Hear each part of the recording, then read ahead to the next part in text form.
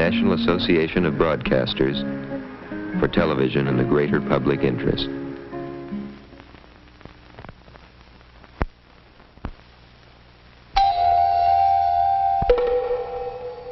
This flat tire needs a man, but when there's no man around,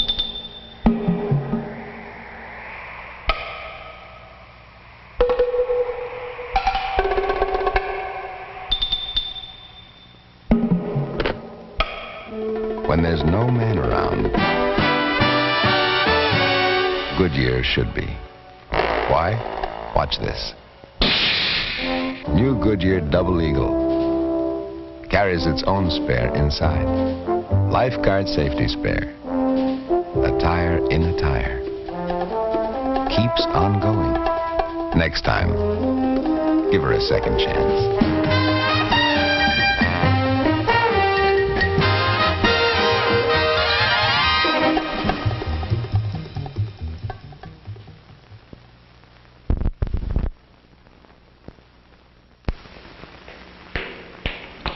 Lynch took off at 7:45 a.m., flew 2,949 miles, made 3 stops.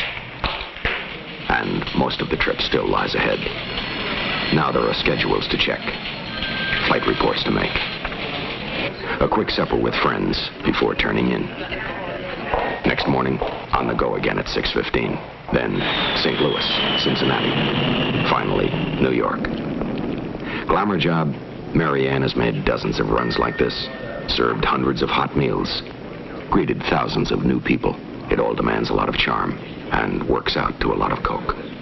Does Coca-Cola have the taste you never get tired of?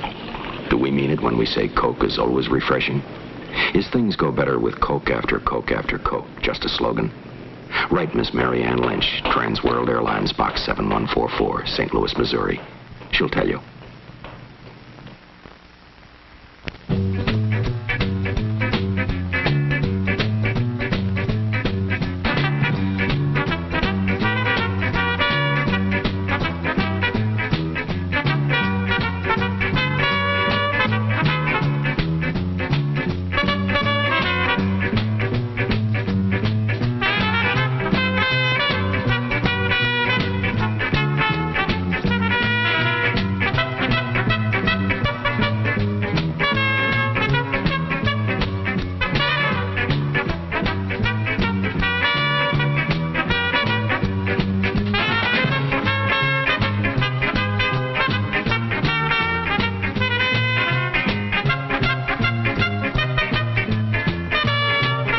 Coca-Cola has the taste you never get tired of, always refreshing.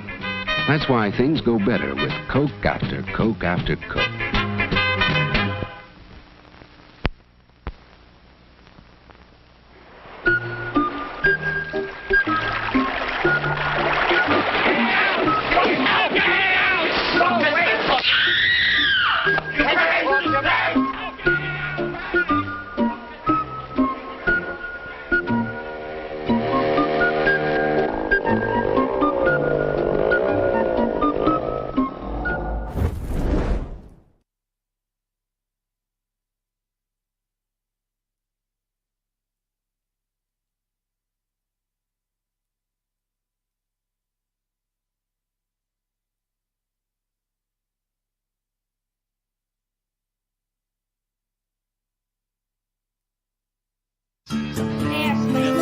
Ready for takeoff?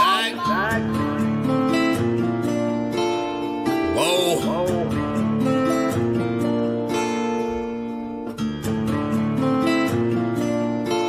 Working hard on my stump, what's the problem? I ain't had shit to show, being modest. Now it's grams to the wax for my conscience. Bron James in LA, you're on college. I've been jumping on them planes like a hobby. Still moving with the pack like my partners. Just the John on them jets, cause you wildin'. But the bowl is a party on the island. Moment moment of silence. So good, get back to the topic. Grew up, it was me and Flocka. Grandma's and Big T, this my mama. I ain't even for the pain when my pops flipped. Knew his name, that's it, never bothered. Mom said, you the man, son, you got this. Ever since I found a way to go and pop shit. Hold up, blaze through a whole zip. Took a seat at the table of my first flip. Days in red roof on my first whip. Split the money with the gang, never post pics. Seen a change in the game, had to coach it. Never let them take my wangs in the mold, bitch. Ever made in a month, nigga. Used to serve him at the minute just to front, nigga. Goddamn. Had to grow up quick, I made my own rules. Had my first child, got it jumping with music. Can't really hang with nobody who losing. I thought by now that you would go and get it, but I could hardly see niggas this distant. Know you get cropped if you not in the picture. And I made that tag and went got a bag. Shots to the Henny and OG prescriptions, put rebel shit on the map. Took a leap from where I started at. Started ballin', now I'm Chris Paul and Cass. Got him steady calling for the mold, but I'm on a roll, gotta call him back. And that's all fact.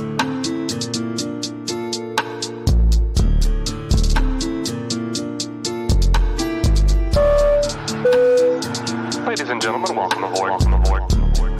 All carry-on items should now be stowed securely, either in an overhead bin or under the seat in front of you. All aisles, exits, and bulkhead areas should now be clear. All electronic devices should now be turned off and stowed, as they may interfere with the aircraft's navigational and communication systems.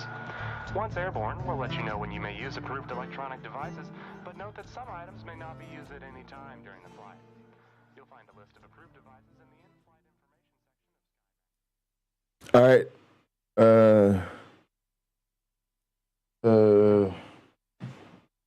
All right, gang. Thank you so much. Appreciate everybody. Really, really appreciate y'all. Let me switch over to Gather.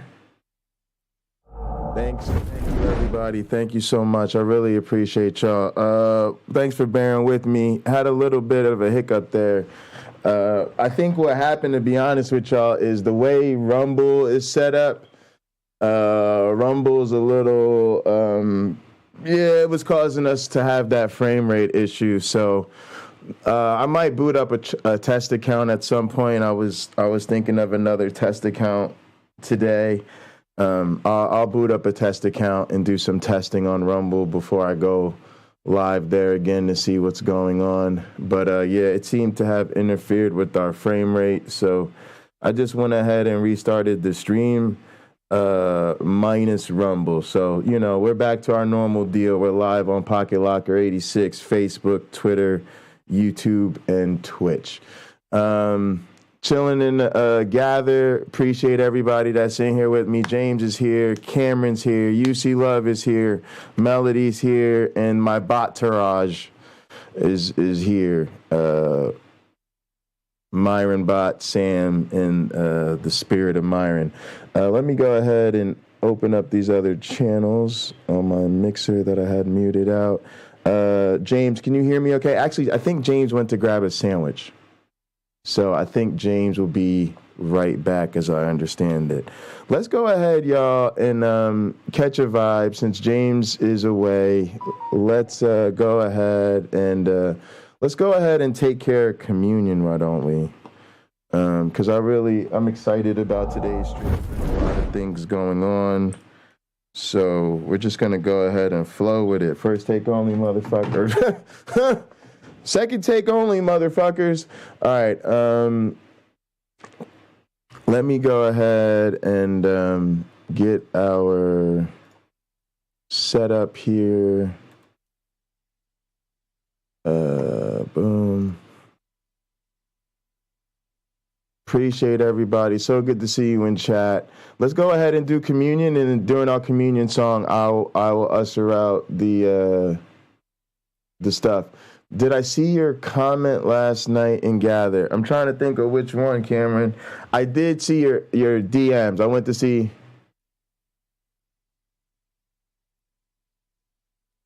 Oh, how we should have a communion or a cheers and gather. Let me know what you mean. Let me know what you mean by that. Yeah, I mean, I'm definitely thinking. Let me know what you mean. Like a place for it or something. Just give me a little clarity on that, Cameron. Appreciate you. And I'll look and see if Gather still lets me see the comment. It might have It might not because I changed rooms. All right, y'all, here we go. It's Friday. I got my whiskey. I got my Jack Daniels in my Jack Daniels glass. So tell Uncle Bobby to stop talking shit about me. I'm going to talk shit about his big-ass hands drinking out of them little-ass cups. Through him, with him, in him, in the unity of the flying man. All glory and honor is yours who flied for our sins forever and ever. You may drink.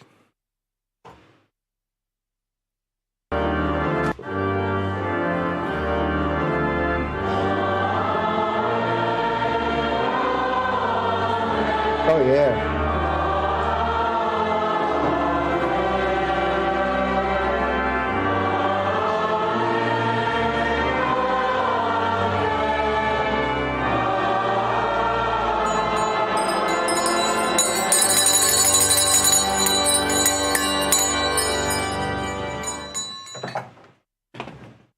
All right. And, you know, let's go with the Cheers theme cover since everybody's here. In Dublin, and he's going to play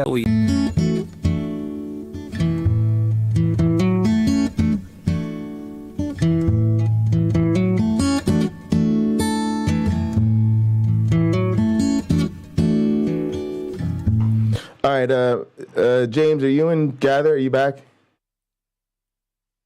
Yeah, I'm back. Can you hear that music when I played it? I can, yep. All right, sweet. We'll be ready to go after this. Making your way in the world today takes everything you got. Taking a break from all your worries, sure. James, we can hear you're a rapper. Is that a rapper? Oh, sorry. You're good. You can meet yourself. Wouldn't you like to get away? Sometimes you want to go where everybody knows your name. Cameron Bennett was actually first, I think, this time. And the road was oh, no, Melody Joy was first. I think Cameron might have been fourth again. Be where you can see troubles are all the same. You want to go where everybody knows your name. Well, all those nights when you got no lights and the check is in the mail, and your little angel on the countered by its tail. Your third fiancé didn't show. Well, sometimes you want to go where everybody knows your name. Manny Dyson. And you're always glad they came. Second, appreciate you. You want to be where you can see troubles are all the same. You want to go where everybody knows your name.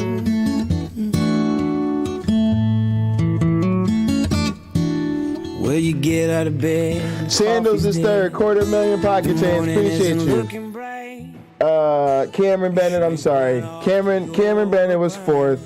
Don't worry, Cameron Bennett. Don't be discouraged. Honorable mention, Cameron. There's 5 pocket change. Cameron Bennett, don't worry, man. You're not coming empty-handed, Cameron. You get a sweet bonus of 5 pocket change. And the road's glad you came. Oh wait, that went into my ear. You guys didn't hear that. Now I gotta. Troubles are all the same. You wanna go where everybody knows. I'll fix that. Here you go. Boom. You wanna be where. Hey, Stupid Whore Energy, really good to see you. Thank you for coming through. Good to see you.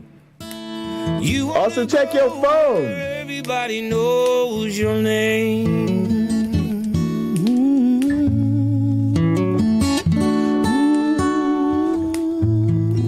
All All right, y'all. I'm gonna take my hippies. I'm gonna hit my hippie smalls. Boy, Vance. Hippie smiles. Most common word coming in by text, boy, is goosebumps. Believe it or not, we've had that repeatedly across the whole series. If you want to see Boy Vance's cheeky grin when he's saying, "Oh, it's all about that money. Senpai needs money." Oh, stupid whore energy. I can't thank you enough. I really appreciate that. That's an amazing gift. $50 is huge, and I just think that YouTube Punk. I saw your DMs on Discord, man. Yeah, I gotta get on Discord, man. I think anybody that's down with me, man. If you're down to help the cause, we really want to put some effort into Discord and Gather. Those are the two places that we're really putting a lot of our effort. But Stupid Heart Energy, thank you so much. I really, really appreciate it. Man, that's an amazing gift. I'm so grateful. So yeah, appreciate you guys. And look, let's go ahead and get to it, man. I got a special treat lined up for y'all. Where to even start? James, are you here? I am here. All right, James. Let's get warmed up, James. Let's not get too crazy too soon, right? There's so much to talk about today. Truth. But let's see if we can figure out what's up with hang on. Nancy Pelosi, y'all. Yeah, that's crazy, isn't it? Yeah, let's see what happened with the Pelosi attack. So we're gonna see that. James, can you see my screen in Gather? Mm-hmm. I guess it would be the Myron bot screen. Yeah, I can see it. So yeah. All right. So now it should show Pelosi stuff. Yep. All right, y'all. Let's figure out what the hell is going on. Just into us, Mika, the husband of House Speaker Nancy Pelosi was violently attacked inside his home in San Francisco, the home he shares with Speaker Pelosi. The speaker was not there at the time. The speaker's office released a statement saying early this morning a person broke into the Pelosi residence in San Francisco and violently assaulted Paul Pelosi. He was taken to the hospital where he's receiving medical care and is expected to make a full recovery, thank goodness. The suspect is in custody. Authorities are investigating now a motive. As I said, Speaker Pelosi was not in San Francisco at the time. Jonathan Lemire,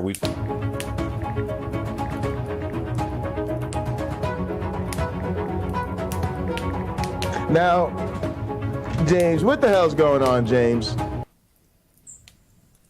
Why are these people attacking Nancy Pelosi's husband? I don't even know. I haven't heard why yet. What is wrong with these fools? I mean, it's this glorification of violence, y'all, that people don't even know. There's been streams. They've been trying to do updates, and somebody got to tell me, oh, yeah, this was the press conference they had. Yeah, we was going to watch this press conference a little while ago. So let's see if they give us an update on what the is going on in this goddamn country, y'all. And if y'all don't understand what the theme has been this week, next week, the week after, and the week after, it's fucking midterm time. And so, James, all the shit that normally, it's really a time to like, it's like a litmus test to see where your country is at. It's consequential elections, and now you have to pay very close attention to what people do because all of the political plays are in play, right? And what's crazy is normally this is the time you put your best foot forward, James. You sound as reasonable, peaceful, democratic, civil as possible. Right. You make sure you don't sound racist, sexist, biased, and none of that because you were trying to appeal to the widest swath of voters possible. But that's not the playbook anymore. No. The playbook is ramp up the violence, ramp up the threats, ramp up the homophobia, ramp up the racism. Why? Because they believe that is what will get you elected. It's so crazy. It's all marketing, but it's like, hey, be a decent person or pretend to be a decent person is no longer what's in. Right. No. We're full forward with the scumbagness. And hey, got to get the people what they want. The people want you to be a piece of shit. It's terrible. James and I are gonna get into some other shit. We just starting with this Pelosi shit. Trust me, we got more shit to get into. Mm-hmm. Yeah, nobody cares. Boop, boop, boop. Fast forward. I just want to say I'm very impressed with the uniform. You know, look. When you got 5 bars on your forearm, and 4 stars on your collar and that big badge and shit, y'all, that's the status play, man. He been working his whole career to get that, right? Mm-hmm. And I ain't even gonna lie, I think it looks kind of nice. I'm not a fan of cops, but you know they say it's something about a man in uniform? It's something about a man in a uniform with all the extra odds and ends that signal the rank. You know what I'm saying, James? When you got the extra bars and the extra stars, and it's subtle, but it says a lot. It says a lot. Good for you, sir. Career cop, you've made it.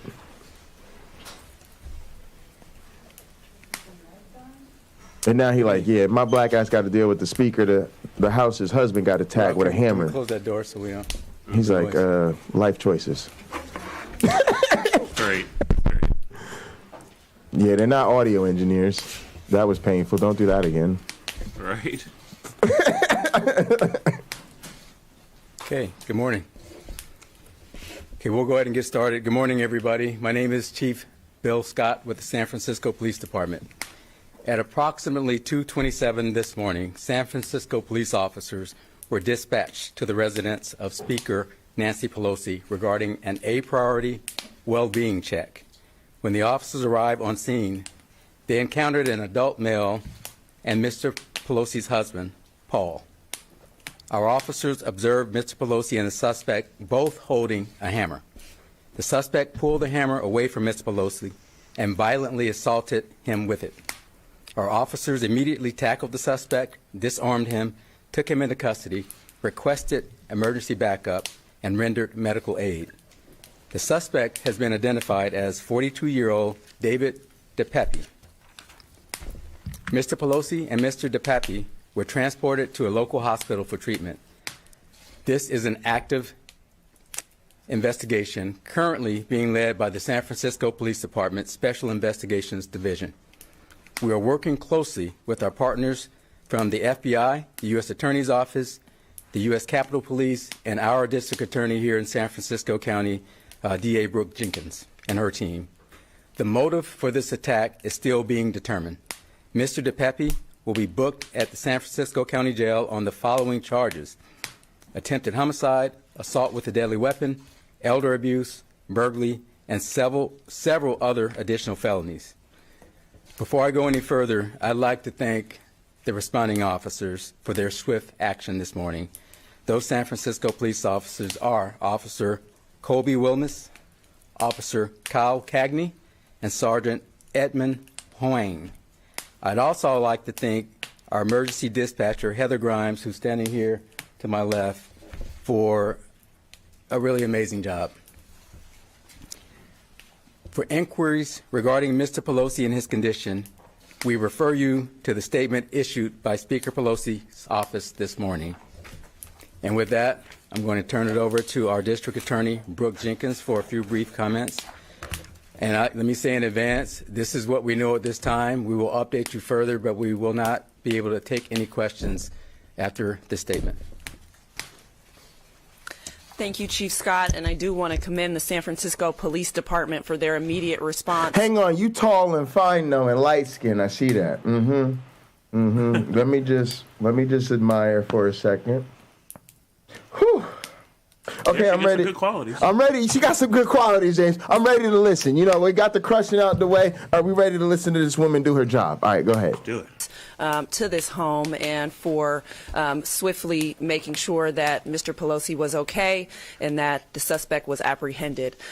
We are working closely with them right now with respect to the investigation and will proceed with the appropriate charges as things unfold, as well as work with the U.S. Attorney's Office and our federal partners. Thank you. All right. Thank you all for being here. I know you may have. We'll update you when we get more.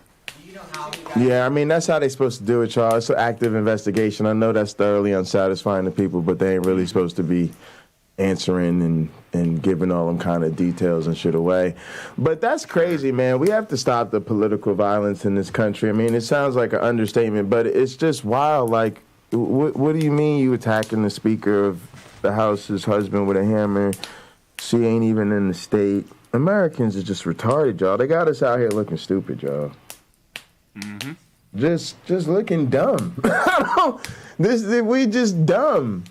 That was the cop. He's a handsome gentleman.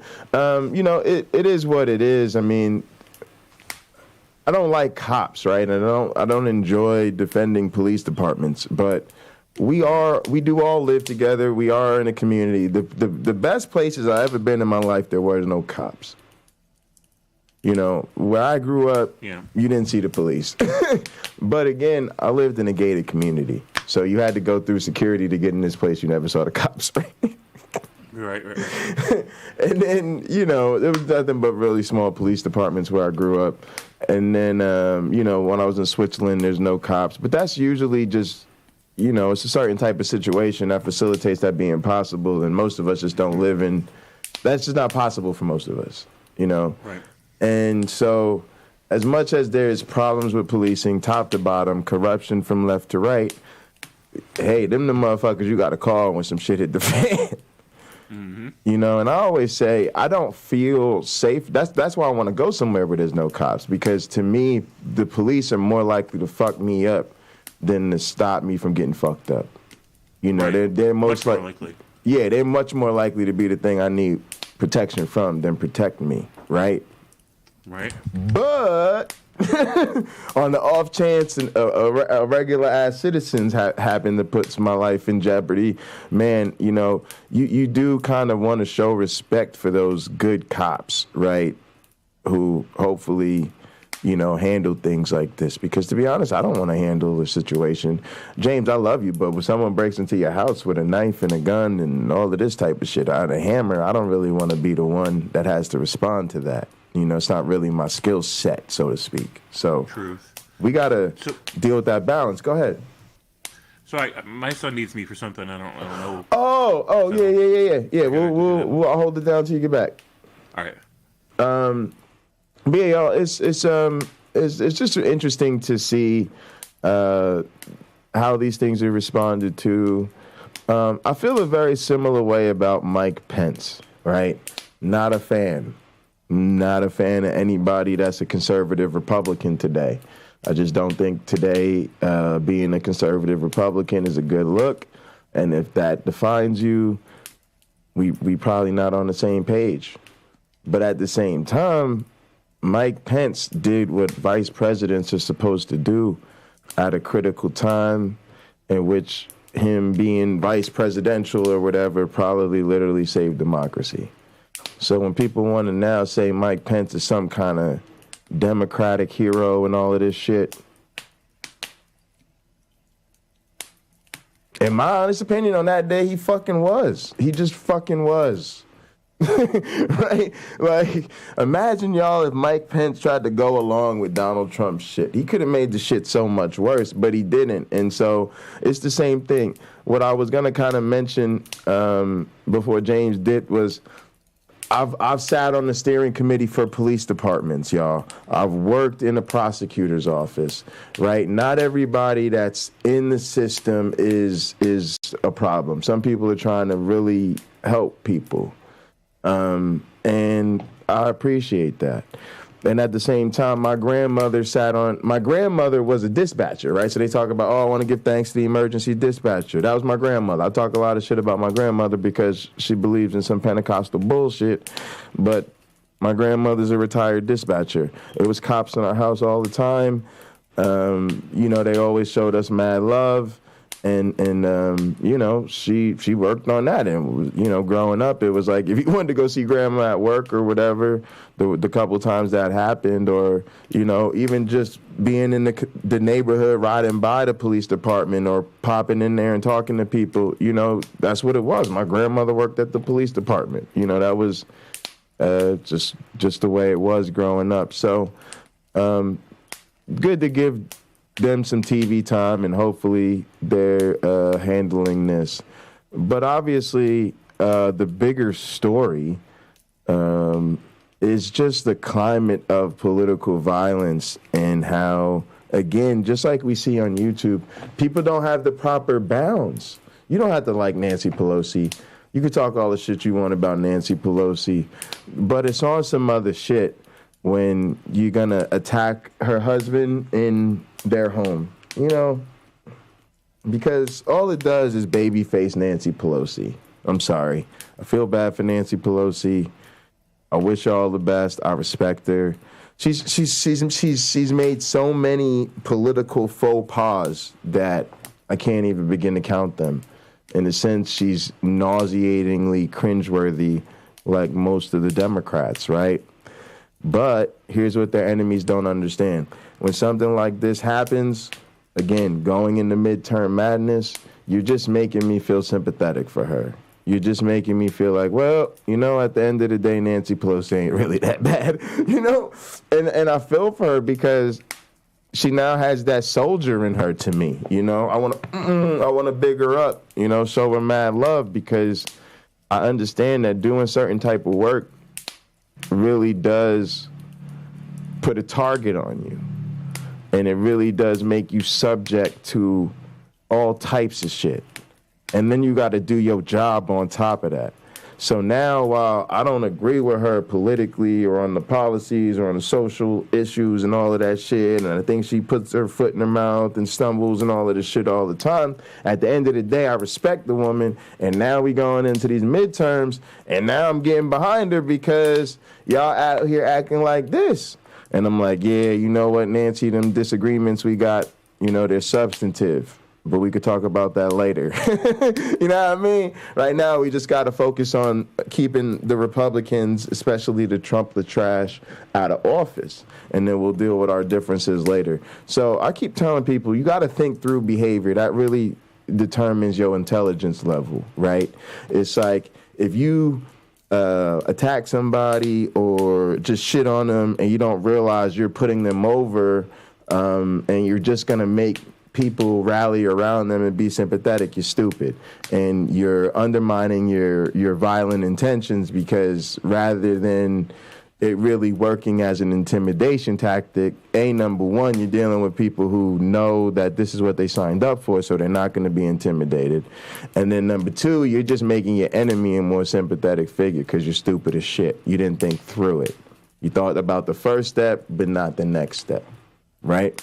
Same thing what we talked about with forgiveness. James did this beautiful stream, you know, yesterday talking about forgiveness, and I said it's like there are people who weaponize not forgiving you.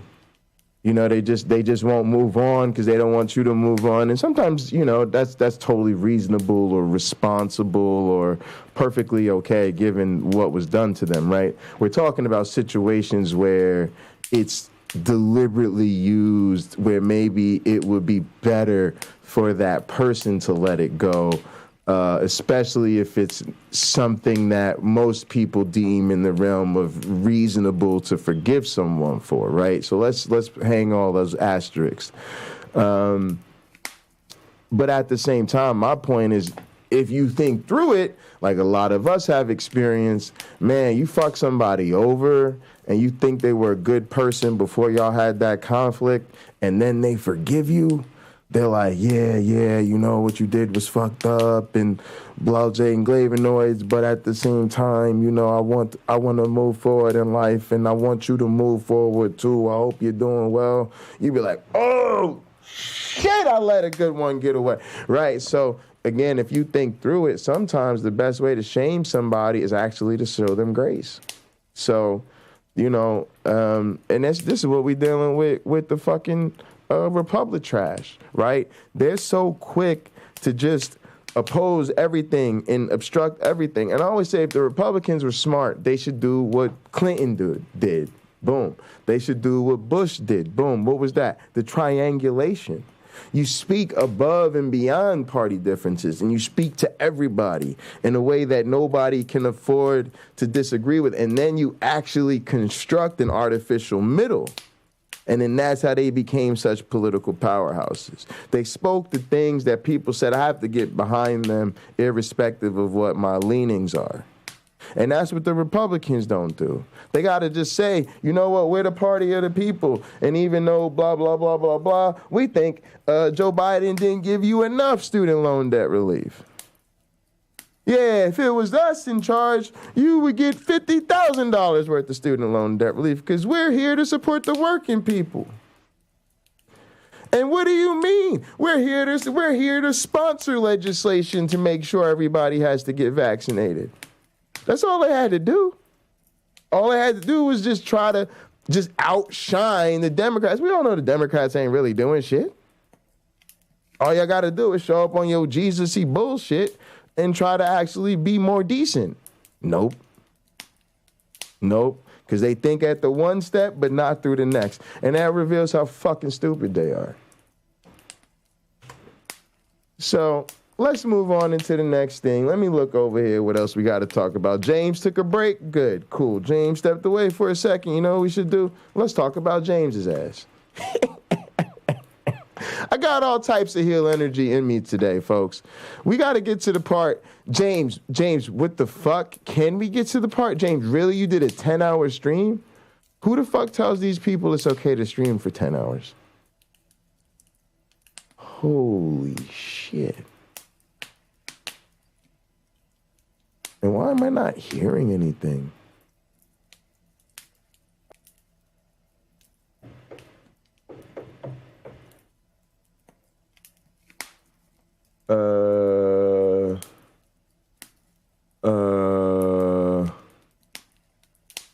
What? So what? They need to pay on this debt in the form of feeling shitty about it for a while. Oh, I had it coming out of 5.6 because of the browser. Got it. All right. Cool. So Mark Reed called in. We had a great conversation. Yo, me and James was kind of holding it down yesterday. We were streaming together for a really long time. It was fun. We had a great time. Mark Reed called in. We got into all types of shit, but we got to talk about what happened. I was actually running around because I had to run some errands. Hey. Yeah, I think you're talking about Space Jesus. Alien worlds being... It is what you're asking for. To where nobody can debunk it. They have different ideas. They don't think life works differently for you. They think it works the same for you. All right, now y'all can see the chat too. Ooh, this is going to be fun. Oh, yeah, we was talking about different techniques. Yeah. It does so in a way that... So we was in the video, right? We rocking with this video. We was talking about 4 ways quacks manipulate their audiences. So we rocking with this. Misrepresents it to the students, like Drew was saying. Like he doesn't faithfully represent Jung's work. And more importantly... Right. We was talking about that. Energy. I finally have a Discord server, so you can go ahead and join that. Link Right. Genetically modified skeptic. Nobody cares. Vanilla atheist. Atheist for beginners. Atheism for beginners. Going back up. I'm kind of like...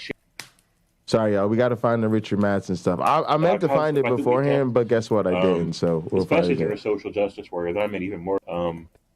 James talking about his dating preferences. Well, Y'all, look, are you missing good stuff? Nigga, go subscribe to James Apperson. I said yes in a prior blog, which can be found.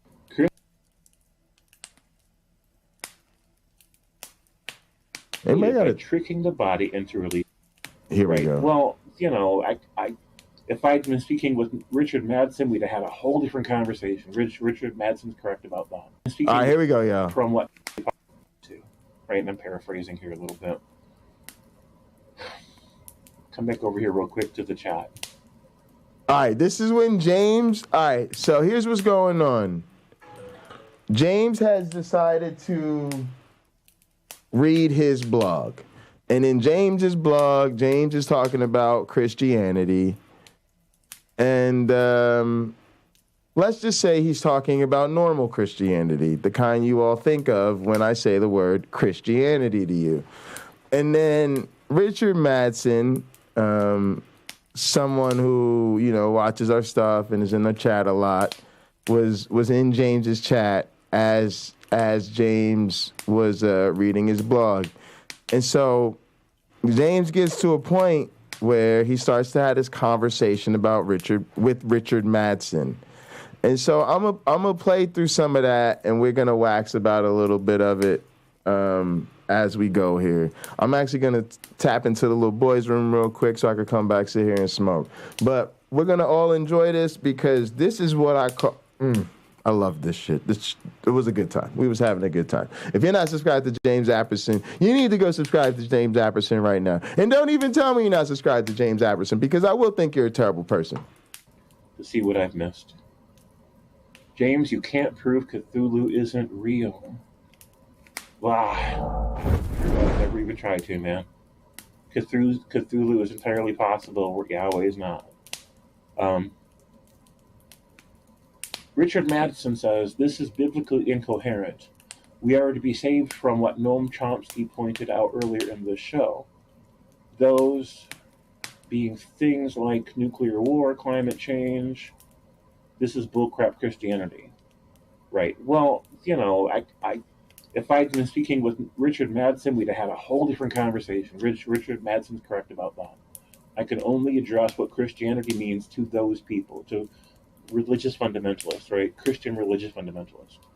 Conservative, Protestant, evangelical, literalist people who believe that it's all literal, or almost all literal, and then also inherent and infallible and true, right?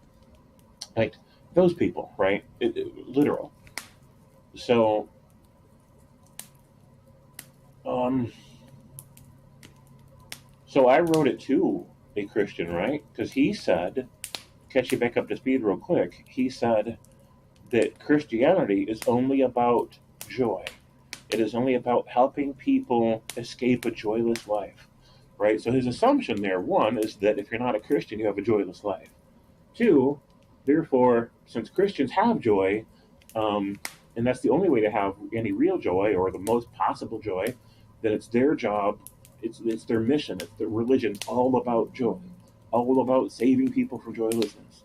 This is how he tried to market his religion, and I'm like, look, no, because when I originally accused of for Christian fundamentalism with a Christian fundamentalist, is I'm like, look, your religion is anti-Stoic, right? And I didn't say Richard Madsen's religion, right? I didn't say somebody else's religion. Their religion, right? The specifics of their religion is anti-Stoic because it says there's someone external to them who they should be crutching their sense of worth upon, right? Who decides more than they do what they're worth, what their life should be about, and what their values and things, and how they should live their life, and whether or not they're worthy to even exist or not. That's what Christian fundamentalism is, right? It's an anti-Stoic set of ideas. And when they come into these Stoicism groups that I'm part of, and they try to promote their religion as if it is the ultimate expression of Stoicism, I'm like, come on, you guys, this religion is the opposite of Stoicism, and here's how. So what do? They try to misrepresent their religion to save face, right? So they say, oh, my religion is only about joy, spreading joy to the joyless, right? Rescuing them. And I'm like, what a bunch of bullshit. So then I point out all the different ways that their interpretation of their book. Now, I happen to kind of think their interpretation is correct. Honestly, listen to this. Richard Madsen, but it's besides the point, right? Their interpretation is the thing that defines their religion. The book doesn't define their religion. Their interpretation to it does, and their relationship to it does. That's what defines their religion. And that's the thing that I'm addressing. Whether they got their interpretation correct or not, it's besides the point. So I'm pointing out, step by step, all the different ways that their religion is anti-Stoic. All the different ways that it absolutely does teach that there's someone external to us we're supposed to get our sense of value from, right? Which, again, anti-Stoic. He's just misrepresenting his own religion in order to market it to the group, which is the whole reason he was there in the first place. Now, this is something that is important to understand. I don't dislike Richard Madsen at all, interpersonally. Matter of fact, on an interpersonal basis, I like Richard Madsen. But at the end of the day, y'all, something I've been thinking about a lot lately is I'm a counter-apologist. I got up on YouTube. Oh, yeah. Ooh, welcome back, James Apperson. Thank you. Because we're getting into this Richard Madsen thing. And I'm making it clear just right on time, I feel, that I don't dislike Richard Madsen interpersonally. And I don't think you do either. No, I have no problem with him as a person. Yeah, I actually like him as a guy, right? Yeah, me too. Mm-hmm. But I'm a counter-apologist. And I'm starting to take some sense of pride in that, right? Yeah, right. And so I'm not up on the internet to make people feel good about their faith and their religions and their beliefs. I'm not. Mm-hmm. I'm actually quite the opposite. I'm literally here to tell people I think they're wrong about their religion. Right. And so in this case, the fact that I think somebody is friendly is just irrelevant to how I feel about the religious idea they're presenting to me. Sure. And when it comes to that, Richard Madsen is an apologist. Oh, absolutely. And like an Otangelo or a Rebecca, or he's someone who is at the end of the day not really watching just because he loves us and he thinks we're cool. Look, we love the peace and respect. We're all about the peace and respect. But at the end of the day, it's how all the cults cult. Peace, respect, love, here's some cookies, rainbows. Now let's talk about my Jesus. Right. And that's what he's about. He's about peace and respect. I like everybody. I'm a fan. Glad to be here. Now, when are we going to talk about my Jesus, right? Right. And there are these people who I feel like I see what's up. And then I'm like, okay, I'm kind of losing interest in this or this person. And I realize the community's not there with me yet. Like, you know, they're still into it, or they haven't quite figured out what's up or how to make heads of something yet. And so then it's like I got to wait. I got to play this long game till people draw out this pattern, right? Mm-hmm. So it's actually really helpful when, especially somebody like you who articulates things a lot differently than me, and often in a way I think people just relate to more just as a nature of the different approach. Most people don't see themselves as word wrestling entertainers, and so they just kind of, you know, they're along for the pocket locker ride, but, you know, when James Apperson speaks to them, they're like, oh, yeah, that sounds like how most people would approach that, right? Mm-hmm. And so it's just helpful for me because you said all the things that I think, exactly how I think them, exactly how I want to say them, and then it's just like, look, this is the pattern. And so what I really wanted to say is I like Richard Madsen as a person, but I don't like Richard Madsen's Space Jesus. I don't want to talk about it. And in some sense, I don't find it to be a good use of my time.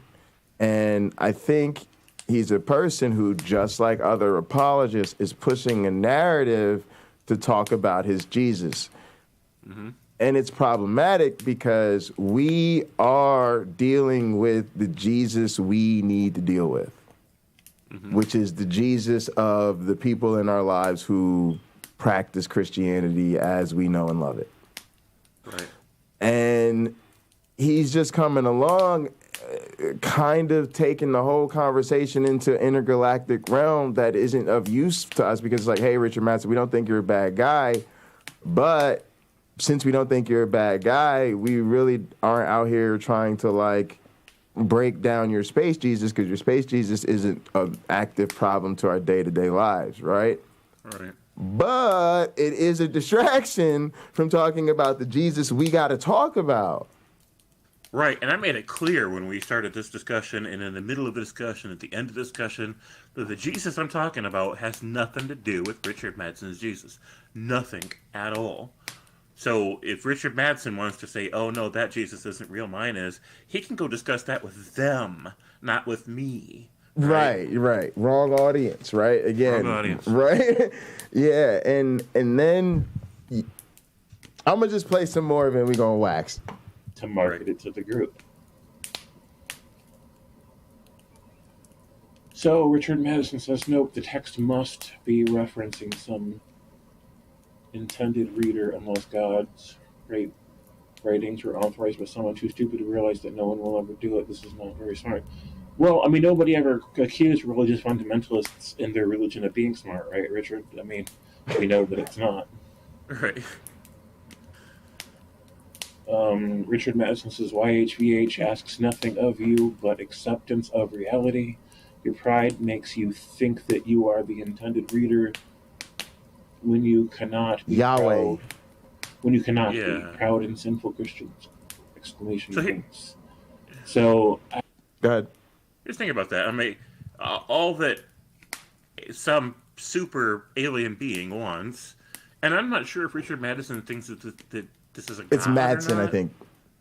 Like Madsen, without the middle and the I in the middle. Yeah. Madsen. So, here's the thing. Like, one, why would a super being give a shit about whether or not we accept reality or not? Like, why does it care?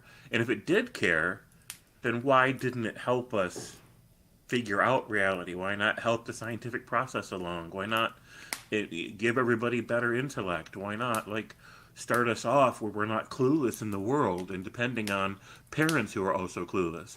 You know, if there's some super being that's like, man, I want to make sure all humans, like, figure out reality as best as possible, and his solution to that is badly design us, let us go about our daily lives fucking up constantly, and then what? Send Richard Madsen to tell us we're getting it wrong?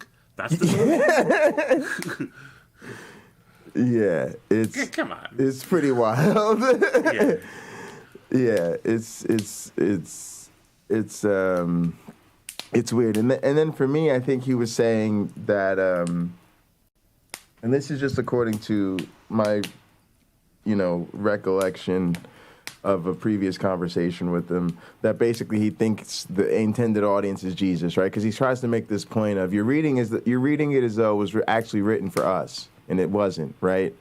Mm-hmm. So then I was like, who's it written for? Oh, it was written actually to Jesus. So then it's like, well, if God wants to write this, if this perfect God wants to write a book to Jesus, why don't he just write a book to Jesus instead of, again, having this whole situation that you so accurately described where, there's all these religions flying around thinking he was trying to send us a message about how he wants us to live, and why is it here in the first place? If it's about another Jesus on another earth and Jesus is the audience, then why are we even talking?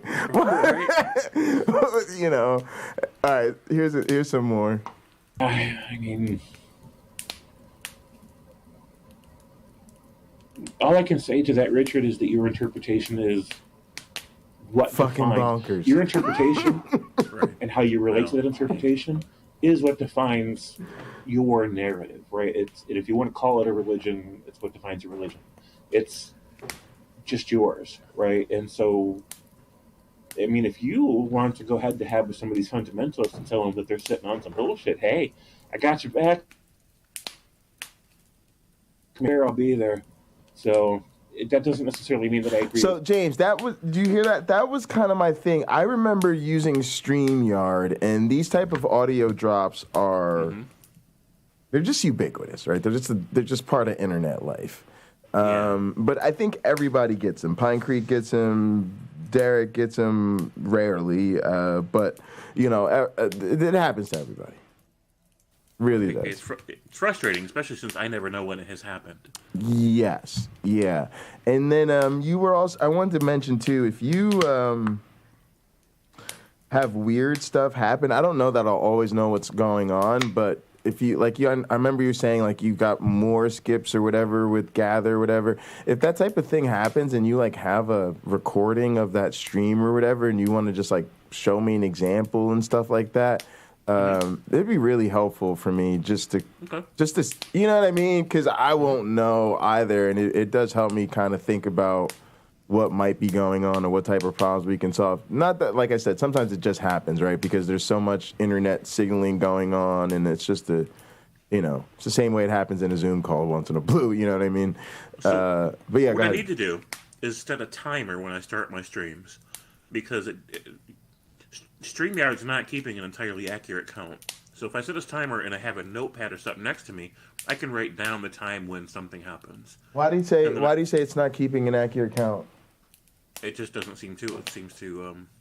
I mean, I'll try it. Like there's been times where I went by the counter that it had, and I couldn't find what I was looking for, and it seemed to be a little bit forward or behind. But I can imagine it being a little bit one way or another because there's maybe a delay or something.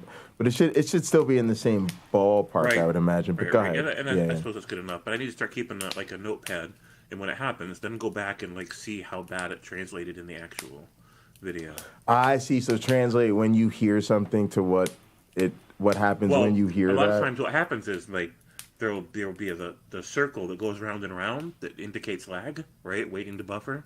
And then it'll, after so many seconds, it'll release, and now I'm everything's showing properly again. Okay. So I'll start making notes of it, and then I'll send you some examples of when it happens. Yeah, that'd be great.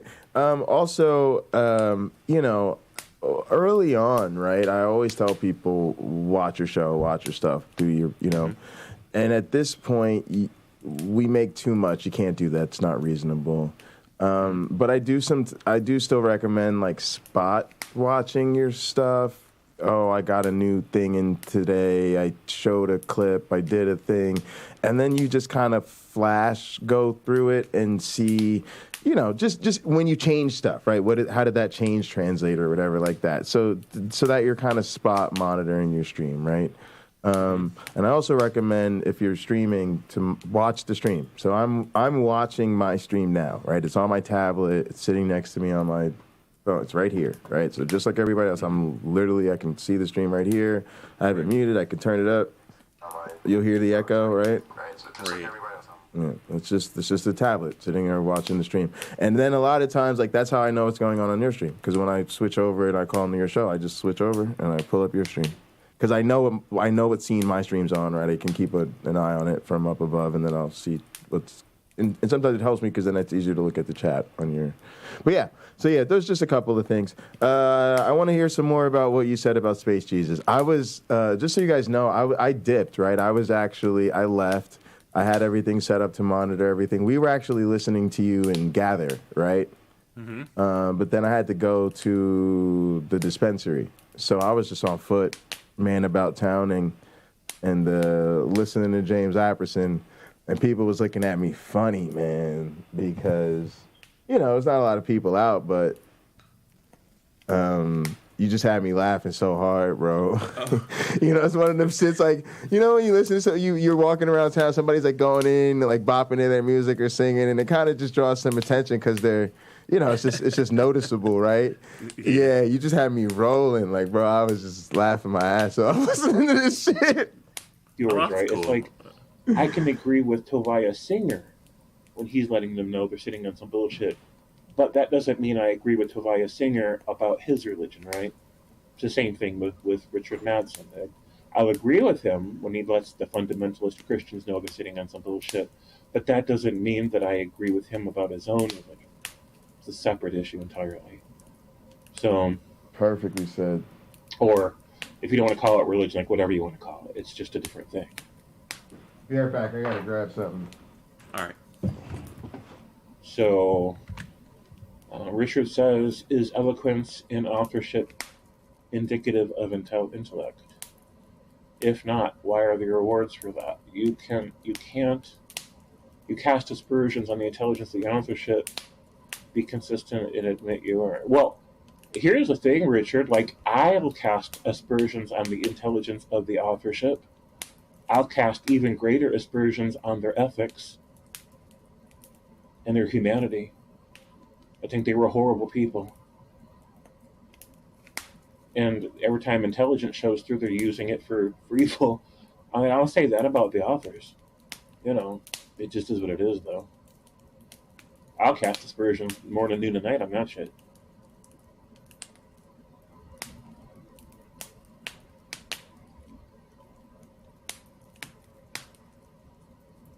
you couldn't have been written. Oh, there's nothing in it that couldn't have been written by just regular people. Yeah, all of it. There's nothing in a Bible that could only been written by a super deity or somebody greater than human. There's just nothing in there that only could have been. Hey there, Kata. We love you too.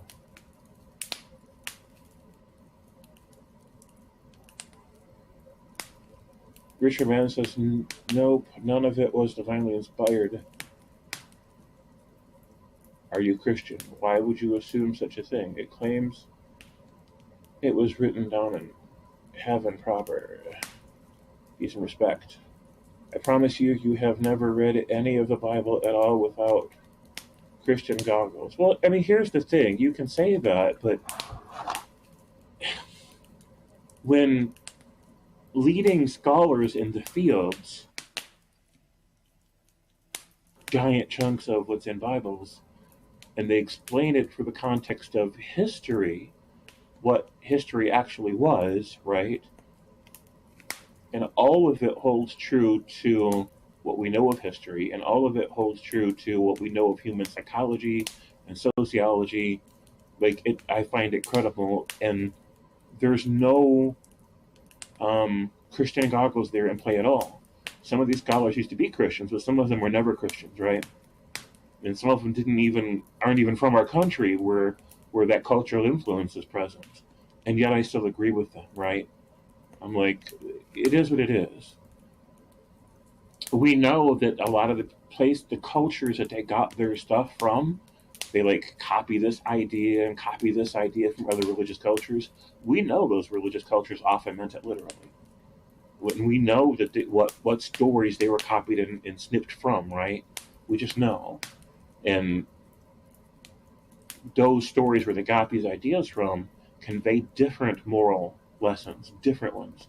Took a different position about social ethics and a life well lived and things like that. Like, they had different ideas. Those other cultures had different ideas often about how people should think and how they should live and how they should relate. And yet pieces of their ideas were copied over by Christians in stories that completely flipped the script about what a life well lived is and how we should relate to other human beings. So, they were just doing different things with it. But we know they didn't get it from a deity because we know where they got it. Like, they got it from other religious cultures. So, I mean, it just is what it is. There's room to argue about parts, about like what did they really mean by it, what moral lesson did they have in mind, or how much of this was meant to be literal and metaphorical. And a lot of times scholars can't agree amongst each other, religions can't agree amongst each other either. And the interesting thing about religions is they all want to say that they've got dibs on it, right? They've got the correct goggles that they're reading it from. And I'm not reading it through a Christian lens at all. I mean, it's clear. It is absolutely clear that some of these stories were meant to be literal. And whenever a story is meant to be metaphorical, even if we grant it, the problem with metaphor is now you've opened up a whole wide world of possibilities for what the meanings are, right? You can ascribe almost any meaning to metaphors at all. And that's what they don't realize. It's like a blank slate to just project onto, and metaphors aren't true. People seem to think there's some sort of redemptive value. Oh, it's a metaphor. Oh, well, then it's done, right? It's either literally true, like it's trying to be true, and then when it fails to be true, they're like, oh, well, it's metaphor. Okay, well, that still doesn't make it true. Right. We don't get history from metaphors. Right. And then they try to go to the generic descriptions. Oh, well, there was some local float at that time. Not the story. Right? Like, it's just... And then again, there's a little bit of truth in this. Yes, sometimes names mean things and words have symbolic meaning, and but that doesn't sit there and literally mean you translate every word of the Bible to mean something different than what it means, because some names or other aspects in the Bible once in a while are right. It just doesn't work. It doesn't work at all. And the thing that bothers me about it is it's disruptive. It's no less disruptive than a Blessed Be He or Rebel Naz who just wants to come into our streams every day, quote unquote be on some buddy friendship type of tip, ultimately just to tell us we're dumb as fuck, don't know what we're reading, and don't have this whole religion thing right. And it's like, okay, cool, but let me just remind you, I'm a fucking counter-apologist. I don't believe any of you about any of your bullshit, and your particular bullshit I find less credible than even the fundamentalists who I think have the edge of simply reading the book and doing like all of us do with every other fucking book in our lives, which is assume that it means what it says that it means. Right. And if you think it means something else, amen, hallelujah, more power to you, brother. But stop trying to prove it on YouTube. Because trying to prove it on YouTube is fucking lazy. And yes, I'm a burgeoning scientist. I just finished grad school. I haven't accomplished a whole lot as a professional scientist. That's what fucking careers are for. But I think of motherfuckers who don't even try as lazy. And if you want sympathy from me, it's the wrong crowd. It's the wrong crowd because, again, I'm trying to deal with the day in the day out of what it's like to have to get your work and your ideas through publication. And have to have the fucking, meritorious work to get through the process. And so, to me, you just sound like every other apologist who wants to go, oh, well, people on YouTube can't seem to prove that my idea isn't possible. Oh, like, okay, so what? Right. How is that any different from any other apologist? Truth. It just isn't. And then the thing is, when I started to say stuff like, I don't really want to deal with this person anymore. I felt like people were like, really? But he's so nice. I'm like, look, I get it. We all think he's a nice guy.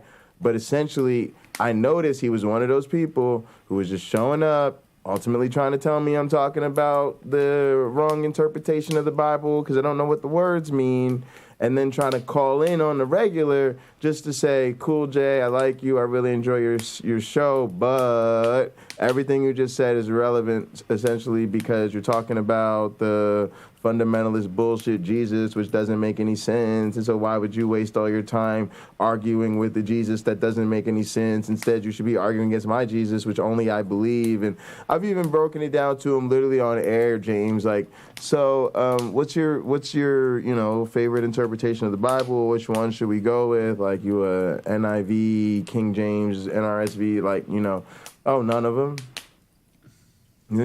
So he'll get to a point where he will eventually send you the actual Richard Madsen version of the Bible, bro. Mm-hmm. Which is the only one he thinks is the way to go. And then I noticed he keeps dropping Dr. Josh's name, which I didn't like that. To me, it feels like he was probably on a panel with them or had one conversation. He hasn't heard any of his ideas before, so he's trying to, give him the benefit of the doubt, be friendly, say, hey, sounds like there could be something there, whatever, right? And now Richard just goes around pulling out that as his Yu-Gi-Oh card or whatever to be right, like, oh, Dr. Josh Bowen said he can't disprove my idea, so it must be great. Go ahead.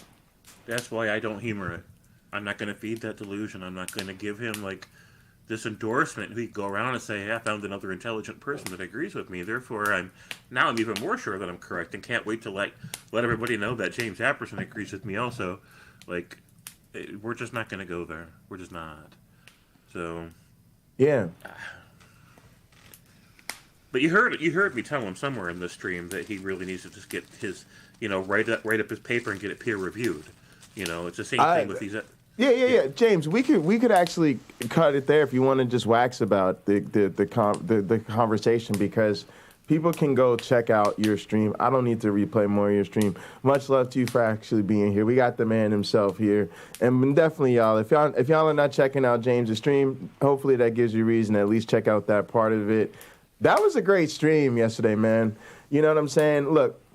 I know people can't watch 10 hours of streams every day, but look, we out here giving our community a place to go, and when they come, we drop in fire. So if you miss some of it, you miss some of it. It is what it is. We're gonna do what we got to do, and sorry, our shows are just fucking phenomenal. I don't know what to tell you. It's not our fault. We're good at this. But James, here was the other thing I was trying to tell you earlier before we went live, is this is what I love about Gather. With Gather, I don't feel the pressure to be live. So what I was really saying about you being able to show clips and Gather is, let me acknowledge that I've talked to you about two things that might be getting conflated. Mm-hmm. So on, let's say path A, let's just call them A and B. Path A is, the thing I love about Gather is when you're live on YouTube, if you're concerned about copywriting, you know, I play the videos live on YouTube all the time. I don't care. But if you're concerned about showing the video, right, you can use Gather to do what we did yesterday, right, which is, oh, I'm playing the actual video in Gather. If you're one of our cool kid friends in Gather, you can see the video. But if you're live on YouTube, either on my channel or James's, you can hear us waxing about it, but you can't see it. And had you been able to just pull up Gather on your tablet, you'd have been able to watch it right along with me, right? So that's kind of cool, right? Because it allows you to go with the Uncle Bobby workflow, and you're less worried about a lot of copyright shit because you're not showing the video. Right. So I love that. Hugely beneficial, and it incentivizes people to get into Gather, which is important. Now, let's talk about path B, right? Right. Let's name these paths, actually. Let's call path A live stream theater, right? Because you're live streaming, but you're using Gather as the actual theater. Right? All right. Let's call B green room or after party / pre-show. So that's what I'm saying about this is what I was saying last night when I started saying you can show the video and Gather. I realize now, oh, he could have thought I meant just show the screen and Gather and just play the audio on YouTube. And I was like, oh, yeah, because we do that. But what I was really saying is, James, you're tired. You can end your stream, get offline, and be like, hey, y'all, pretty much after party and Gather, right? And then you pulled up your YouTube page, and you're like, oh, there's all these videos I wanted to watch on YouTube. And then you just screen share and Gather, right? And now you're not on YouTube. And so now everybody's watching the videos, and if you want, you could pull it up on a device if you need to run around your house or move around, take a walk, do whatever you got to do. But that's what I love about, that's what I mean about loving Gather. It helps me stay connected to people when I'm not live on YouTube. And then it's even better because it's a lot less restrictive. So it's not just the fact that there's no copyright. There's no copyrights, and we're not live. So now I'm walking Sam. If I gotta cook dinner, I'm cooking dinner. I hop in the shower. You know what I mean? And then other people are streaming stuff. So that's kind of what I meant when I said you can show the videos and Gather. Like, you can get off. You can stop feeling like you have to be live because it gets tiring, right? You're exhausted. You were live for 10 hours, right? Yeah. So you could have been live for 7 or 8, right? And then spent the last couple in Gather, right? The other thing is, for most people, when you get serious about streaming, it takes people expect it to take a lot of time, potentially, to prepare for your stream. Anywhere from, 20 minutes to serious streamers, a lot of times, professionals take 2 hours to prepare for a live stream. Between cleaning the studio, making sure everything's everything, sound check, description, social media posts, titles, thumbnails, right, on and on. Sure. Yeah. So if you ever wanted to save time on making sure the studio's clean, you can just do what I do and just only show your image Yeah, boom. Yeah, exactly. But yeah, I'm just letting people picking this up on our airwaves know I've really heard streamers. I know a really serious streamer. I get a lot of tips from. He tells me it takes at least 2 hours to get all his live streams ready, right? So there's nothing wrong with that, right? Just means you're serious and you got a lot of prep to do. And if you want another tip, I actually start to do as much as I can the night before. So that helps too. Like I end the stream and get ready for the next one. Right. So, but anyway, what I'm really getting at is you can do that and gather as well. And it's really helpful, like, because like you saw today, right? We were just here. So I'm used to this. Most days I get up, you see Love and potentially Carrie-Ann, a lot of times Cameron, potentially Punk. They're around and gather before I go live. So, and, you know, we've already done what most people would think of as a small stream, right? Because maybe I'm listening to the news, right? Or I'm watching YouTube videos, like you said. And I'm doing stuff that, to be honest, once again, I couldn't do on YouTube because I'd have to be worried about copyright. I don't have to be in Gather, right? Sometimes I'm just letting the playlist from the night before finish, so we're just watching a funny movie or whatever the fuck, right? So, so I'm just letting you see that's kind of two different things we're doing there, right? Right. But I just want you to kind of catch the vibe because we're all kind of getting used to this, right? And then the other thing is we're trying to make this a really serious virtual office and sort of, you can almost think of it as our own metaverse, right? So yesterday I waxed a little bit about how if you go to the Street Fighter V page on Twitch, you'll see almost all of the, like 70% of the streams using the sort of training arena as their preferred place of fighting, right? Right. And it creates this really gross effect where everybody's stream looks the same and you look for the one that looks different, right? Right. So that's something I tried to get my club to understand if they're going to be live. In other words, you have to think about an audience perspective is different than a hardcore gamer perspective. And if you do something like use the same map all the time, it gets kind of boring for the audience. Right. Even if you figured out that that's the coolest map or the most functional for whatever the fuck reason. It's just like, nobody cares. Do yourself a favor, just mix it up once in a while. Right. And we also talked about how, like, on a social dynamics tip, if I walk up to you at the middle of the mall outside of some kiosk, that's step A. But then if we go to get Orange Julius together on step B, we go to that together, right? And then there's this added bump in our pair bonding, we might call it, because what we literally call moving together, right? A move is when if you want a little bit of pickup artist lingo, a move is changing locations within the same venue.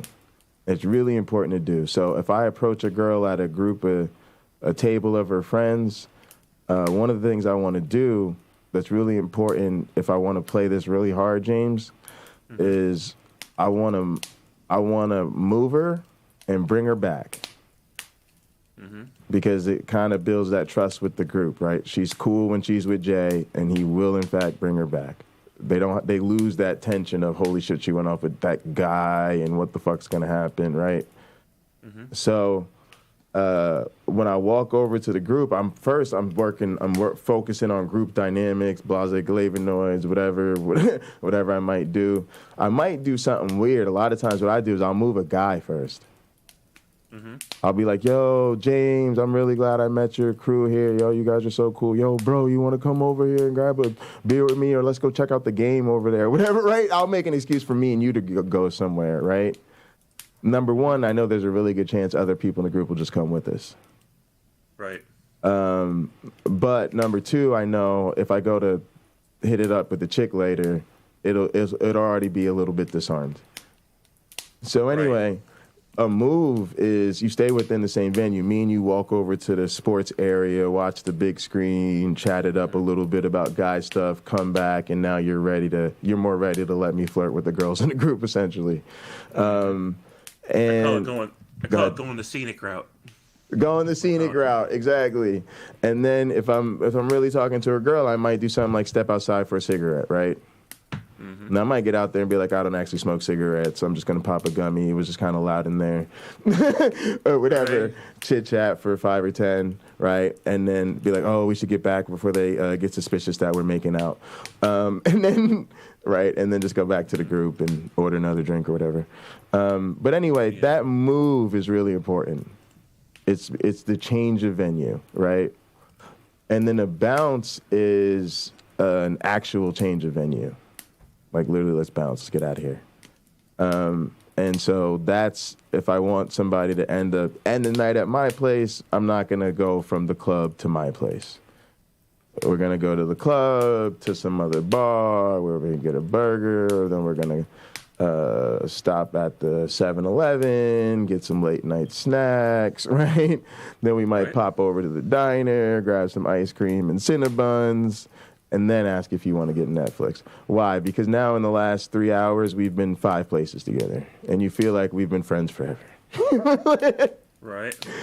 Right. It's way more powerful than if I just tried to chat you up till they kicked us out of the bar or the nightclub or whatever, right? Right. So I strategically think that way and gather. Right. We're here during the day because we're doing office stuff. This is the big central gather space in the office. It's big enough for everybody. Then once we shut down office hours, we're going downstairs to the speakeasy that has the game room and everything else built off of it. Right? Then we've got the tent town, the Bundy Beach. That's for lurking overnight, and sometimes we do our overnight streams there. It's like where they sleep, quote unquote, right? It's like go to bed, go to your little tent. True. Yeah. We've got the mansion just for like family stuff. It's a murder mystery mansion. It's got fun stuff. We've got a night market built off the Bundy Beach. We've got the church, right, where we can do services and big gatherings. So, just to kind of give you that, like, that's some of what that's about, right? Giving us spaces to move around, gather somewhere different. The cafe is for the guest room or whatever, right? And then, so I wanted to tie that into, we try to then be in here. So a lot of us, myself, UC Love, AR, Carrie Ann, we're in here pretty much around the clock. People don't realize that. I always say, if you think of Gather as something we do and we're streaming and still not quite seeing it, right? We're always in Gather. And so even like the overnight streams, like we do an overnight stream every night. Usually 2 things going at once. So maybe one is like sports bar, it's got ESPN overnight, or the basketball game is on, or maybe it's just a poker or billiard stream overnight, or TNT, who knows, right? And then the other stream, and again, right, it could literally be cable TV. Why? Because it's Gather, we're not online, doesn't matter.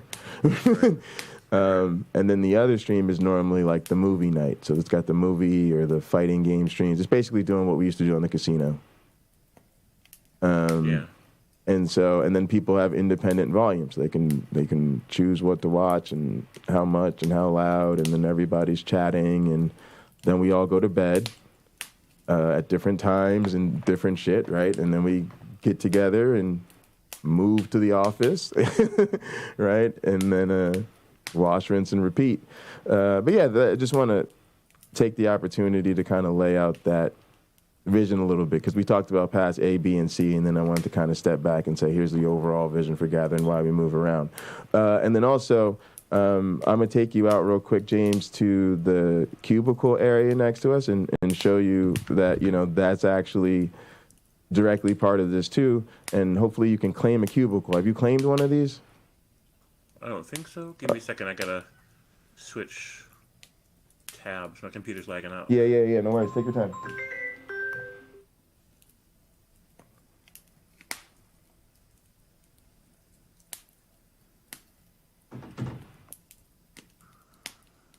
Okay, so. All right, so yep, let's come out here.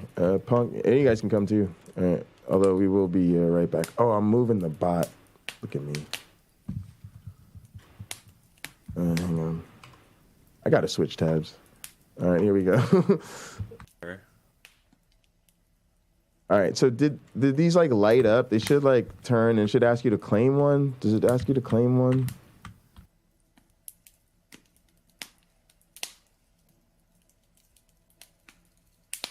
Wait. All right, so James, these, see how they light up? They're all private rooms, so we got to stay in one or stay out of one. But okay. Did it ask you to claim one? I didn't see a message. I didn't see that. Okay.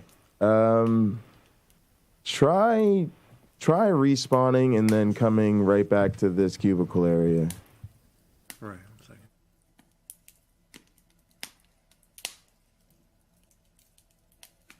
Spirit of Myron's desk. Yeah, they show them claimed.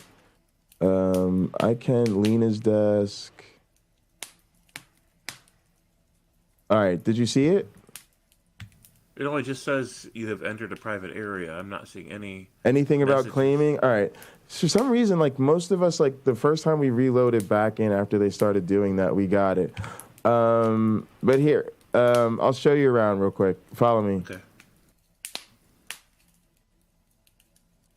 See, this one actually says Lena's desk. Mm-hmm. Yeah, Lena claimed this. This is Melody Joy's. This is Wayne's. This is AR's, right? Yeah. Yeah. So I want to make sure we get you a desk. That's what I'm trying to figure out. But let me see what's up real quick. Gather, clean desk.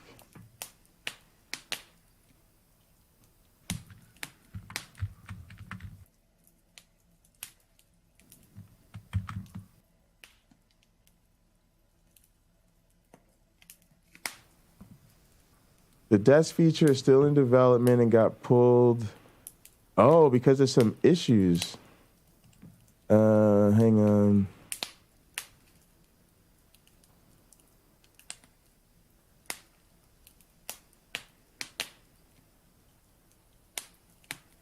All right, so let's see if they bring it back, because when they rolled it out, it was automatic. So Go ahead. Oh, hold on a second. Go ahead, James. Or maybe he wanted to mute himself, I think. Oh, wait, they muted me. Sorry, James, it muted me because I stepped away. Oh, okay. Yeah. So Go ahead. my kid came back from the store and brought me some treats because I told him the other day, I'm like, look, I'm not too proud or I'm not above playing favorites, so I'm gonna start keeping track of who does nice things for Daddy. So. That's hilarious. Right. So now they bring me treats all the time. All right, so James, let's find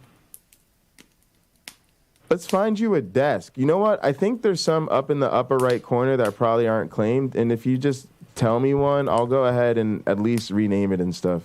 I should be able to figure that out.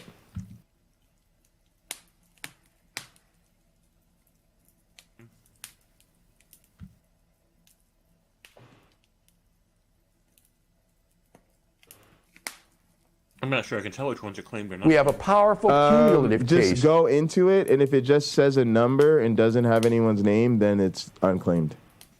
Okay. So there should be anywhere, yeah.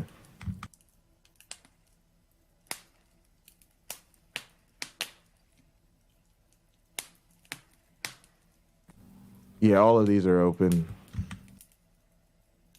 Not a yeah. I don't really care which one. You can take the one next to mine. If you take the one next to mine, it'll be really easy to visit with me. Which one's you? This one in the corner with the dog. Oh, okay. So I'll claim this one. Yeah. Let me. I'm just gonna go ahead and edit the map and rename it. Okay. Give me 1 sec. So, and also I rewrote my blog, the one that I read last night on the stream.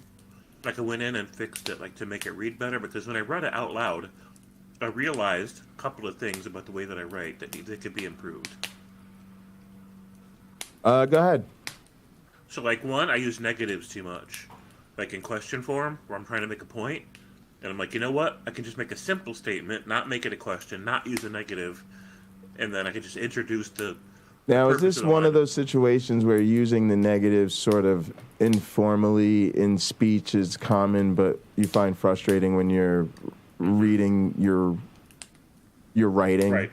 It works better to just make simple statements and not frame them as negative questions. Like, so I went back and changed a bunch of... And I added a few, like, images and stuff like that, so went back and made it better.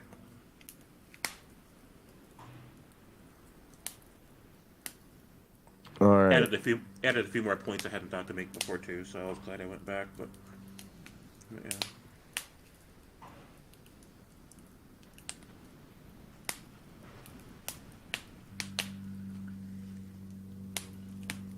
All right, hang on. Let's save that, and then let me see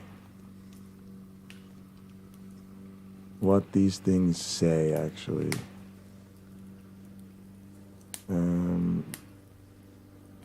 Here it says Spirit of Mind's desk. Okay. So we'll go here. Change it to James Apperson's desk. Save it. And that should take care of that. I'm going to close that so it doesn't stay open.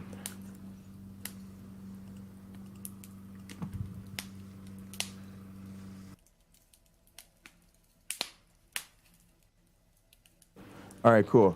So yeah, this is James Apperson's desk. Do you see that now? Mm-hmm. And then, do you have a hit X thing? On that, it should be on the little desk thing, the thing on your desk. Mm-hmm. Go ahead, hit that. Okay, now what? Share your screen with it for a sec, actually. Oh, I can change my name here. Tim Kaku? It's just a default name. It just gives you that. You can either leave it or change it. It doesn't matter. I usually enter my name, and then I think it normally remembers it.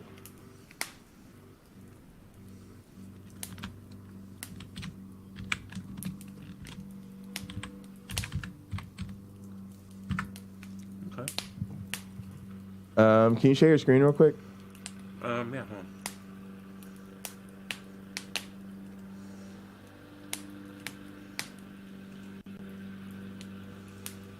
Yeah. I'm hearing the audio. Can you unshare the audio? Yeah.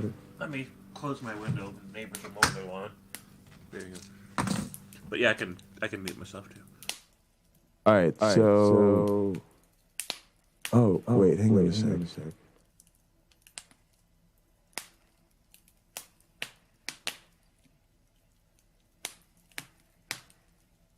All right, James, you there? I think you can unmute yourself. I'm here. Yeah, it's okay now. I just needed to mute your screen. All right. So this is a Pomodoro timer. You can click up at the top and tell it you want to take a break, or you can set one of these times for a work period. We encourage our students to go with 25. But obviously you could do longer ones. And then the idea is normally that you set up an interval. It gives you that timer. And then,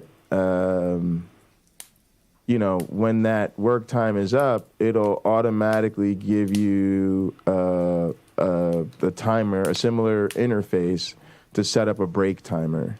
If you go over to the right, you see you have some options in this, like... Wait, so the name of the cubicles are cuckoos? I think that's what they name the little doll with the Pomodoro timer in it. Because it says one member in this cuckoo. Yeah. It just means because you're sharing that timer, right? So me and you could share this, I guess, if you wanted. You could add it, and then I could be, joining you in this timer. Maybe I'd even see it if I logged in or whatever. I haven't really shared this yet, so I don't know. I've only showed people how to use it individually.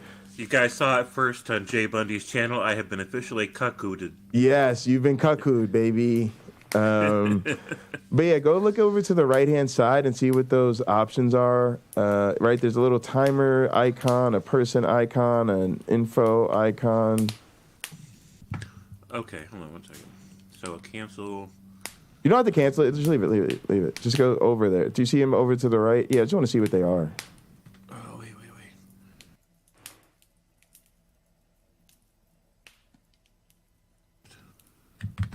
Okay, now I don't remember how to, hold on. How do I get back to my view? Share your screen. There you go. Take it out of that.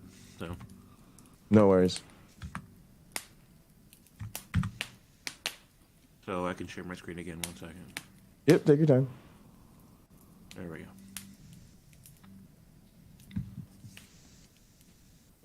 So, yep. All right, go ahead and enter it. Enter what? The timer, does it pop up? Oh, yeah, I see what you're saying. Yeah. Oh, it didn't remember my name? I think so. If you click on it, it'll probably show your name. But yeah, I was just saying, go ahead and share your screen. It's only so that the people it's really only so that the stream can see it. That's the only reason I'm asking you to share your screen. It should already be sharing. Oh, it's not. Yeah. Okay. And then I was just trying to say, hover over those things to the right side of the interface just to show what they are. Right. So there's sessions, go down, profile, about, feedback for them, and then you can leave it, right? So go to sessions, I think.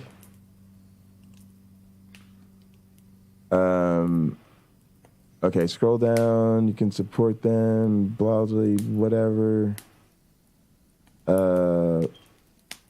Oh, yeah. Okay, so that's the part we're looking for, James, where see it says the work sessions are there. Mm-hmm. It just gives you some extra options. Scroll down, and then it should be like the break options or something. Oh, add another session. Yep, and then add another break. So you can. That's how you make custom a timer.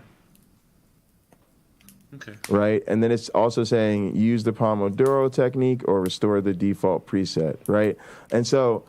I think if you go ahead and click use the Pomodoro technique, I've never actually clicked it. It's doing it automatically, by the way. But I think maybe that'll tell you something or show you something. Oh, okay. I think it's just you're probably already using it. All right, so just go ahead and unclick that timer thingy.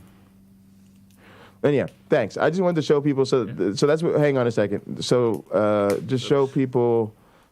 Yeah, and also the way to get out of here, James, is actually going to be the X at the top. But don't do that. Let the I was going to say let the timer up and then show people what it. Yeah, you can go back in. Now we'll just show people what it looks like when it's up, right? Mm-hmm. 36. Yeah, exactly. It's got 30 seconds or whatever. And while I let the 30 seconds go, I'll say that we actually use this for the Pomodoro technique. So I'll just explain to people that haven't heard this spiel before. That's why these are in here.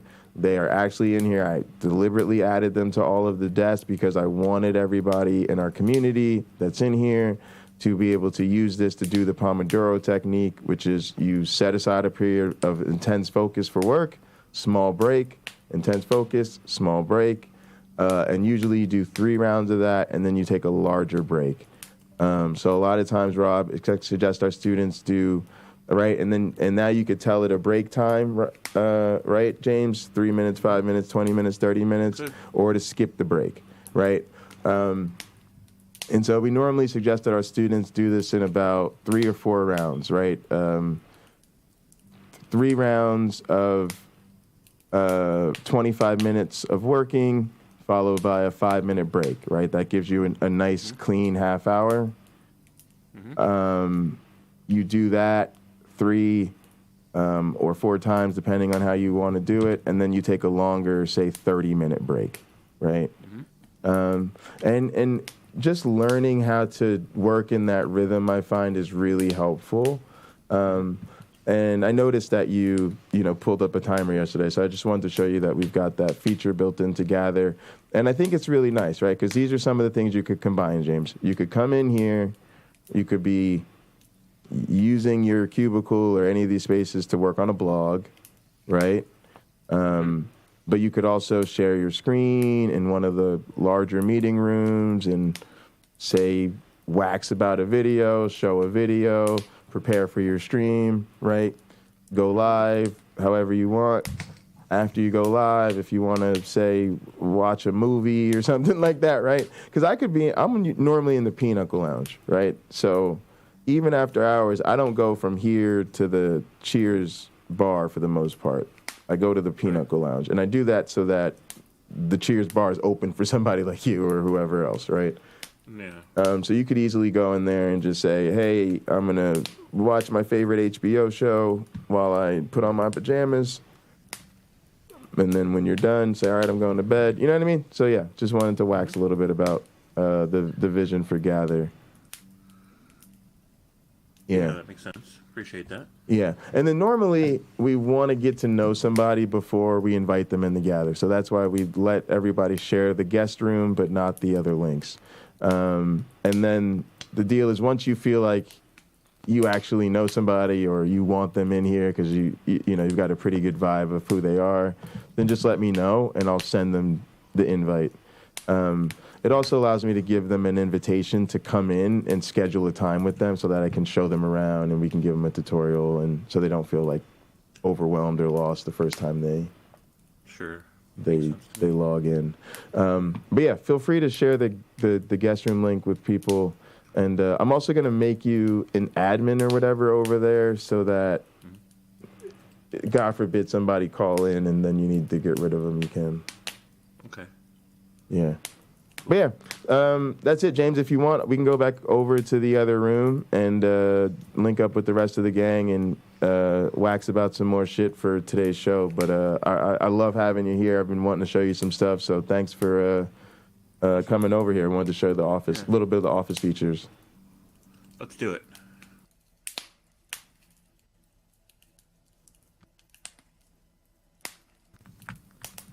Oh, James, also, those whiteboards are dope, too. Yeah. Oh, sorry, you said you've used it? You've checked it out? I haven't. I have not yet. Yeah, let's do it. Okay.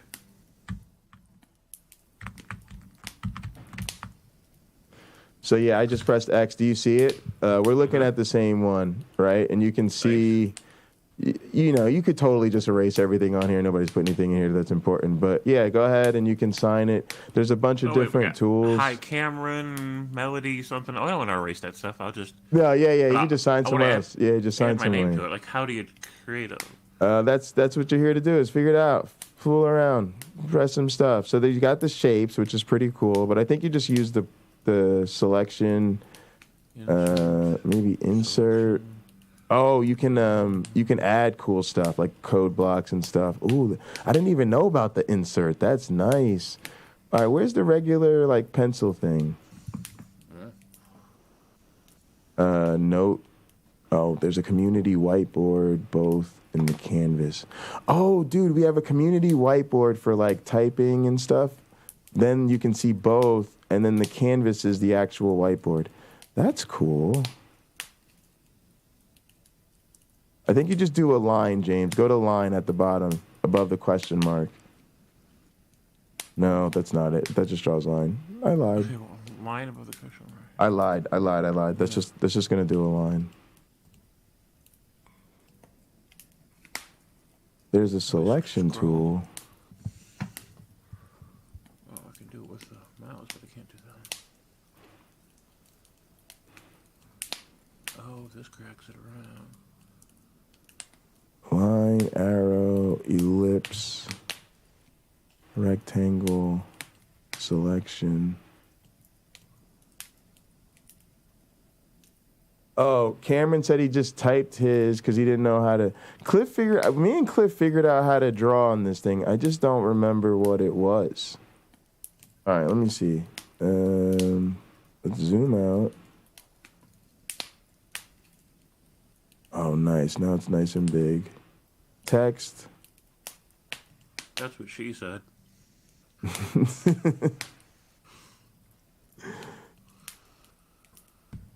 Multiple points to create a curve. That's how you draw. Curved arrow. Ellipse. Don't want that.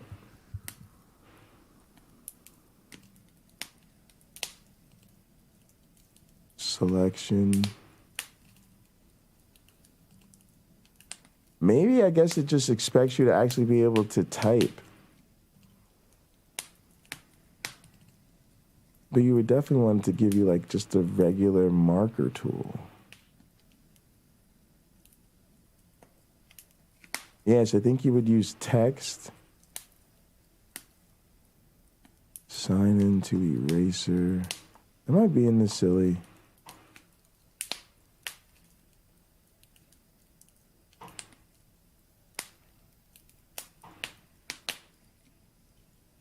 Oh, Carrie Ann said she did it with her finger. Well, damn, y'all did better than me and James. Yeah, somebody's figured. Joel's definitely figured this out.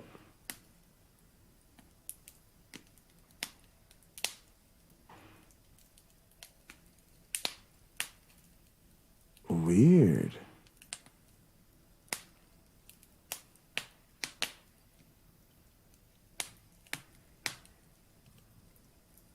All right, let's go back to the thing. We'll figure out the whiteboard. I don't think I need to. Let's see. Actually, let's see if there's a gather whiteboard. Let's see if there's like a video.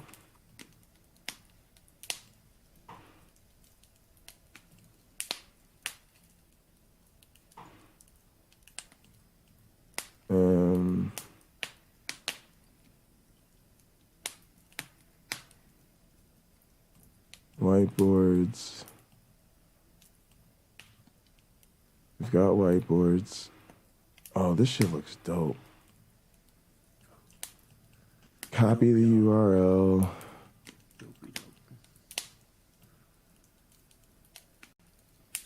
Nope, y'all are gonna have to make a video about these whiteboards.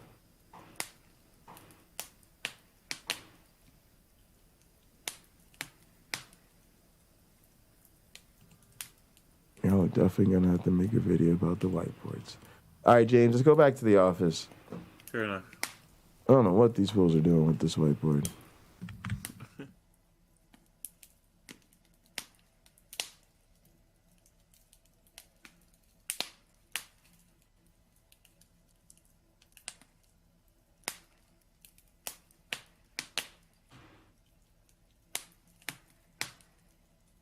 Wait, I just figured it out.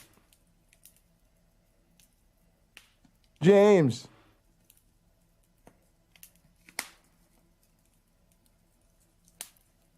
James. How did he leave? I just figured it out. I don't know what happened. It just became super easy. All right, hang on a sec. Let's see what happens. Dude. Pull up on it. There it is. Go to this. No. X. Wait, y'all saw me just figure it out. Oh, D. It's D. It's D. You press D for draw. I don't know why nobody told me. Ooh, it's smooth too, y'all. Ooh, it's really nice. It's really nice. It's really nice. James, I figured it out. It's really easy. James. Mm-hmm. I figured it out. It's super easy. Oh, you did? Yeah, you just hold down D. You just press D. Oh. Yeah, it's really nice. Go sign it. Come on, let's go sign it. So come sign this bitch. All you had to tell me is she needed the D. She needed the D, baby. And it's smooth. She makes the D smooth. Yeah, she does that. That's her thing. Yeah. It's good to have a talent. Any color, she's just... I'm hitting the letter D. Nothing's happening. Oh, now Hold it. Yeah. Oh. Then you just mouse around. Then... Change the color. Do that. Nice. That.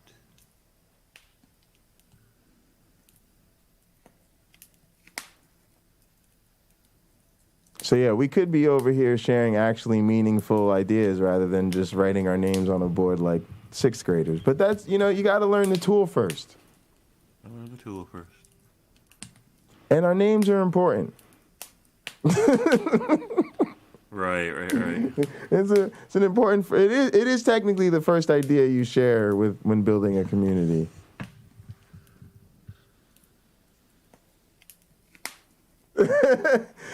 Carrie Ann said the SpongeBob meme like 12 minutes later. 12 minutes later. Oh man. Yeah, I've never been good at writing. With the like a mouse. Yeah. Never.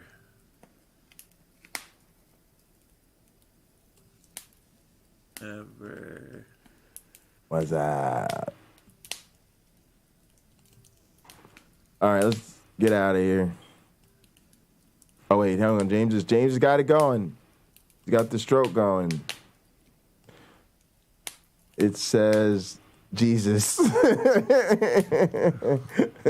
I knew he was real.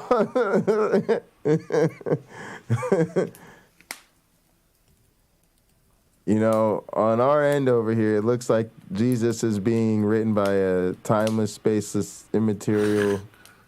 He is.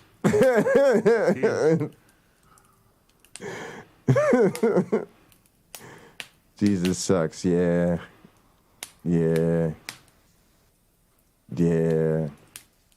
That's back to that 12 male apostles thing. All right, let's get up out of here. Yeah.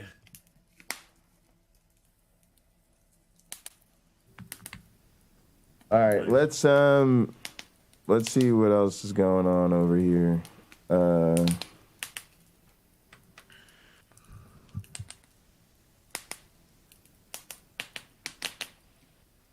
All right, so yeah, I actually did really appreciate you mentioning that the Richard Madsen thing hasn't gotten it by any serious scholars, right? And it's frustrating when people don't call out sort of when people have these claims that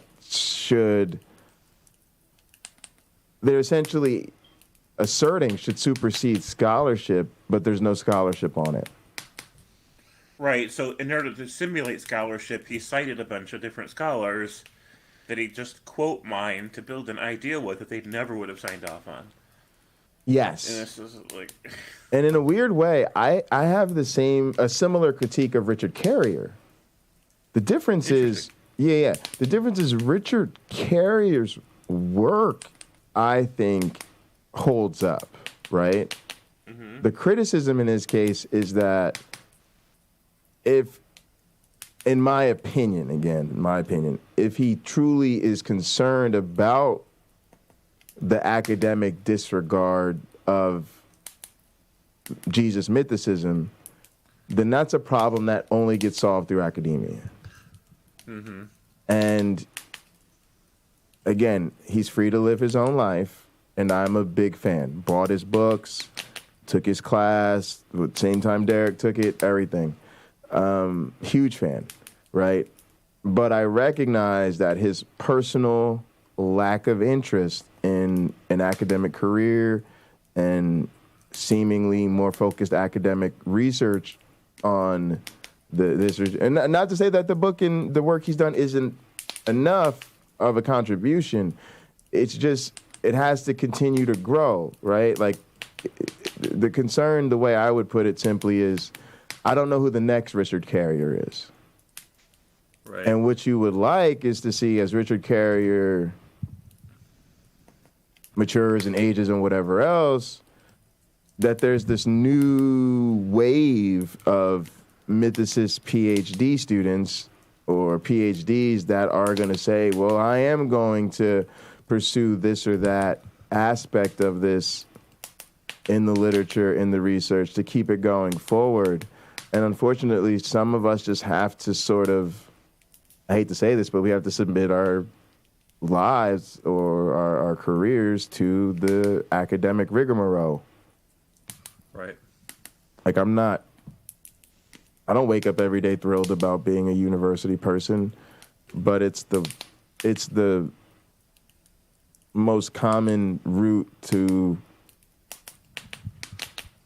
a legit career of scholarship and research and teaching at that level, right? And so again, I'm not saying that but it's just a similar criticism. And again, I'm just using that to say I have a similar critique of Richard Carrier, even though he is a PhD from an Ivy League university who has done the work, whose research does stand up, right? I'm just saying if he wants more people to continue to take his particular narrative, in this case, Jesus mythicism, seriously, he's going to have to continue to establish it as a legitimate academic theory that continues to produce work. Or else, when people like Bart Ehrman get up there and say, hey, most scholarship and the consensus of whatever doesn't vibe with mythicism, Richard Carrier can scream bias, and, well, most of them are theologians and all of that from the rooftops, and we will 100% be with him and agree every time, but the point will remain valid. Yeah. All right. Because that's just how the game works, James. You gotta, if you want us to take your scholarship seriously, you gotta do the scholarship way of doing it. Mm-hmm. Everybody else is taking shortcuts. Richard Carrier isn't even taking shortcuts. He's just saying, I'm not interested in that for my life and career because that's not how I want to live my life. Bro, more power to you. Right? I'm a fan. I don't want Richard Carrier to do an academic career. I literally don't want him to do it. Why, Jay? You just said because I'm a fan and I don't want him to do something with his life he doesn't want to do. As a fan, that sounds shitty. That would make me a shitty fan. Go ahead. He shines better in the groove that he's in, so he should stick with it. Right. I'm just saying these are the restraints and potential consequences of that being his groove. Right. Trade-offs. Right, trade-offs. And you got to make choices. And Richard Madsen is nowhere near that. Right? He's not even doing that. He didn't even go get the PhD. He didn't even write the book. He didn't even write a peer-reviewed book where he's going to cite all these scholars and get it through editors and put it through an academic press and then go and get his monkey ass and write blogs and articles and then teach it. Right. And then have people like me and Derek and other scholars and taking his class and being like, yeah, Richard Carrier's on some serious shit. Yeah, we need some more scholarship on this, but yeah. Right? So you ain't even nowhere near what even that type of person does, where I would say they're a very legitimate independent scholar. That's the point I'm trying to make. You can do independent scholarship, but don't take shortcuts. And don't act like people are fencing you when they call these shortcuts out. Go ahead. Right. Then he wanted me to spend several months of my time, several hours a day, doing an exhaustive research project into his 150-page Google Doc. And I'm like, but I do this for a living. You're going to have to pay me for that. And he didn't want to pay me. And I'm like, well, then why am I going to do it? This is what I do for a living. Like, why? Right. It's the same thing I tell Christian fundamentalists. I'm like, look, even if, I'll just grant it, let's suppose for the sake of argument, that if I spend all those hours and all those months or years studying your shit, and the end result's going to be that I get this wonderful epiphany about life, and I figured it all out, all the hard questions are answered, and now I'm on my way to heaven. Let's just assume it for the sake of argument that you're absolutely right. Here's the problem. The problem is, before I begin that adventure, I have no reason on the table to start it. I have no reason to think that it's legitimate before I open the damn book. If you can't give me a reason, in fact, don't even give me a reason. If life itself can't give me a reason, fails to give me a reason to even open a damn book, Right. that's your problem. And that's Absolutely.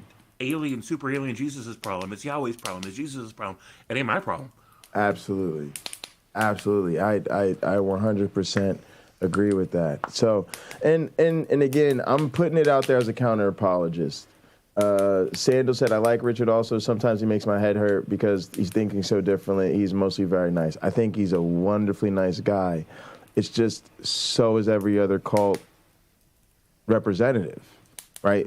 And that's to his credit, because Richard has to be everything in his cult: the high priest, the street team, the usher, the Yeah, well, you're the only guy in your company. the worship team, all of that.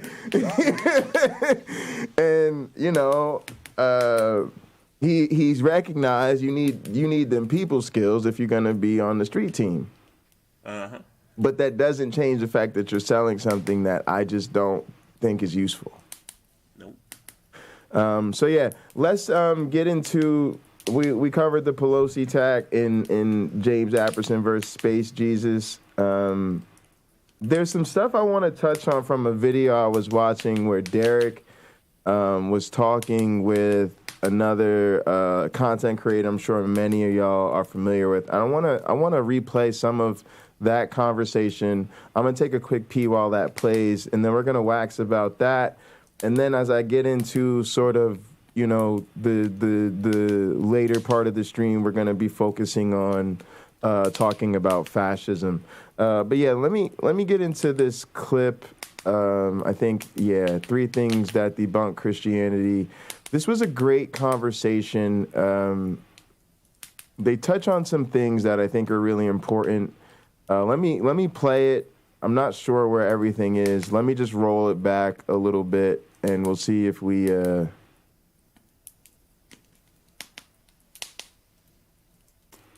Maybe it's response to this question that might be going on. Let's hear this, guys. I'll be right back. God is just. He has to punish. Wait, I'm triple doubling up here on my things. Oh, you know what it is? We moved around. Hang on a second. Let me get my audio back together because we've done some moving around the place. I got to remute the bots. Let's mute all these bots. Sam bot. All right, then go over to here. I want to make sure we mute.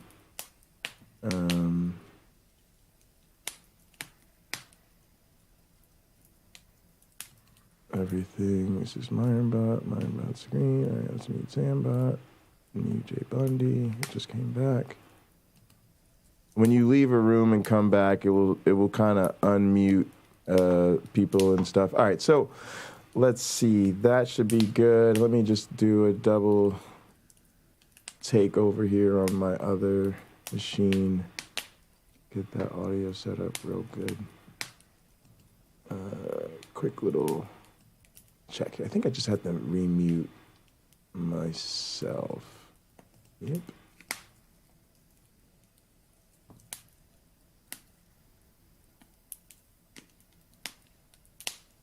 Might have messed around and moved my own bot too. Let's do that.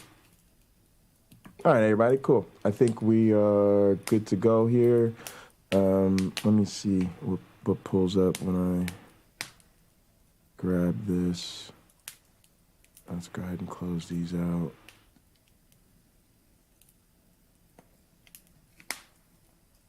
Great, here we go.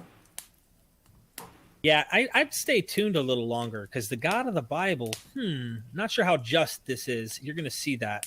Well, if he's a part of Islam or Muslim or whatever his religious belief may be, he probably relies on the Pentateuch too. So we'll be going into Noah's Ark. So stay tuned. Yeah, of course they have different slants of their own narrative pertaining to the Genesis creation and getting into the Abraham story and such. I suspect there's a flood narrative somewhere, but there's like a presupposition. And the presupposition is God can do what he wants. And either way, he's still just and righteous and good. And it's like, No, pay attention and just try and consider where we're coming from if you're a believer. Also, Freddie Ray, thank you for the super chat, my friend. JWs are always very concerned about what others think of them and how they are viewed. How have you been able to deal with that? Basically saying F it? Good question. I think people in my family, I'm not going to mention names, growing up, they had an overwhelming concern about how other people viewed them. And that's naturally your tendency because you're given a position of authority in the congregation. Are you a pioneer? Are you a servant? Are you an elder? And if you are given any title, you're always in fear that someone's going to catch you out. Did you say something wrong? Did you act in a way that's not, corresponding with the beliefs of your religion? So it trains you to have this kind of paranoia about yourself. When you're a Jehovah's Witness, you go on the ministry to save people's lives. That's the most important thing. That's the bottom line. When you step away from it and you realize that you've been played a fool for 25 years of your life, losing a few family members through disassociating or something like that is a small cost to pay for the voice you need to provide for the ex-Jehovah's Witness community. It's a moral obligation. So you don't necessarily say, screw it. You say, let's weigh up the pros and cons. Let's think of the amount of people who you can potentially help along the path to developing a more rational mental belief system. And then alongside each other, there's no comparison. You kind of have to say, I'm going for it. Interesting. No,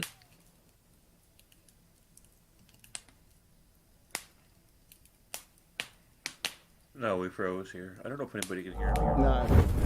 No. So, can you hear me? Yeah, I can hear you. Yeah, that's the that's the part I wanted to talk about, and I've called this segment "Debunking Christianity." I'll probably play a little bit more of that video in a minute because I'm gonna let Sam out. But this part struck me, and I thought it really needed to be. We need to speak on it. Mm-hmm.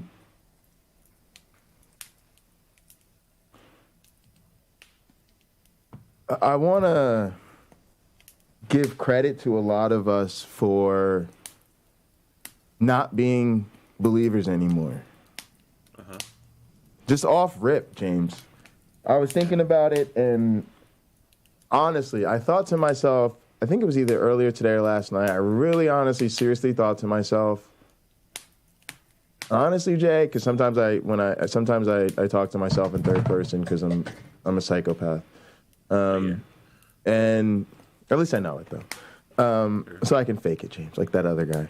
Like that. Right. Listen, I'm the type of guy that starts a cult, but I can also fake it well enough, But seriously, I said I think I should be more proud of the fact that I'm not a Christian anymore than I am that, I finished a dual PhD program. Right. Because I actually think, especially given the level of indoctrination in my family and Catholic schools and being a worship minister and working at a church and all of the positive socialization and, I was in it. And it's like, the fact that I'm not, like, that's crazy, right? Mm-hmm. But with it, there comes this sort of freedom. And so I just wanted to, I want everybody that's kind of a former believer to just give themselves a pat on the back for that. Because it's pretty fucking incredible to work your way out of that. Yeah, you've beat the odds and you've conquered something that most people, regardless of their education, can't do. So... congratulations on that shit. Oh, yeah. Also, Cameron said I'm not a psychopath. Thanks, Cam. But yeah, it's like, so that's step one, right? And then I want to acknowledge people like, Melody Joy, said she's a, let her family know what's up recently through an email sort of coming out or whatever, right? Oh, yeah. I want to know how that went. Yeah. They've had a chance to respond. Is she in the chat right Yeah, now? I heard the response was reasonable, and I think she's taken some time to think of, form her next, to get the back and forth going. But yeah, I really heard what he said as powerful words. that once we've done this super incredible thing, a little bit of ostracization from family, former family or friends or whatever it might be, small price to pay. Right. There's a couple of different reasons for saying that. One, in comparison, right? And two, in terms of liberating yourself and having a better relationship with yourself. If you're going to trade crappy relationships with other people, and the deal is now you get a great relationship with yourself, and then to follow it up with, now you can have a great relationship with all new people, man, that's all kinds of win, even though there's some lose in the process. And that's how I am with risk in general. I'm not, I'm very risk averse the older I get, right? But when I do certain things, I'm not trying to always mitigate the risk, because I think people, that's magical thinking. It's magical thinking to say, oh, I can say there's pros and cons to this thing, but if I do it the right way, I can eliminate those cons. I think that's how people get sold on bullshit all day, every day. Yeah, right? no, you gotta take the hits, you gotta take the cons. Yeah, like that's the whole pickup artist thing. The reason that became a whole con against people, because it started to sell you magical things. It started to say, oh, there's a rejection-proof way. There's a way to make yourself a superstar and irresistible. There's a way to make it just sold you promises that just nobody exists in that reality. Nobody. I always tell people, if Tom Brady were single, which he's not, he would get rejected all the time. Oh, what? There's the captain of the team. Right, so... Go ahead. Then when you get rejected, they want you to blame yourself and come back and buy some more of their shit. Exactly. Right? Churches do the same shit all the time.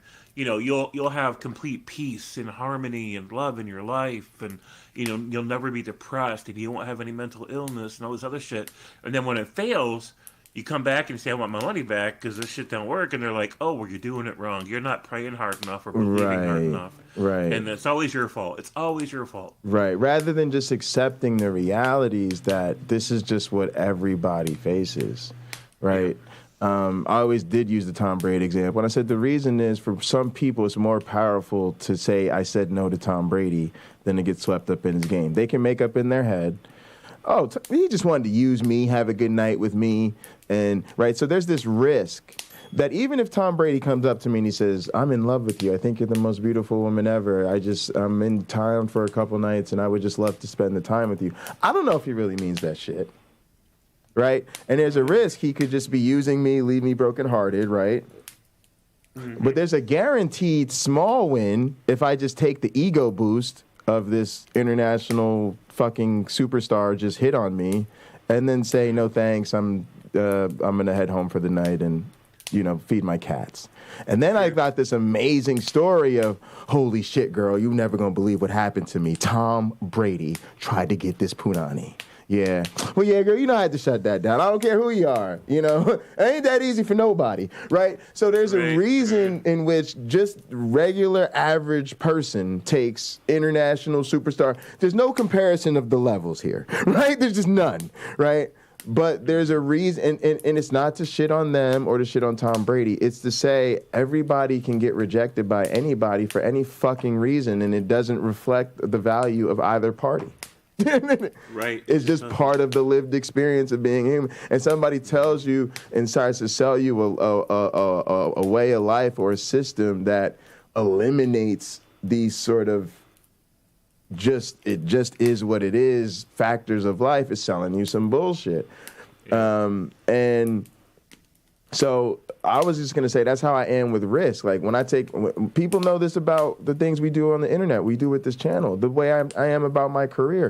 I don't think I can mitigate the negative part. I just think when the negative part comes, I got to go, yeah, I made that choice. Yep, we knew this was coming. Right? Yeah, that's why when I talked to you yesterday, I was like, yo, James, if we really want to keep the vibe on your channel 100% peace and positive, we might not be able to do certain content, because if we do this certain type of content, then trolls going to come. Right. So then we got to just accept, there's some trolling we going to deal with, because we want to talk about certain things. Yeah, so trolls and just pointless antagonists and scientifically illiterate, arrogant, narcissistic, delusional. We get all of it right here at the bar, right? Like it is coming in. Yeah, yeah, exactly. And we'll serve them, right? But they gotta behave, or else they're gonna get bounced. Exactly. They got it. They literally bounce, James. They got to go to another venue. We already been over this. James is using the terminology on you already. Right. You don't quick have learning. to stay here. You don't have to go home, but you can't stay Yeah, here. you got to get the fuck out of here.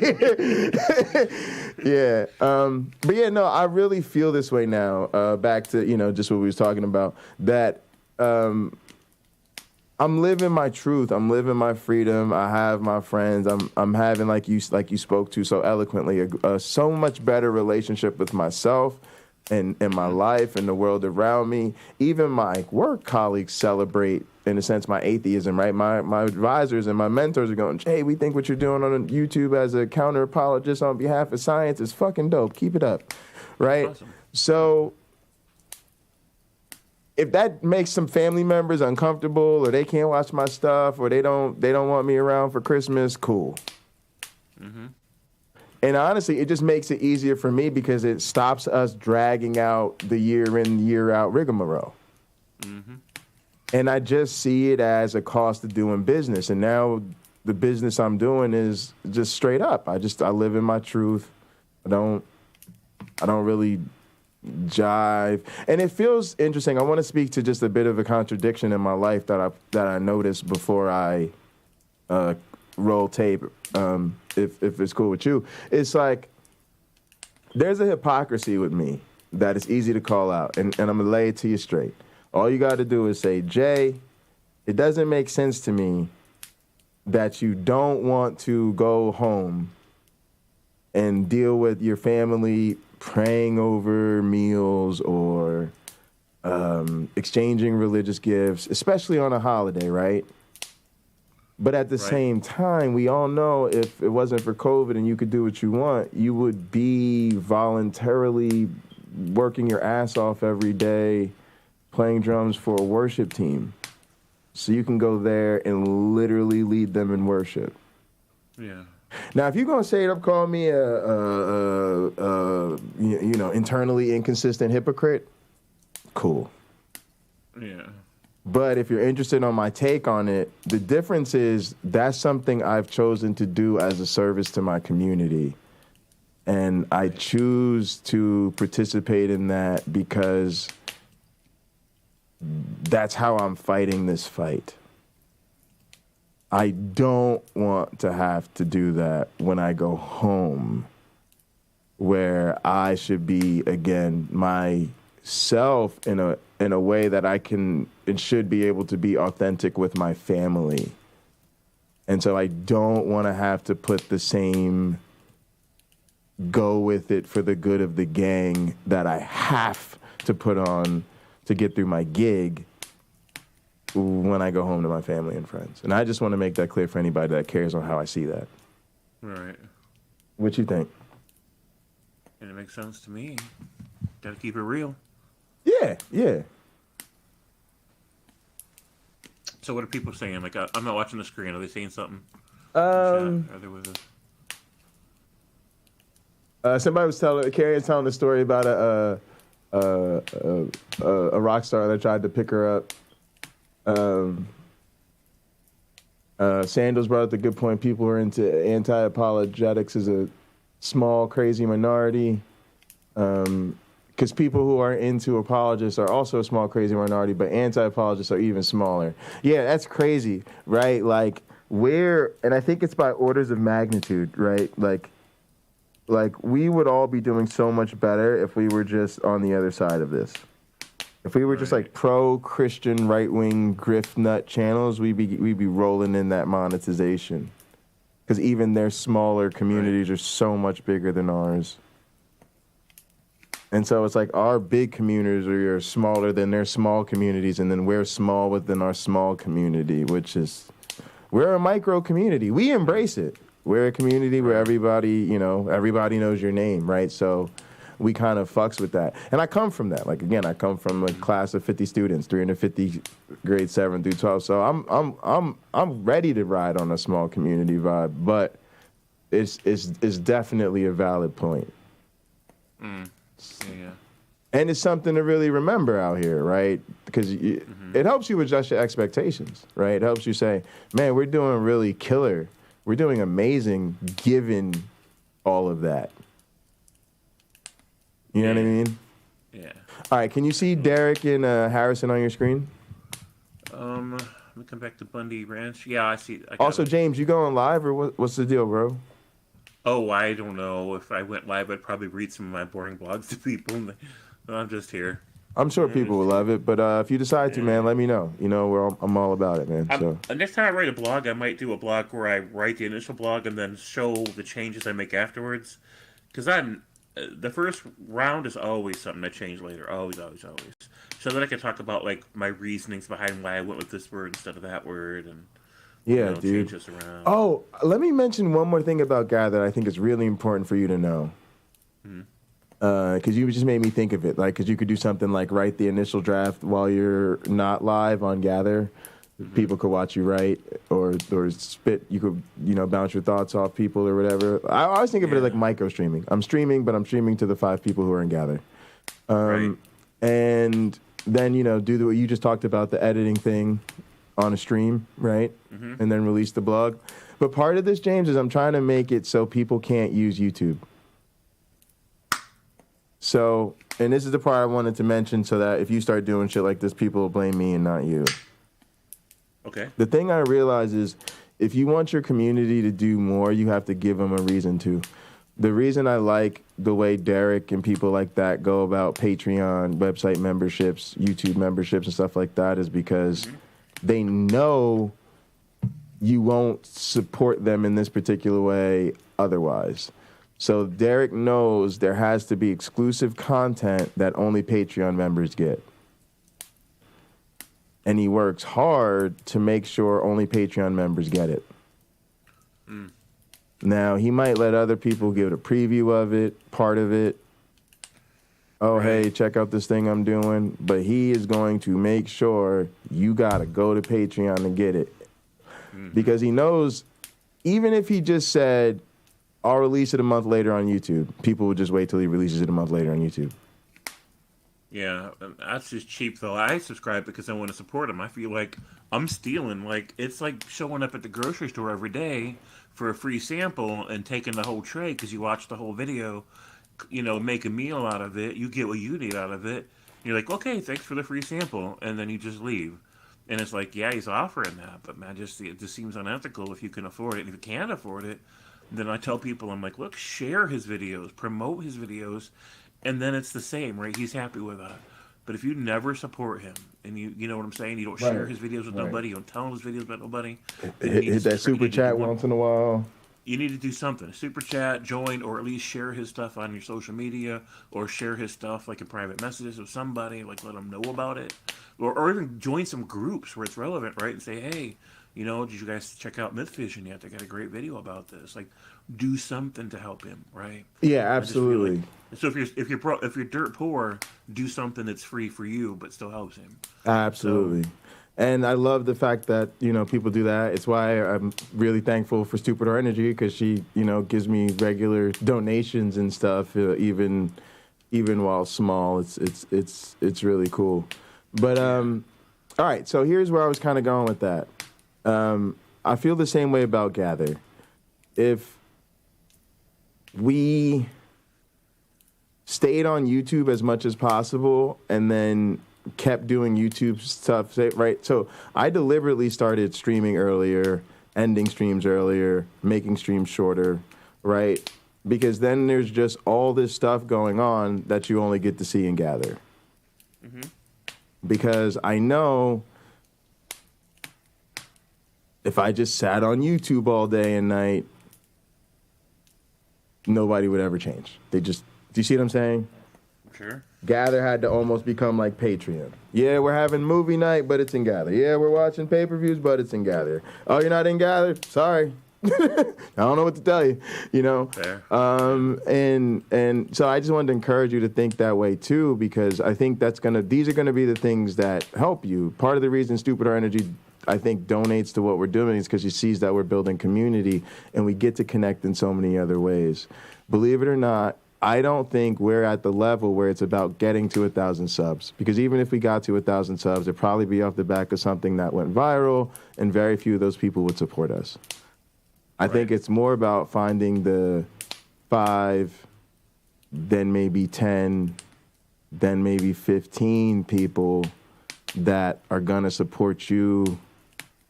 1, when you do something cool, and 2, on a semi-regular basis. And I think they're more likely to do that the more intensive and sort of unrestricted their access to you is, and the more they feel like they get value from you. So that's where Gather is great for me. I'm a wrestling fan. You're more likely to support me if you watch wrestling with me, even if you fucking hate wrestling.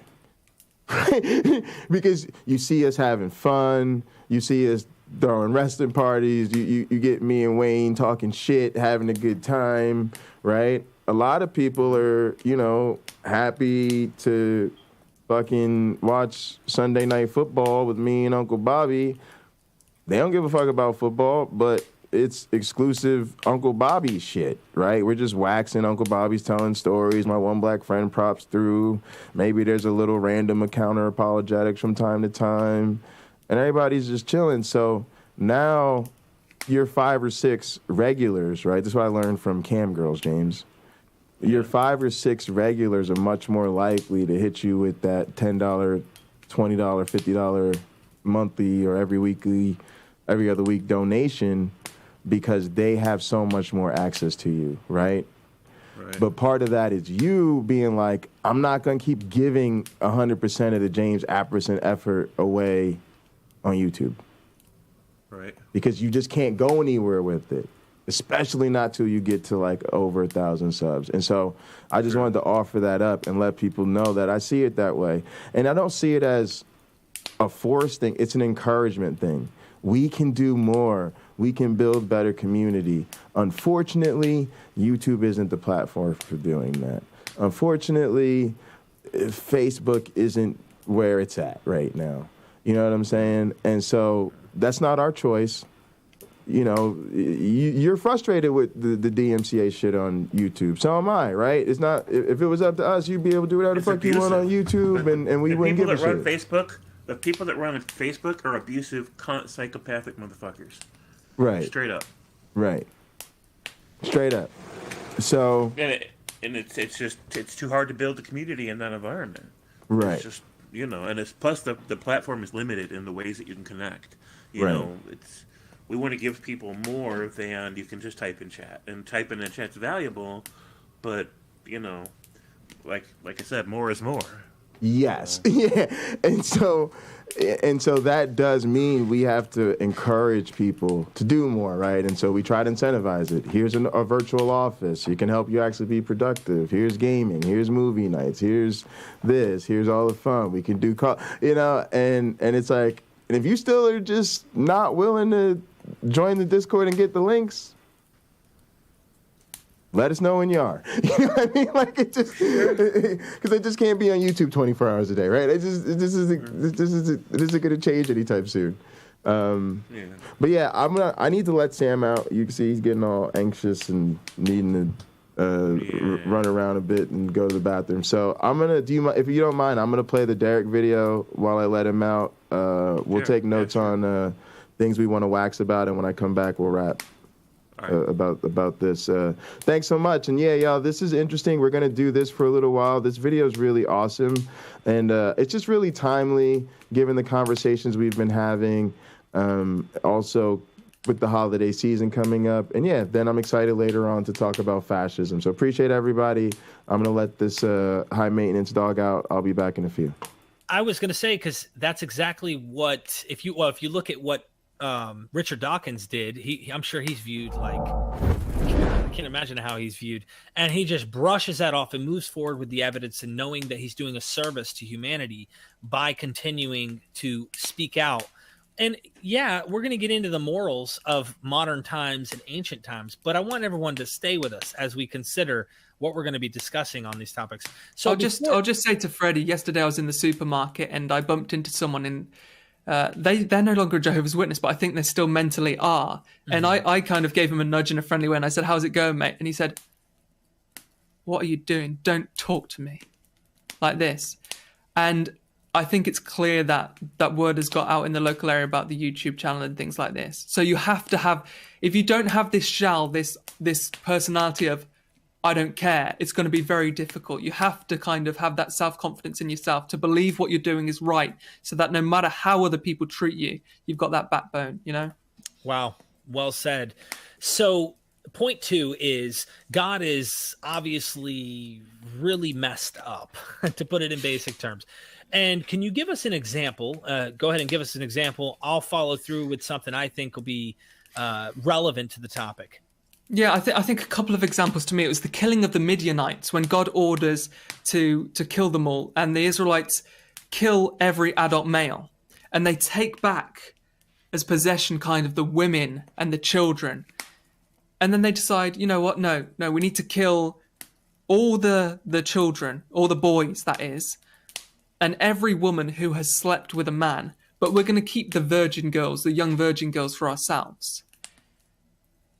And then obviously over time they would have been forced against their will, obviously, into a marriage, and you could view that as rape. You probably do view that as rape, because there is not a chance in hell that these women will want to sleep with the people who murdered their brothers, sisters, mothers, fathers, grandparents, things like that.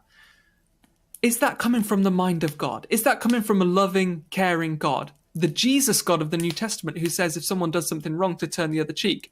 Or is this coming from the minds of a Bronze-Aged civilization who were exacting revenge and were using God as an excuse to do so? Interesting. The second point, and probably it's obviously less people involved in this. This is just to do with one person. But to me, this was a real game changer. Numbers 15, 32 to 36. We find the instance of a man picking up sticks on the Sabbath. What he's picking up sticks for, we don't know. The account doesn't say. When I was a child, I used to pick up sticks and paint the ends of the sticks red, green, blue, and use them as lightsaber jewels with my brother in the house. But ever since you move on from being a child, you don't collect sticks for no reason. You're either going to use them to heat your house, or you're going to use them to cook food or something like that. So this man was probably doing something like that. What happens when he gets caught collecting sticks? Well, he's took in front of the whole assembly. Moses approaches God, and God says, take him outside the city and stone him to death. Again, compare that to the God of the New Testament, the more Jesus Christ figure, where you have the example, which is included in some beliefs, about the prostitute who says, let the person who has sinned, not sin, throw the first stone. Although that's not included in the Jehovah's Witness Bible, you can clearly tell from what Jesus says that these two beings, Jesus and the God of the Old Testament, are completely unrelated. They're not brothers. They're not father and son. One of them's living in Africa. One of them's living in North America. They've never met each other before. They are so polar opposite. And when I thought in my mind about a man picking up sticks, being taken outside a city, and having his wife and his children potentially watch him being stoned to death, I thought to myself, this is a terrible being. We can hold an opinion on a god or a deity, even though it's fictional in our mind. We can say this is a grossly immoral and unjust figure. And that was probably the two examples that stood out to me the most. Interesting. It sounds like God is painted in their image in this age, in this time. 100%. I want to make a comment on this before I do, though. Zachary, thank you for the super chat, my friend. Hey, Harrison, what would you say to Christians who take a more allegorical interpretation of things like Noah's Ark and thus don't think things like these debunk Christianity, if you will? So good question, Zachary. I've had literally hundreds to even thousands of people say this exact line regarding my Noah's Ark story, and it's probably best that we come to this when we discuss the topic, so I'll probably put it to one side for now. Zachary, we will get to it, man. Thanks so much for the super chat. Okay, so let me paint a picture. I think it's important. You sounded very Marcion, by the way. The idea that Christianity is divorced from the Old Testament. And the example that you gave in John 8 is, of course, coming later. That's something that isn't in the earliest sources that we have of the New Testament. So we can't really paint Jesus as if he's protecting an actual prostitute. That's a Christian tradition. And I know some fundamentalist Christians who would even say, well, they're not extremely fundamentalist, but they'll say, Don't preach from that part, because that actually was interpolated later. Anyway, imagine God. This is what gets me the worst thing about the morality of the deity of the Old Testament. He's supposed to be a father, and he chose Israel as his offspring, if you will, or his apple of his eye. And imagine, put yourself in a position. He's the parent. When they disobey, they reap repercussions. When they do good, they're supposed to be blessed. But then it's almost like this. The story of Job pops in, and it's like, well, look, man, we've been doing really, really good. How come we're getting punished? Well, we have an excuse for that too. This is all part of God's plan or something. And it's like, well, we're obeying, and the promises of these laws say if we obey, we're supposed to get good. If we disobey, we'll get punished.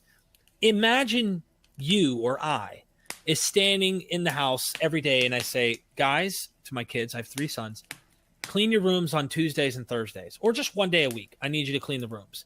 I need you to do this, this, this. These are your chores. They don't listen. They do it sometimes. They don't do it when I say to do it. Whatever. I'm supposed to discipline them. But this is my discipline. I walk out to the front door and I see a mob of angry men who are just ready. They're bloodthirsty. I open the door and I said, hey, guys, listen, come on. I've got kids in here who aren't listening to me. I need you to slaughter and annihilate them, spill their blood, teach them a real lesson. Now, as a parent, like in reality, what would you think of me?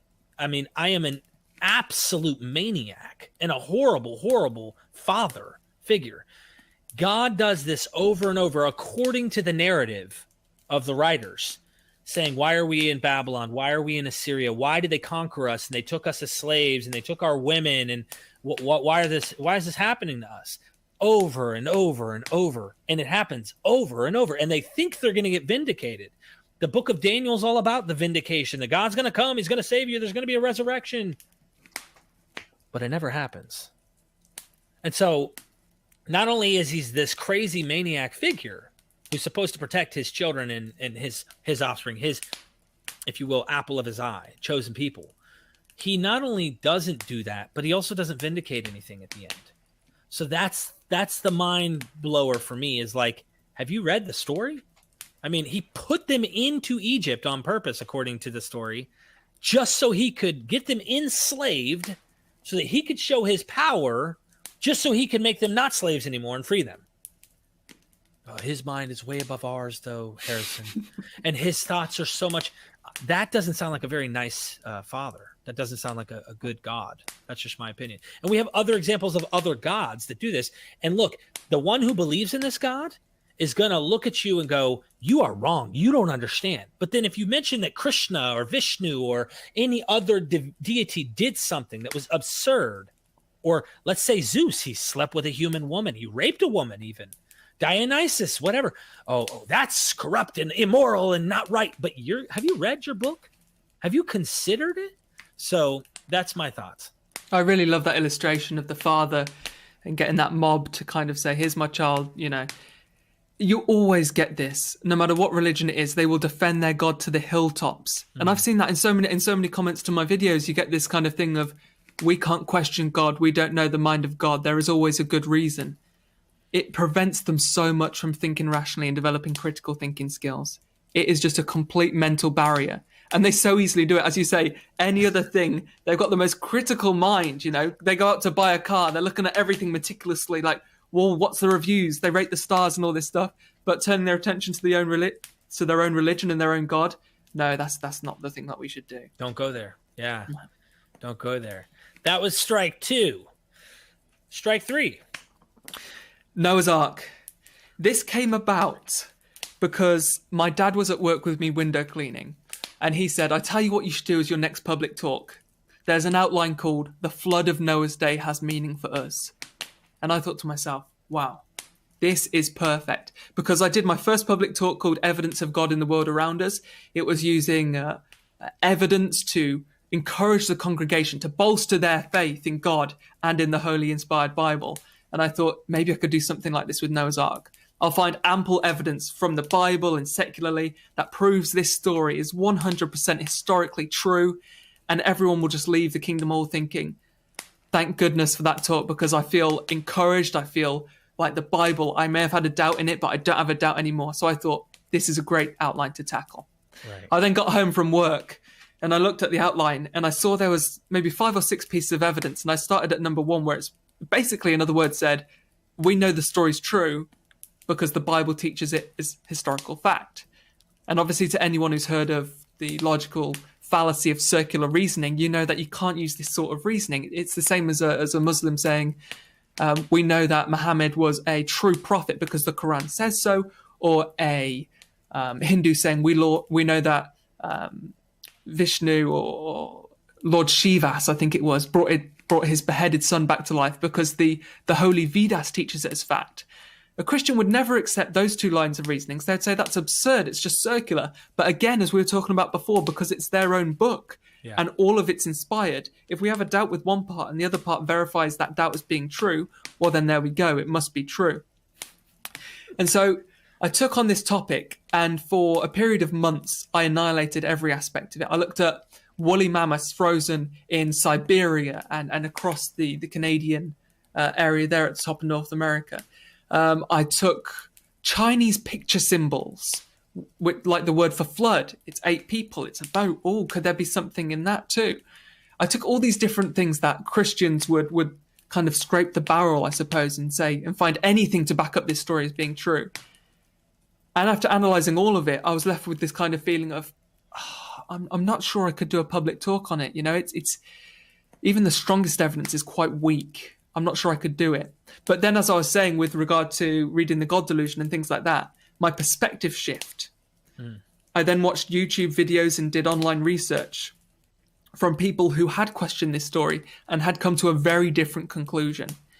And it didn't take long before rational thinking meant that within, I'd say you can debunk the story of Noah's Ark within 15 seconds. Shall we give it a go? Go for it. Okay, right, get the timer out. Count the number of mammals in each continent on Earth. South America has the highest number of mammals. How did they get there if there was no way in the last 4,000 years? 7 seconds. 7 seconds. See, I had this debate with my mum today because she's staying with us for a while. My mum said, I wonder what you could debunk quicker, Adam and Eve or Noah's Ark. And I said, well, Adam and Eve, people are going to say about carbon dating. People are going to say, well, no, Adam and Eve weren't literal figures and all this stuff. So I said, Mum, take Noah's Ark. Take the example of the mammals. The only true flying mammal is the bat. So how did these thousands of species of fully formed mammals get to South America? How did they get to Australia? I think even the most ardent Christian struggles to defend this story as being fact. And so that's when we reached this comment, I think it was by a guy named Zachary, I'm not sure, where he said about how would you answer someone who says Noah's Ark is an allegorical story? I've had that mentioned a few times, and I always say the same thing, because these sort of Christians, I call them kind of like milky Christians, because being a Jehovah's Witness, you take the full Bible as being inspired and infallible. You take the first 11 chapters of the Genesis narrative as historical fact. Yeah, there's a couple of interpretations in there with regards to the Hebrew day being a period of time, but these stories literally. So for Christians who say, let's dismiss Noah's Ark, it was a foreshadowing of the church and how it would be protected from the floodwaters of Satan and his system. Let me ask you this. Matthew, I think it's Matthew 1 and Luke 3, where we find a genealogical record of Jesus' ancestors, which include both Noah and I think in Luke 3 we have Adam. If you're going to say that these characters may not have existed or these stories may not have happened, are you going to say, well, Jesus' genealogy is wrong? Are you going to say that when Jesus mentions Noah and the flood, that's also wrong? In Peter, where it says that, is that also wrong? Mm-hmm. What I found from my research is that when science disproves something, they will straight away say, this is allegorical, this is metaphorical, this is figurative language. But when science reinforces a Bible story as actually potentially it could have been true, or a battle took place, or this figure in the Old Testament existed because it's carved into this writing in Jerusalem, yes, it must be true, and we know it's fact. And so with regards to Noah's Ark, the question I have for Christians is who say this story is an allegory, it's metaphorical. If the science proved it was true, would you still be saying that? Or would you be saying it's historical fact? Yeah, I love that. I see that happen all the time. It doesn't just happen with Noah's flood. It happens with Jonah in the New Testament. I mean, the New Testament. They just want to be infallible. There's no reasoning to be this way as an adult. No. This is a funny comment from No Name. Noah would be in everyone's genealogy. Assumes this Jonah narrative is something that really happened. In fact, that there was a guy who went and preached repentance to Ninevites in the midst of the Assyrian situation. I think James dipped out. And they were the enemies, of course. They conquered them. They were the winners, the conquerors. And God wants to show mercy on them. So go tell them to repent. This narrative is used in Acts. Sandals, thanks for taking care of that comment. Be, historical. The other interesting thing is these people aren't even checking that if Acts is fictional. It's like, I don't know, there's no critical thinking taking place on their own book. But on Noah, I wanted to make mention on the recent interview I did with Joel Baden. Joel Baden being Dr. Joel Baden, he has revisited the documentary hypothesis. And most people who tune in probably don't know what that means. But to put it simply, there are multiple narratives in this story of the Bible, especially the Pentateuch. And it's made up of multiple sources. So it's like the redactors, the people who completed this and put this together, were taking from more than one source. So in Noah, in this flood narrative, it rained 40 days, but then it also rains 150 days. Which is it? And so what happens is, as you talk about allegorizers, people who aren't allegorizers, well, they probably play a part in this as well, but the consensus, the majority take this as a historical story. So the allegorizers are kind of like a 1%. They just don't want to be honest about it. All right, this is really great, but I want to make sure we keep moving because I really want to get to the fascism stuff. So let me go ahead and switch us over to that. I think what I can do here.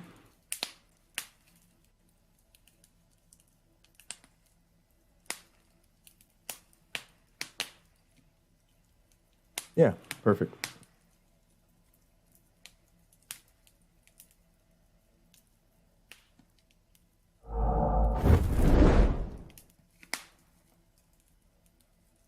That we're destroying them. This is not remote. Hang on a sec. Let me get back to the beginning of this question. Don't states to punish corporations supported by the more savage element.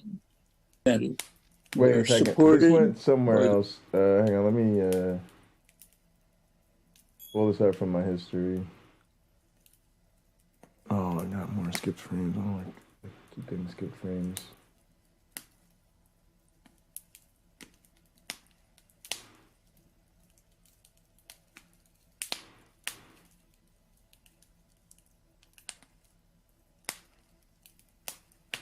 By the more savage element I'll let it play for me. the capitalist class, which is really on a roll now up to the point. Yeah, Cameron, they're all biblical literalists, and you know that's the framework they operate under, right? And then it isn't until that's challenged that they look for something else, and then they just start to do the backflips in the song and dance because everybody just wants to float around the one obvious, the elephant in the room, that it just simply isn't true.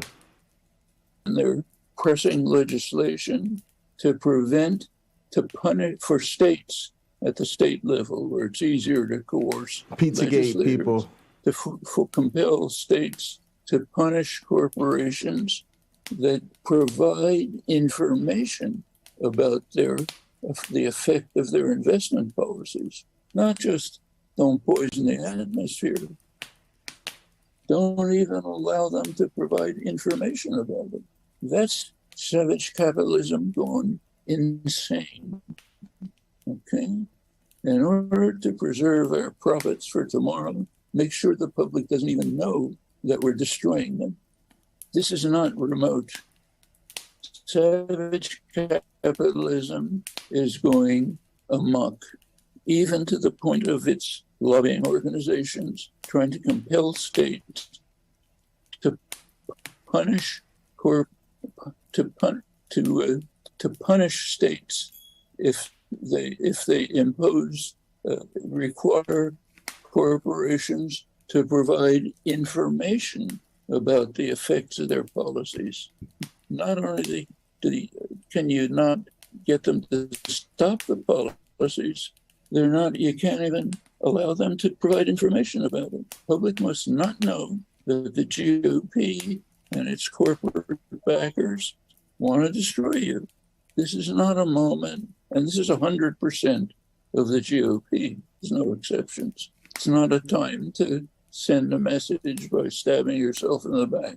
It's a time to take off a couple of minutes, try to block the worst, get to work hard on real politics, which is not only sending the message, but developing it and implementing it every day of the week, not one day in every couple of years.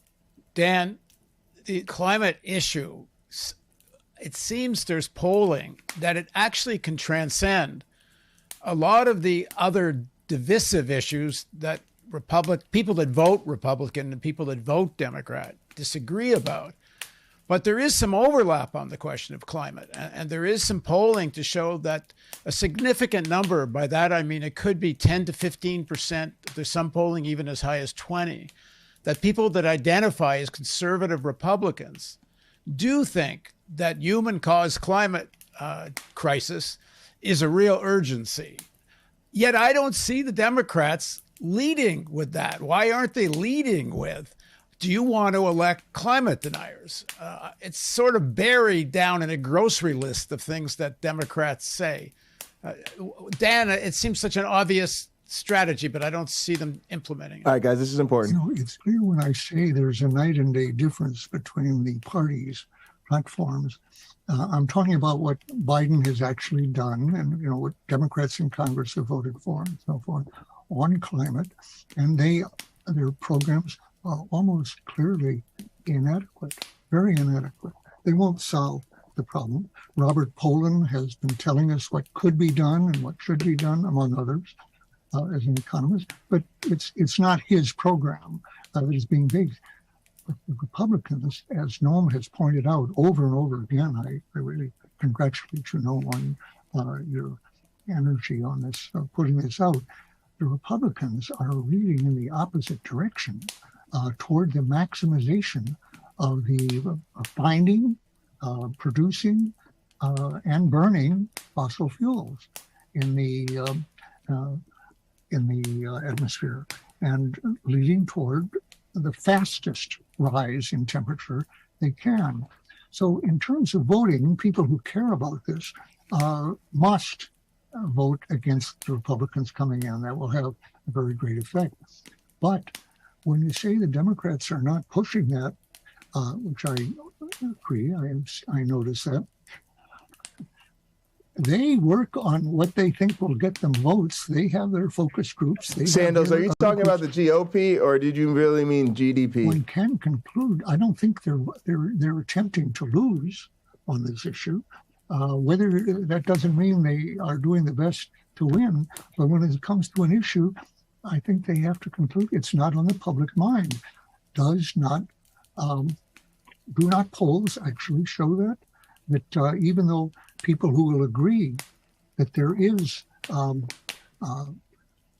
climate change and that it is human caused, that it is anthropogenic, do they regard that as one of the most urgent issues or what to vote on?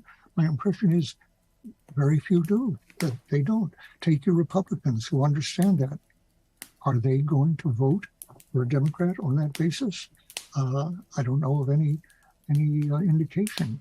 I was saying earlier, it's very rarely said. It's a very unpopular thing to say, heretical, I think. And along with my criticism of people in the Green Party who are calling for votes from Democrats, from people who would otherwise vote Democrat, no, vote for us. Emphasize that and say that in this election and in 2024, that is a very dangerous and delusional approach. I know that's going to be very unpopular with a lot of people listening to this program. To people who are generally allies of mine, that is, I'm with them, and who understand that, and are very shocked by what they hear me say. Because, after all, the background of this is the Green Party program, the platform, is far better on almost every issue than the Democratic platform. So they say, well, why not vote for what you really believe? And the answer is, in really existing democratic capitalism, they can't win. Democracy is I just saw that Noam has given us that term. What is it? Really existing capitalist democracy, RECD, or RECT, as he put it. Very, very good.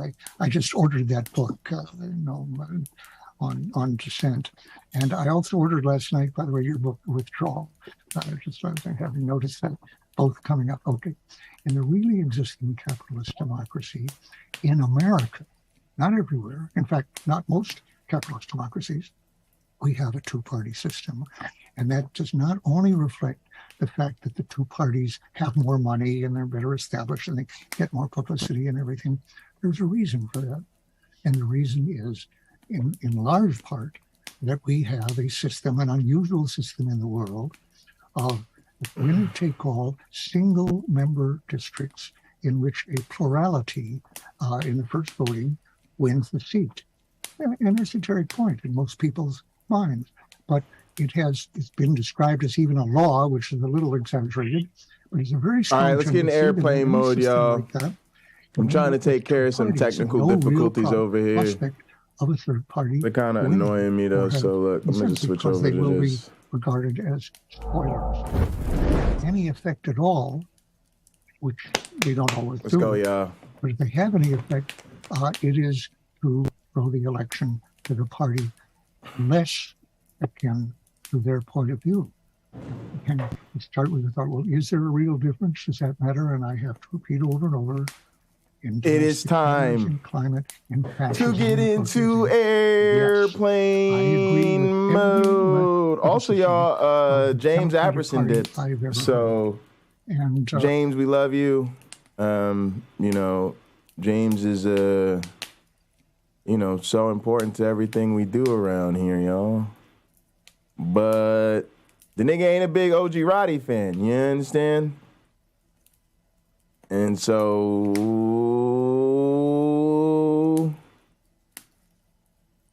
this nigga Sanders said both. Oh my goodness, I do not know why there are so many skipped frames today. What the fuck is up, man? Ready for takeoff?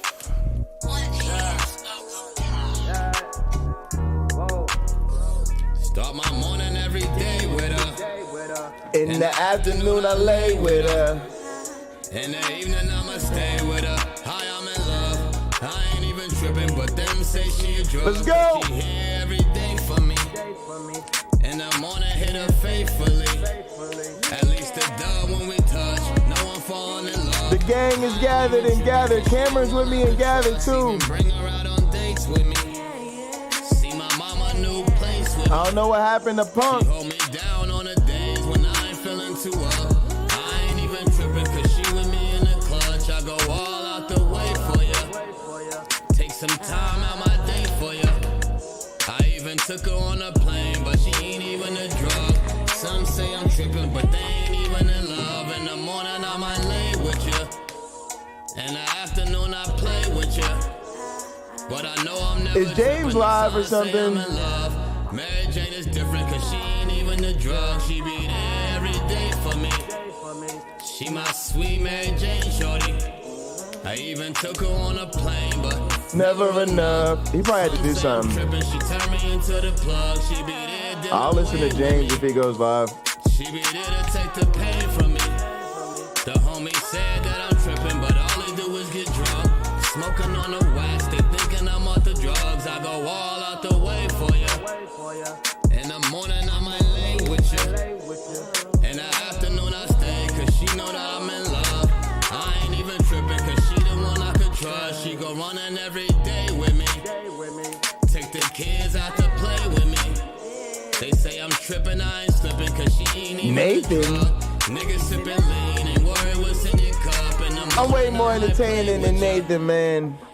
I'm not over here philosophizing. If you one of the philosophers that need your philosophy fixed, go ahead and watch Nathan, man. Trust me, I don't take it personally. It's no competition, man. I couldn't do a stream like Nathan if I tried. I don't know what the fuck that nigga be talking about. I'm a mod over there, though. That's my guy. Shout out to Nathan, man. In the afternoon, I play with you. But I know I'm never tripping, cause hi, I'm in love. Mary Jane is different, cause she ain't even. What is he even talking? What is he talking about?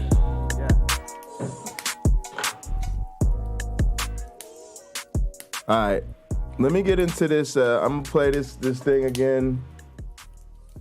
I'm on that, and I'm feeding myself. I know, but I think it has to be said.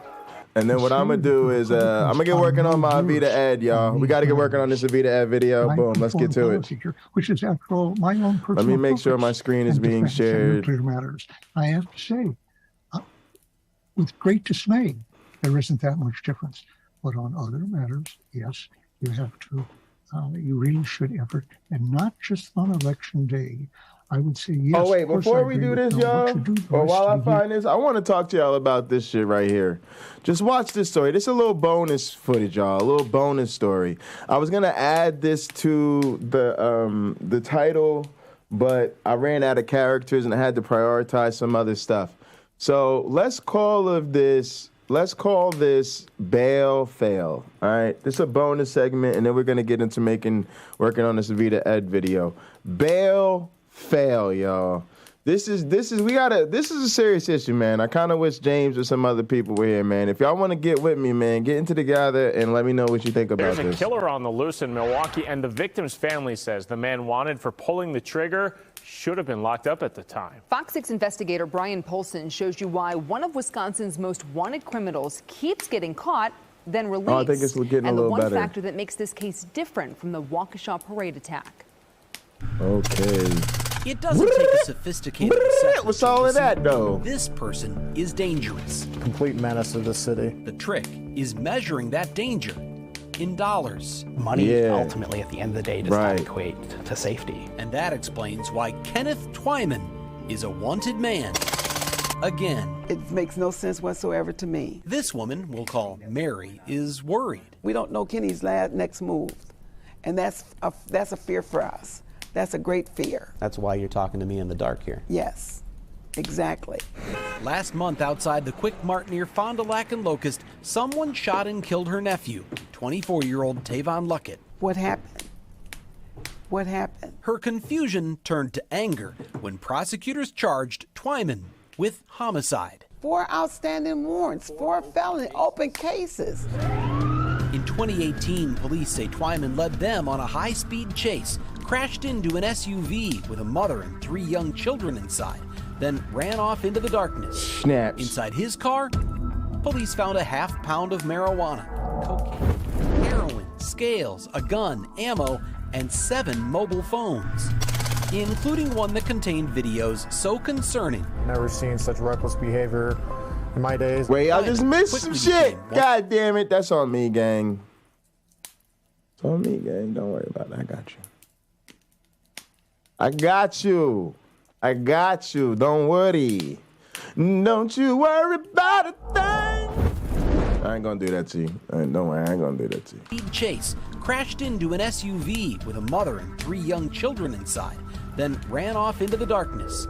Inside his car, police I don't found a really half understand. pound of I'm not with the gun, cocaine, Sando. heroin, scales. I look forward to a day where people only shoot guns and drive in video games. I don't trust people's guns. They driving, none of that shit. Let's face it, y'all. The world would be a better place if the robots took care of the driving for us. And no, I'm not supporting Elon Musk. I'm just talking about regular ass automated vehicles for regular ass people. Little automated smart cars or some shit. And nobody needs to have guns because of motherfuckers like this. Gun, ammo, and 7 mobile phones. But I know including one people that have a different contained opinion. videos I'm so just not with it, concerning. y'all. Never seen such reckless behavior. I get your in my Second days. Amendment right, but you got to remember the became one of the- Constitution wasn't written with people like me in mind, and people don't really feel strongly about people like my Second Amendment right. So I don't feel strongly about the Second Amendment because other people don't feel strongly about my Second Amendment right. So it really don't matter to me. And on top of that, I just think they're stupid. Like, we just don't need them. Society would be better if people just realized they're just not worth what we're bearing with them. But we're probably not even going to get there, so it really doesn't matter because people just love guns. And the more you try to just be reasonable about guns, the more they just want to worship guns. So Wisconsin's most wanted. It's U.S. disappointing. Marshals are asking for your help locating this 19-year-old Milwaukee man. After Fox 6 News featured Twyman's story in Oh, December of Carrie Ann, 2018, Carrie Ann, you already talking about some real shit though. I don't care about people having them. I should speak clearly. I'm more about gun culture. Most people have no reason to have a gun. If you live somewhere where you have a good reason to have a gun, then it's not a problem. Most people, gun owning is not a problem. It's gun culture that's a problem. Tonight, that suspect is in police custody. U.S. Marshals picked him up house in long Arkansas. gun, exactly. A Milwaukee judge set bail at No $3,000 problem with the long cash. guns, really. And a few months later, Hunting, Twyman sports. He was free to wander the streets, Shooting roam, do ranges, whatever he wanted to backyards. do. I don't care if property. I don't Since give a shit then, about he's any been of that. in and out of jail, skipping court at least 6 times along the way. And in January, U.S. Marshals went to get him again. Yeah, that's the problem. This time, If you, they found him at his mom's exactly. Milwaukee apartment, Look, along with a 9mm Look, handgun. it's a lot of different ways to solve the gun culture problem. One is to get rid of the guns. I mean, I dated a girl from Israel. Everybody in there is conscripted into the military service and learns how to shoot a fucking AR.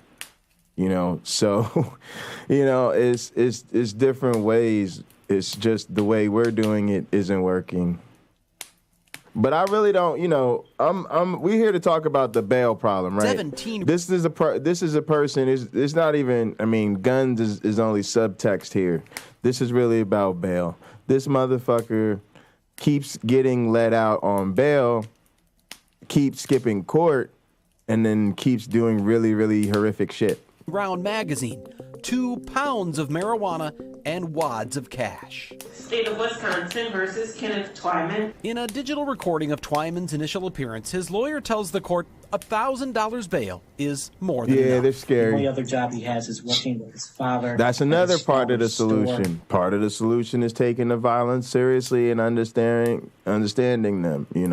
It's a lot. It's to be honest with you, I'm not a person who thinks such a complex issue will be solved with one proposal over the other.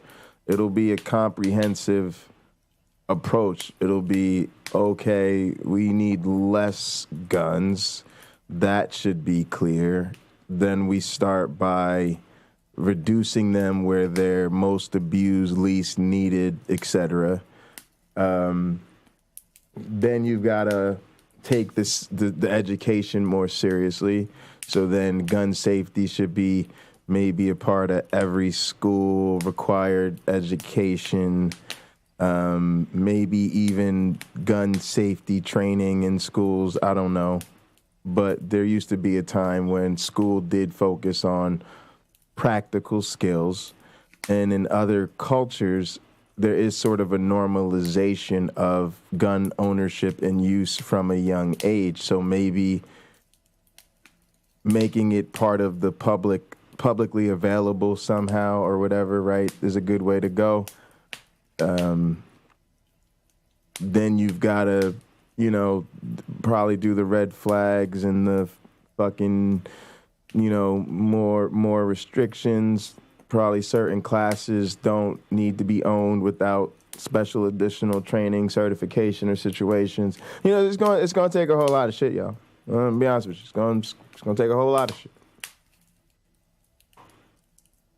Still, prosecutors wanted much more, and they got it. I am going to follow the state's recommendation to set the $7,500 cash. That's a pretty substantial amount of bail, right? $7,500? Yeah. 4 days later, I don't want to be on that camera. this man, who identified himself as a family member of Twyman's, paid $7,500. And he's out again.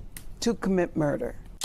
Uncle On Roro April came 14th, through. police say Tavon Luckett went into the Quick Mart to get pizza rolls. When he came out, he recognized Kenny Twyman and called his name. A witness said the two men appeared to shake hands before Twyman Daps shot him Luckett up, in the neck and shoots chest, him down. then hopped in a car Crazy. and rode away. Did that cash bond keep your family safe? No. No, it did not. We are still not safe. We're equating a higher cash bail with public safety, and that's just not the case. Nick Sainer is co-founder of Justice Point, Milwaukee County's pretrial services agency, and an outspoken advocate of bail reform. If money isn't going to work, and money doesn't work, then we have to take a look at other options. But bail reform means different things to different people. The Waukesha parade attack last fall focused attention on low bail for violent offenders, prompting State Senator Julian Bradley to call for minimum bail amounts for certain crimes. How do you pick a fixed dollar amount like $5,000 or $10,000 and say that's the magic number? That's not the magic number, it's the minimum. It's the starting point. Twyman posted a total of $12,500, but still wound up charged with homicide. When someone needs to be detained, they need to be detained, period. Sainer wants to eliminate cash bail altogether by releasing most defendants until their cases are resolved, but holding the most dangerous ones in jail no matter how much cash they have. You're held until your hearing date. How do you feel about that? I think that's a very good idea. As it is, Mary says the criminal justice system let her family down, but it's what happened after her nephew's death that rubbed salt in the wound. You know that he was going to be there via Zoom. I mean, why didn't you go and get this guy? On April 21st, a Milwaukee court commissioner issued a homicide warrant for Twyman. The next day, he was in court on a different case, appearing by Zoom from his lawyer's office in Racine. The prosecutor knew there was a warrant, but according to Deputy DA Kent Lovern, she said nothing. It would be in the interest of law enforcement and in our interest to not have that information divulged to a subject who is wanted. All they had to do was just pick up the phone and make a phone call. Mary says her family members are grieving, but they are also scared. Who knows what he's going to do next? If the system will hold Kenneth Twyman accountable, she says, this could turn into a real gun battle within the city of Milwaukee. The streets will. Kenneth Twyman was actually due in court in Waukesha County on Monday for a plea and sentencing in a felony bail jumping and drug possession case from 2021. But with that homicide warrant out for his arrest in Milwaukee, of course, he was a no-show here. We're told Milwaukee police have now asked U.S. Marshals to find Kenny Twyman for the third time. In Waukesha, Brian Polson, Fox 6 Investigators. Kenneth Twyman has retained attorney Mark Richards to defend him in the... So, man, right? I wanted to just make that like a bonus. I saw that today and it really hit me like, so much going on, but this is a real problem right here. A real problem.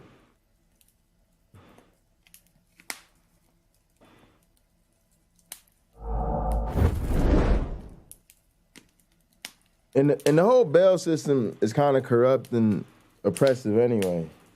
So I feel like this is something there'd be a ton of pushback on, especially the part about letting most, nonviolent and whatever low-risk offenders just go until their time is up. Or not their time is up, to their hearing date. I really think that would be a spectacular reform because so many people end up with you're almost, you're punished, really, pre-sentence. You're supposed to be convicted of something before you spend all this time in jail. And it's so normal for people to have to put up a house or family property because somebody gets locked up for a minor offense. Now they want all of this money. And so then that becomes a system where a lot of people can't afford that. So then they're essentially locked up until their hearing, which really isn't necessarily right because they've only been charged with something. And again, we're talking about cases almost exclusively where they're nonviolent or low risk. And if there's some time they need to do, they're going to do that anyway. And then, as you see, people who have access to cash flow, often illicit cash flow, to be frank, you know, they could just afford to just dip. They pop out the bail system, and then since there's no necessarily prejudice against what they've done or them as particular defendants, they're just allowed to go. They're back out on the streets. And, you know, to some of these, let's face it, more hardened criminals, you know, jumping bail is nothing to them at this point, right? When you're looking at murder charges and all of this shit, you ain't worried about skipping out on the bail charge. That's the least of your concerns. So, and if you got enough money to post it, yeah. And to be honest, if you got people to hit or different things to help settle your cases, you know, people can't tell, dead people don't tell stories sort of shit, you know. Whew. It's a lot going on with that guy. You know, that guy, like they say, the menace. Man, he's a real menace to society, man. It's crazy. Then you got to pay for your incarceration, too.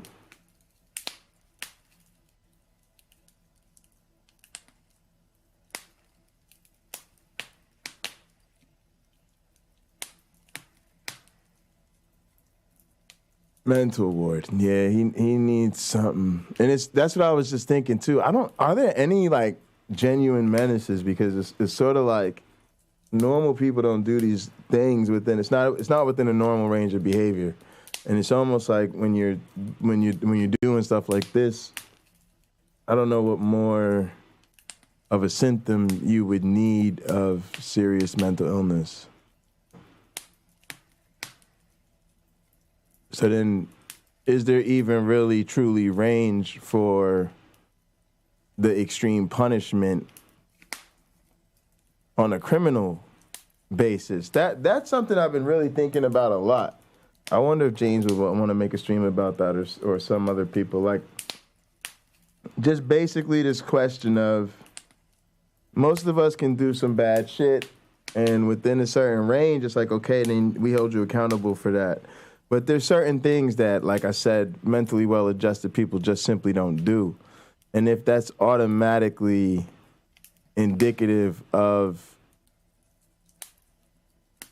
a cognitive deficiency, let's say, then how just is it to hold you responsible rather than treat as a mental health or some combination of a mental health / criminal issue? And then it just gets interesting with how much responsibility does the person have. Now, me personally, I don't care. Like I said, if you do it, you do it, and the system has to deal with your behavior. And we do want to make considerations for people's mental health, but those considerations only go so far. And sometimes I think that's just the way it has to be from a practical perspective, but I think it's an interesting question.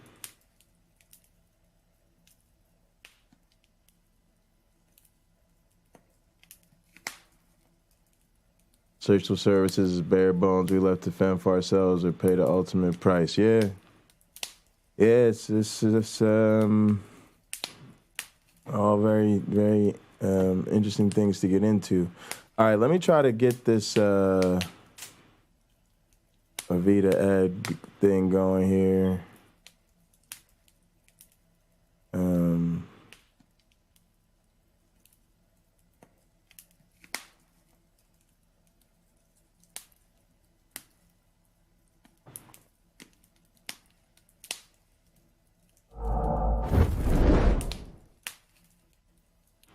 Oh, I don't think the script is in here.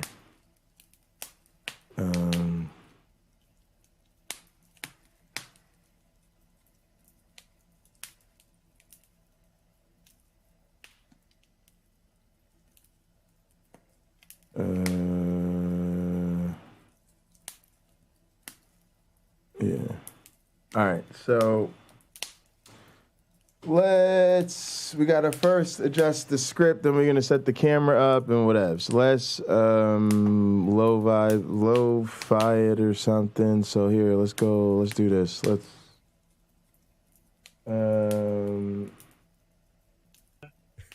How you doing? Is of the greatest importance, and the way we should put our lives should be devoted for. But it is worth, I will say, more than Election Day, that for this coming month, I really can't think of anything more important to do than to try to help people, progressives, get to the polls, be willing to vote, and to vote for a Democrat over a Republican, not for a Green, in where there's a close election in these swing states. No, while in principle I agree with what Dan's saying, don't we also, as we're doing this, have to educate workers and ordinary people about the underlying causes for this malignancy of a Republican Party? But I've called it a malignant cancer on a cancerous, systemically cancerous body. So yeah, you got to deal with the malignancy. But the underlying cancer is what's happening. We're just trying to edit the script here. So I mean, what's your take, Noam, on how you talk electorally at the All right, same I want to get rid of Doctor educate here. people about the systemic forces? I'm just reading this right now. You guys can read it along if you want. The traditional left position that I was describing. Politics is not. You'll hear it when I record it anyway, so I'm not too worried about that. To one day in November every couple of years. That's the establishment position. Should not accept that. Our position should be politics is what you're doing all the time. Part of that is trying to educate and organize people about the fundamental, deep problems of the society, of the state capitalist order. Work on that all the time. We do not obsess about the question of what to do for 15 minutes on November 8th. The answer to that is straightforward. Spend those 15 minutes trying to get the worst guy out, not helping them. All right, I'm going to put these little pace indicators in. Yourself in the back. That's not the thing to do in those 15 minutes. It's to say, okay, let's get rid of the worst guy before they kill us, and then get back to work doing exactly what you said. So why, for example, are working people voting for somebody who is destroying them? Well, let's go take a look at that. Who are they? There are studies, careful studies, mostly rural people, the kind of people who are dying from excess deaths. Mortality is increasing among them. The wives are collapsing. Their jobs have been lost. They're the victims of neoliberal globalization, which is designed in such a way. Welcome to introduction tutorial for. All right, let's call this. Let me pause this and put on some music. But I think the conclusion of all this, honestly, is what we've heard so far. I'm kind of impressed with how far we've gotten into this because I didn't want to listen to the whole thing. But I think even myself, I was the question of the day today is, are you motivated for the midterms, right? And that's pretty much what all this is about. Is we've got to recognize, I wish Lena was here to talk more about the fascism, but we've got to turn out against these Republicans. And it feels like such party line bullshit, but we've got to set some of our progressive and not differences aside for right now. And we've also got to make sure we're not apathetic going into these midterms. Things are rough, but they could get a lot worse.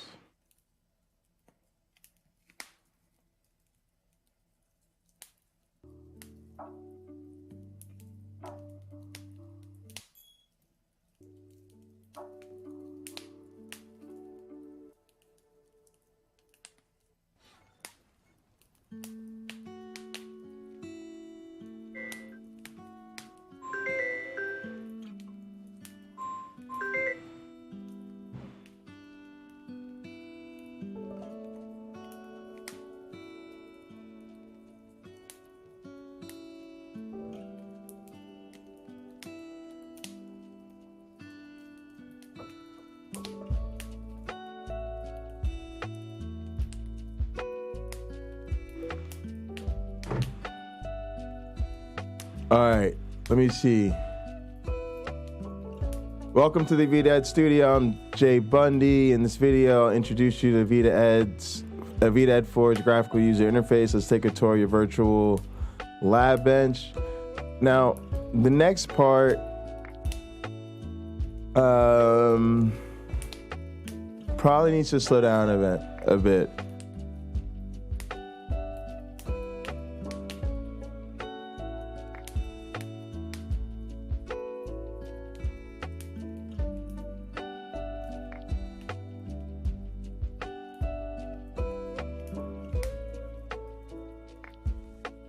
All right, we'll go with yellow there.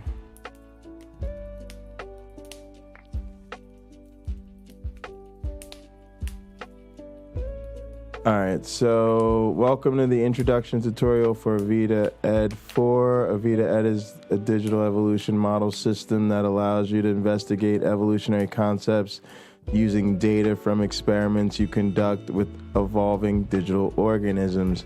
In Avida-ED, we refer to these individual organisms as Avidians. In this video, I'll introduce the view chooser, freezer, and lab bench that make up the main areas of the user interface. Save that. We actually need to save this as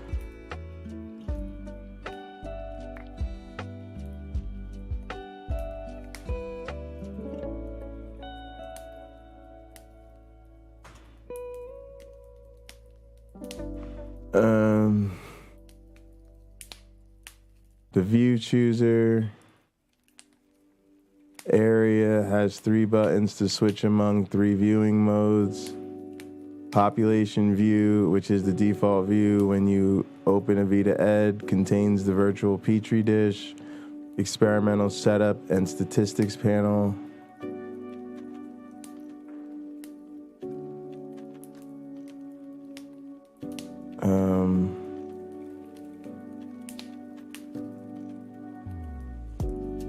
These panels allow you to run evolution experiments and collect data.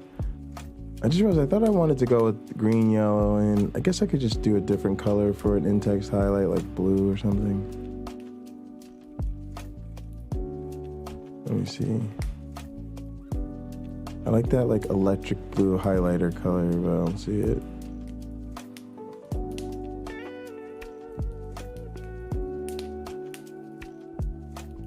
These panels allow you to run evolution experiments and collect data.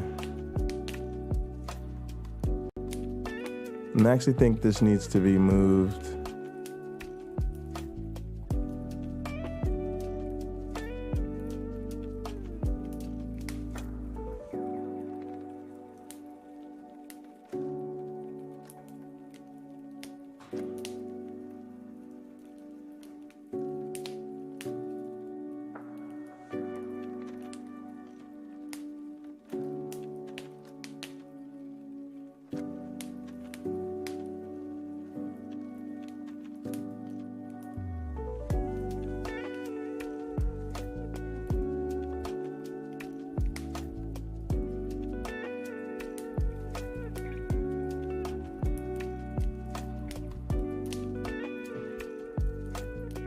Population view, which is the default view when you open Avida-ED, contains the virtual petri dish experimental setup and statistics panel.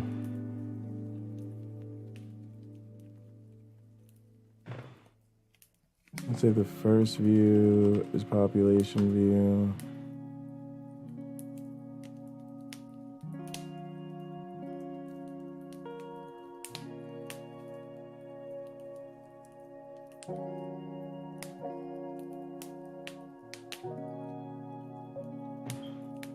This is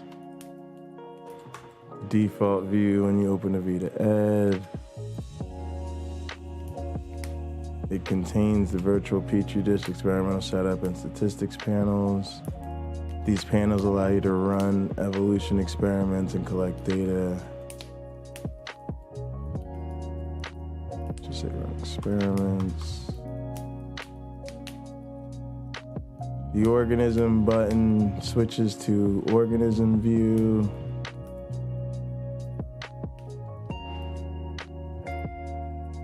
This view,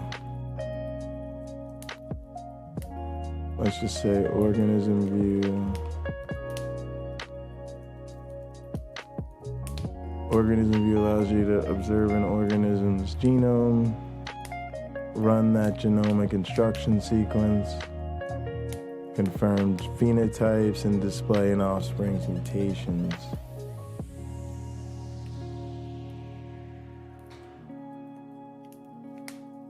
The analysis button switches to analysis view, which allows you to view data collected from one or a few finished experimental runs and compare graphs of population variables, for example, the average fitness of organisms in populations over time. Matter of fact, let me run Avida-ED.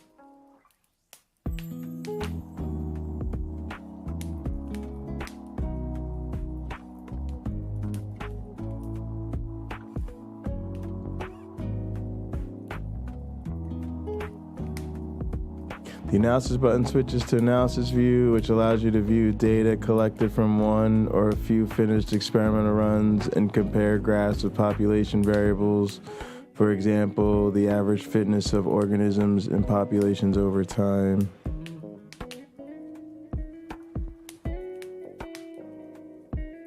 It's fine. The freezer area allows you to save individual organisms, populations, and dishes with configured environmental settings. Saved items are referred to as frozen or saved. The configured dishes panel stores experimental setups for use to aid in treatment replication. The organisms panel stores individual Avidians for use as ancestors in experiments or for experimentation in organism view. The populated dishes panel stores experimental populations for continuing experiments or for examination and analysis node.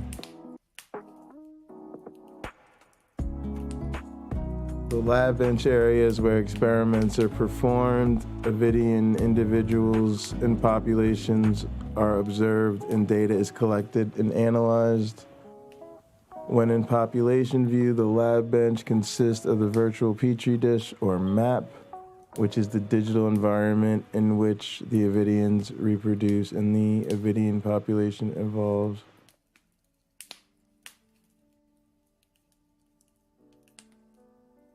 The lab book, let's just say contains. The lab bench shows the virtual petri dish. A map, which is the digital environment in which the Avidians reproduce, and the Avidian.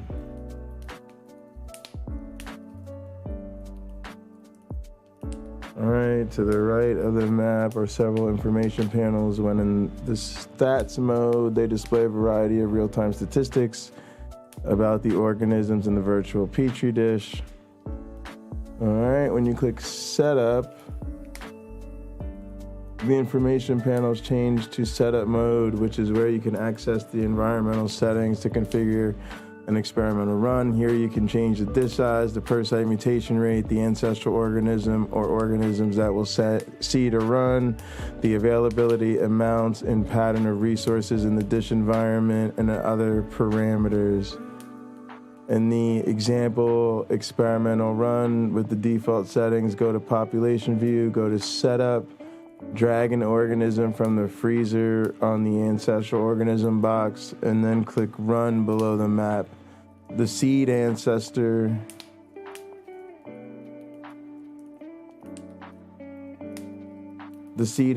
begins to replicate and its offspring spread across the dish. Click the stats button to view the statistics of the evolving population. To see an example of what the genome of a single Avidian looks like, go to organism view and grab the all functions item from the organisms panel of the freezer at the genetic. And drag the freezer to the genetic code box next to the genetic symbol near the top of the lab bench. The circular genome that will appear is composed of the instructions represented by single letters within colored circles. Click run and observe the execution of this Avidian's genetic program. To see an example of data from a saved experiment, go to the analysis viewer and drag the example item from the populated dishes panel in the freezer into the blank central area. A graph appears showing data from this saved example run. Click the drop-down menu options from the bottom right of the legend to see different data plotted on the graph.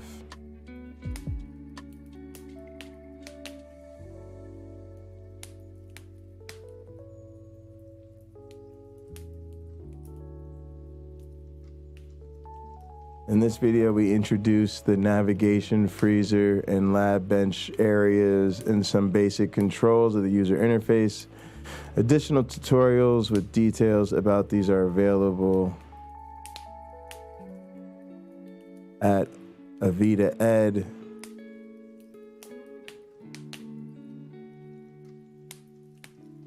I guess I should say that avida-ed.msu.edu.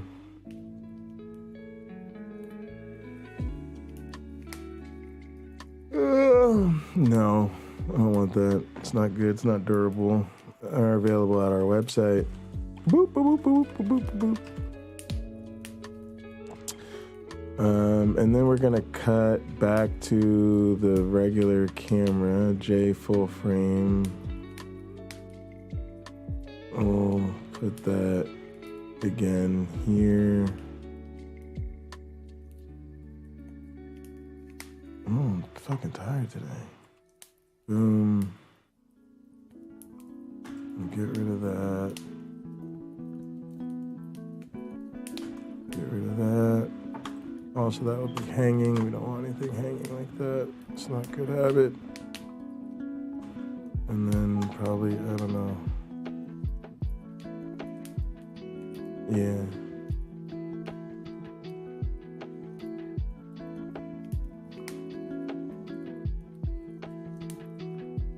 All right.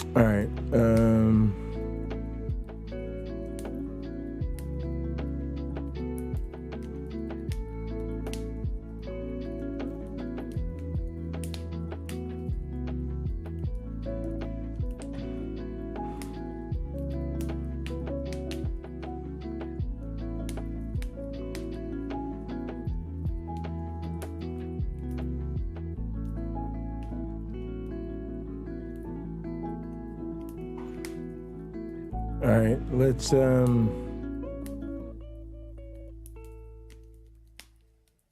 this looks good to me. I don't want to spend too much time on it. It's kind of nice. Oh yeah, that's fine. These are all kind of that way. All right, that's the 3.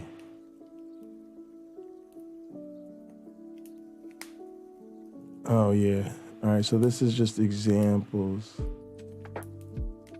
All right, and I should add something else in here. Let's cut to another full frame in here. Like there. And we'll add in an introduction to this section and just say,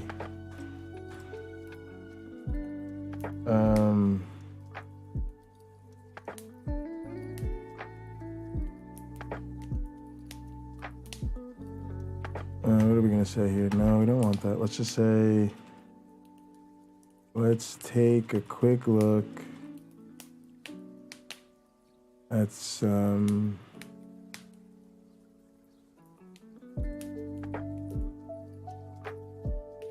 let's take a quick look at using the interface.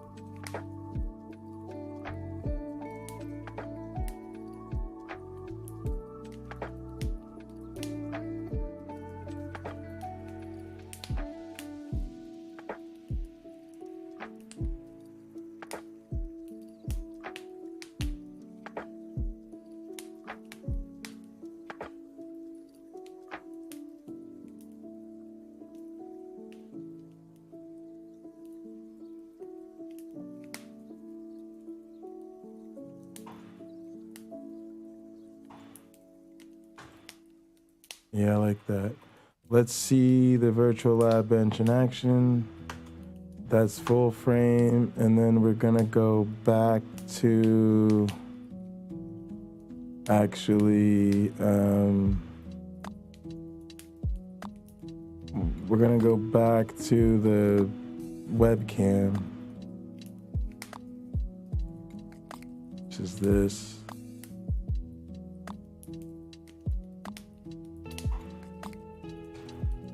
This is kind of a nice, like a section heading almost. I don't know what the heck's going on with you.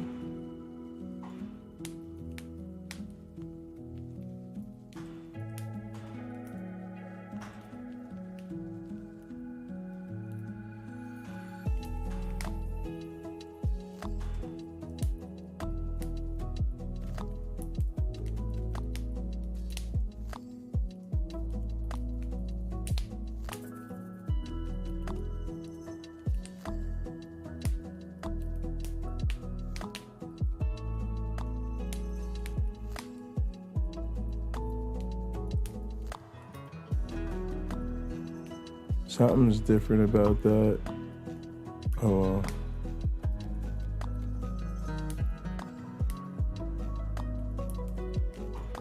Should be alright.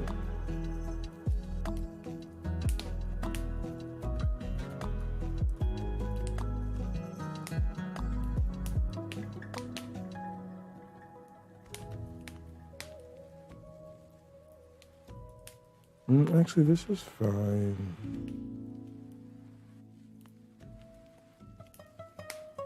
Yeah.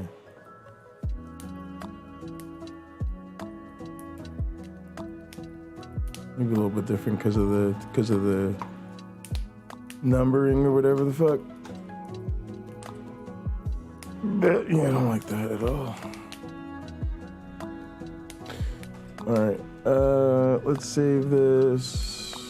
And I think that that's cool. We don't need to make a lot of changes to this. This was actually kind of rocking and rolling already. We just wanted to tighten it up a little bit, add a couple of little polish. Also, these sort of pace cues, like this green tells me to read this at kind of full pace, but to slow down in this section, so I'll read this slower. This blue highlight tells me I've got to do something with the mouse or whatever. I could have put in more of these, but I don't want to put in too much because then it makes the script busier than it needs to be.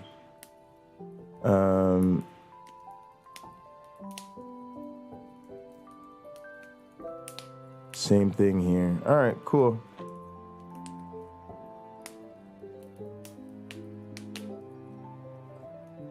And then I'll go back to full frame here, and I'll try to shoot all these full frames in one go. That way they're ready to rock.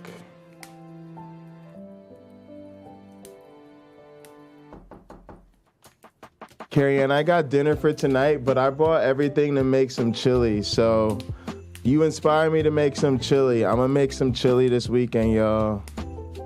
Have some chili and chill. We've also got a motherfucking phenomenal movie list for this weekend. The movie list is crazy this weekend, y'all. All right, so I gotta try to grab a software license for the unlocked version of Droid Cam so we can redo our screen capture to make this next draft. I gotta set up the camera, set up this little corner here so we can record. So what we're gonna do is I'm gonna let the lo-fi play. I'm gonna hit the little boys' room. I'll be right back. We'll take a mode break and keep it moving, y'all. Appreciate everybody. But yeah, we're getting it done. We're getting this work done, y'all. Appreciate everybody. All right, y'all, be right back.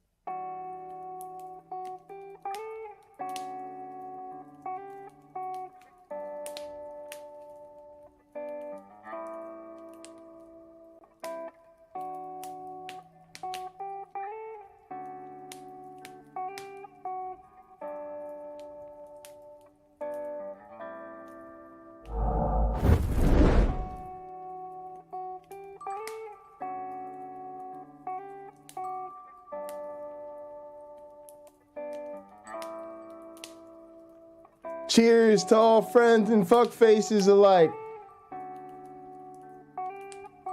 And after today's leg day and then today's full body day, I'm exhausted. I worked out too long and I'm feeling it. So glad I can relax. Cameron, shut the fuck up.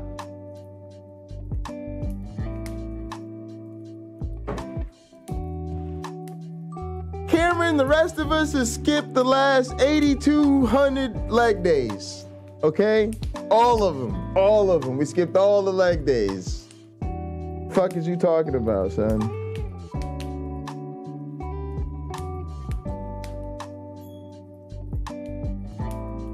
And are you talking about we need emoji splashes in the gather? I gotta figure out how to do that shit. I've been thinking about that.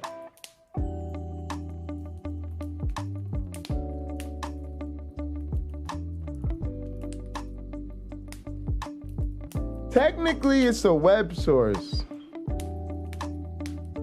So, I don't know. It'd be interesting.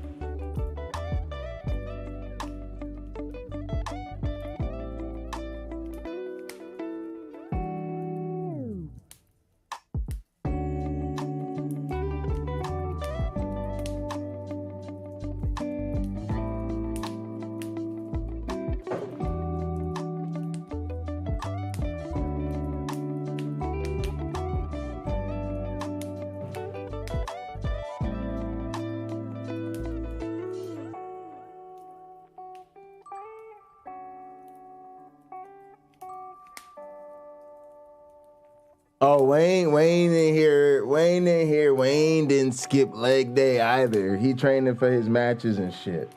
He training for the pay-per-view.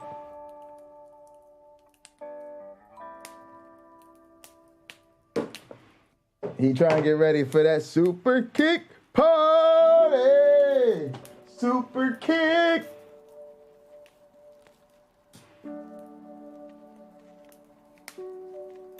Followed by a super thick party. Super thick.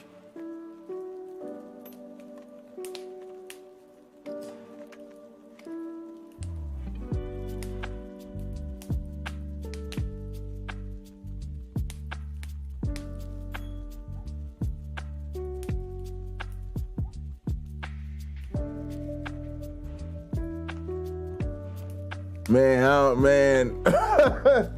The latest Otangelo done been, I don't know. We've been exposing Otangelo. So we ain't seen too much from him. And we've been trying to enjoy our life, so we haven't seen too much Sal. We gotta catch up. Maybe we can catch up. What's the latest? The latest in the world is Sal Cardova.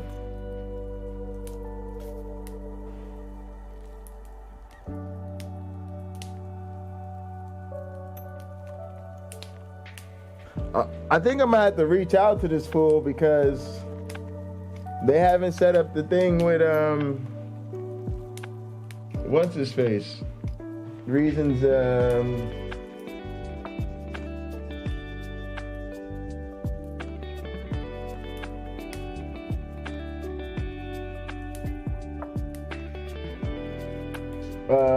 modern day debates. Also, I gotta grade my damn midterms. It's a shitty thing I have to do this weekend.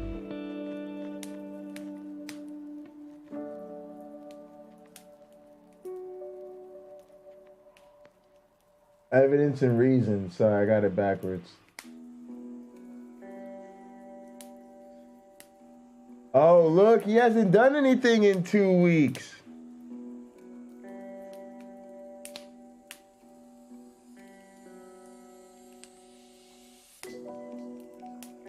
Has he been on his other channel?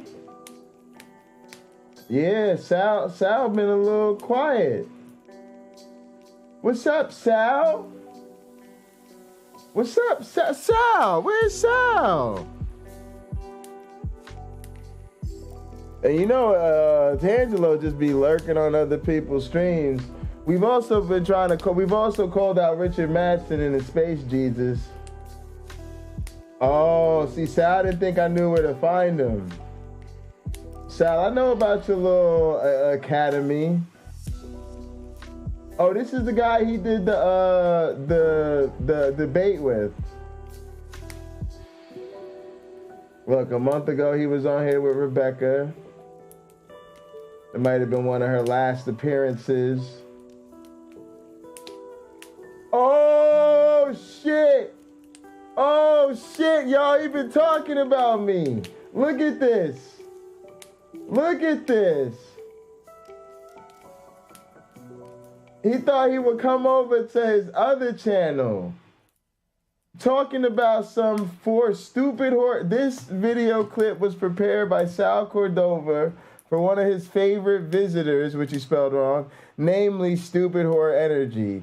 It pertains to a battle between relapse and people. Did he mean to say real?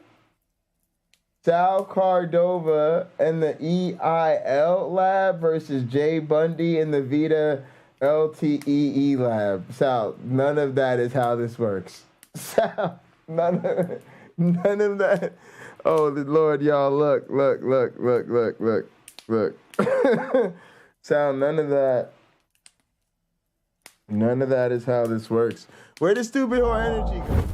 Oh my goodness, y'all. I gotta message her. Why? This is what happens when you don't check your messages.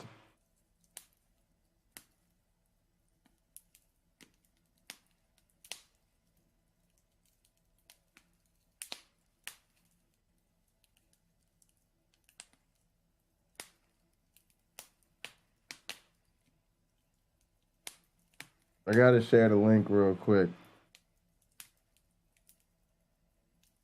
Y'all, I don't know if we can't watch this whole thing right now. I'm just teasing y'all. I gotta work on this Avida-ED video and then I go watch this later. Oh my goodness. I can't believe he did this, y'all. Why would he do this? Why does he think he could? Because remember, y'all, he said he didn't want to call me out because he was scared because I was too dangerous. See, he does this. He's so slimy. This is what Wayne was talking about. Slimy Sal. And then he tries to go on his other channel that he doesn't think I watch because I don't visit it. And then he's going to talk shit about me over there. This is the type of dude we're dealing with, y'all. Oh, I'm logged into the wrong account. That's the problem. I mean, guys, I don't know what to say about this slimy motherfucker. I really don't. I really don't even know what to say about him. Like, it's just ridiculous. We're gonna have to bring this thing to a head at the pay-per-view. I'm starting to see the card form together. It's gonna be Uncle Bobby versus Tangelo. I would really like to do James versus Rebecca, me versus Sal, and we got to figure out what to do for Wayne. I think we need to do Wayne versus Matt Powell. I think we need to do Wayne versus somebody from the Standing for Truth camp. That's not Kent Hovind, because he's on the fuck no list. Maybe not even Matt Powell. Maybe we got to shut down that whole camp. Maybe he could take Donnie. We could just do Donnie on his own. You know, Donnie versus Wayne. That would be crazy, y'all. Donnie versus Wayne.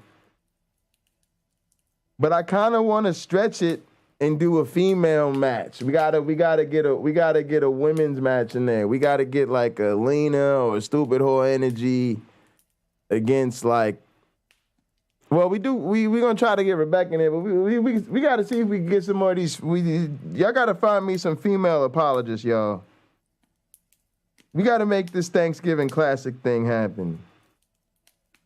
Yeah, I can't believe this fool Sal is talking about me. I can't believe he's this stupid. Yo, he's really this dumb? Yo, he's really like, man, nah, I can't even. I'm gonna just listen to a couple minutes of this, y'all, because I'm not even, man. I'm gonna have to deal with Sal a little later on in the show, y'all. This is just a teaser, y'all. I can't even deal with Sal like this, man. I got work to do right now. I can't even be getting distracted with this moron. What is this moron talking? The show will start after a 2-minute video of the awesome-looking Valkyrie bomber. Nigga, what is you talking about? You're gonna show 2 minutes of this Valkyrie? Yo, he showed 2 minutes. Look. This is what I'm gonna do to y'all. This how I'm gonna do y'all. I'm about to be dirty, y'all. Y'all about to hate me after this. I promise you. I promise you're about to hate me. I know how to broadcast. I know how to anti-broadcast. Watch me pull this anti-broadcast shit right now. Look, y'all. What I'm about to do is show you the best 2 minutes of Sal Cordova. This is the best part of Sal, and then I got to get back to work. At least Sal knows how to have a long intro like me.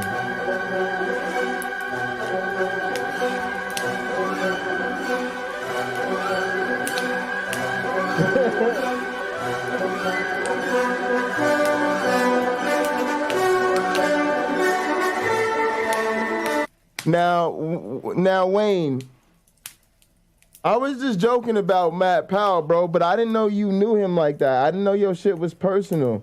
He said Matt Powell would last 4 minutes and then he'd rage quit so hard. Wayne, I didn't know you knew his wife like that. But just because you know a man's wife like that, you ain't got to put his business out in the streets. I didn't know you had a personal beef with Matt Powell. This nigga whipped out that nigga diary. He was like, oh, Matt Powell? Oh, no, let me tell you about the word on Mastery. Yeah, Mrs. Powell then let us know exactly who Matt Powell is. 4 minutes and rage quit. 4 minutes and rage quit so hard. That's what he sound like. That's what I heard.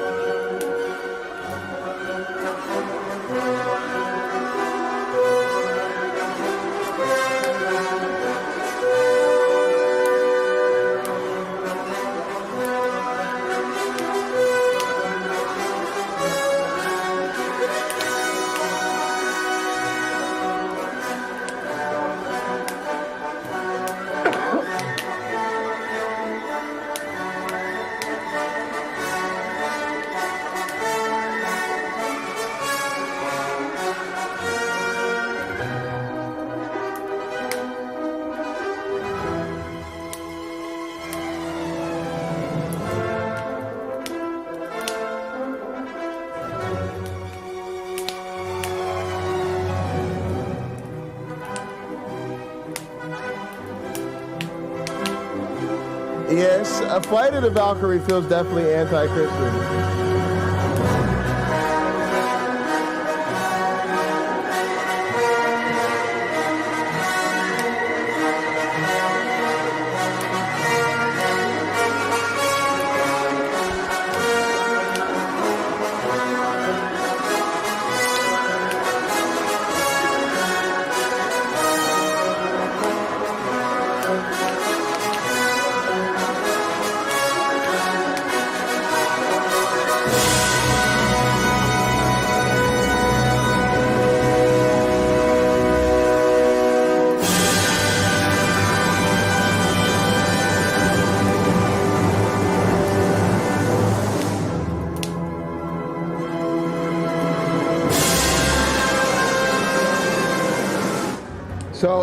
So extra, Sal.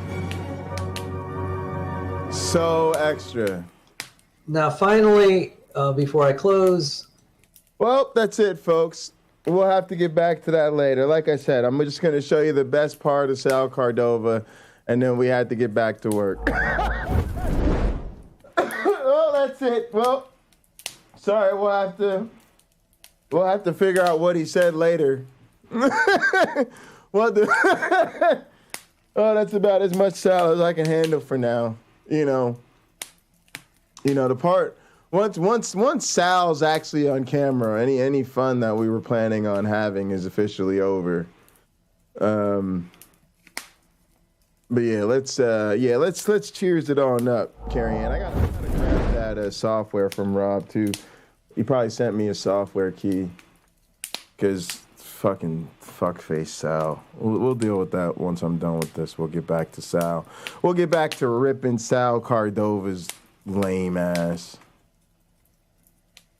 Oh, Sal.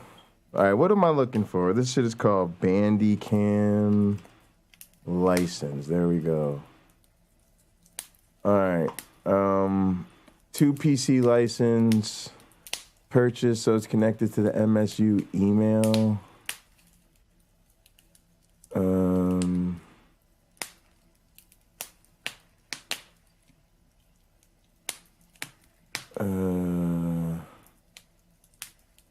How to register, how to use.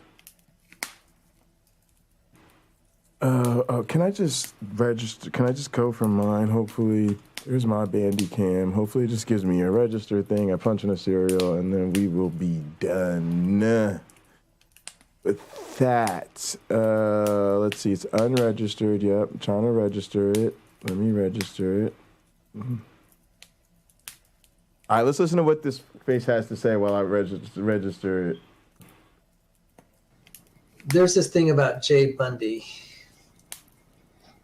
And I got some feedback this morning and say, Sal, I was so upset with you because you're egging him on. You're helping promote him. The guy's crazy. I was like, really? And he said, yeah.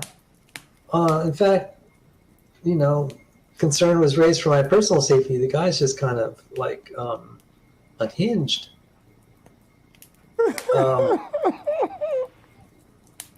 Do some of you know who he is? Let me see. So there is. I'm hearing funny sounds out there. Sorry. There was some reference to where he said, I need a hug or something. That was a joke, an inside joke. And I'll show you what the inside joke. You need an online connection to register Bandicam.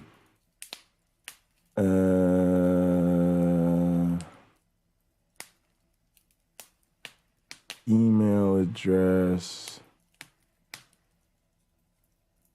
All right, let me see. I've got a serial number.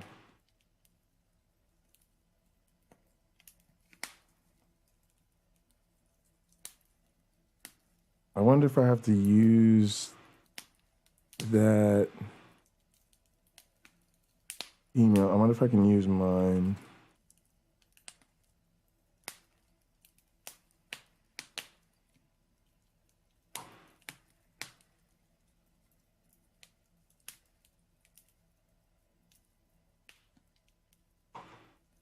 Okay, yeah, I gotta use a different email address. All right, let's I gotta use Rob's, that's why I took the screen away.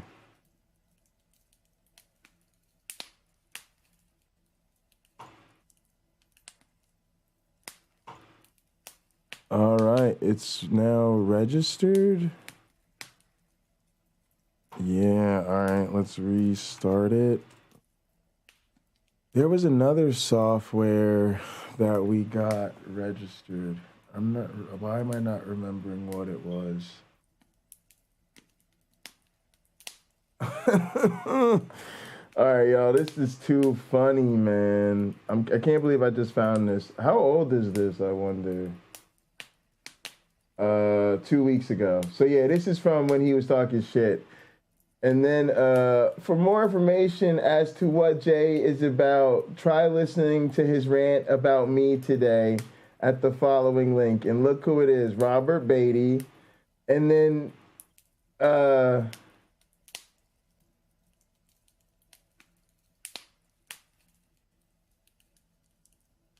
yeah, oh, so Sal's wondering how Robert Beatty found me.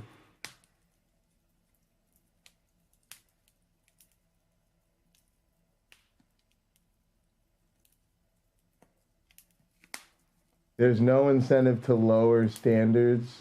Wow. Sal said to Robert Beatty, I found out universities put on their performance standards the number of PhDs they award. There's no incentive to lower standards, which is not even what you are trying to say with this point that you're misrepresenting.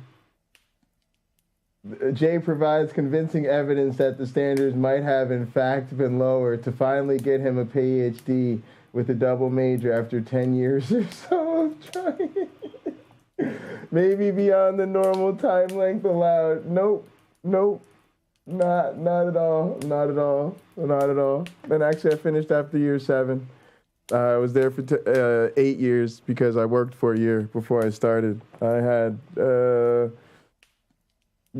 2 years, I think, left technically before my department would have had any issues. And since I had so many fellowships, I had only used 1 year, maybe 2 years of department funding when I was awarded 5. So nope. Again, they always do. Say, I know this is going to bother you, but going into that last year right before COVID, bruh, I actually got a raise. Oh, damn. Oh, it's funny. All right, good times. You know what, yo? Is there any old school Kent Hovind around? Yo, I definitely got to get on this Sal thing, man. This is so funny. Yeah, let's go some throwback, like some throwback Kent Hovind. Oh, fuck everything. Nope. I want y'all to watch this with me. This is the thing that honestly paid so much of a motivation in my starting out with this, y'all. Who put this up here? Are we gonna get the stream pulled probably? Yeah, probably because it's Answers in Genesis. Bye-bye, stream. Stream go bye-bye. Stream go bye-bye. So you want to go 3, 2, 1?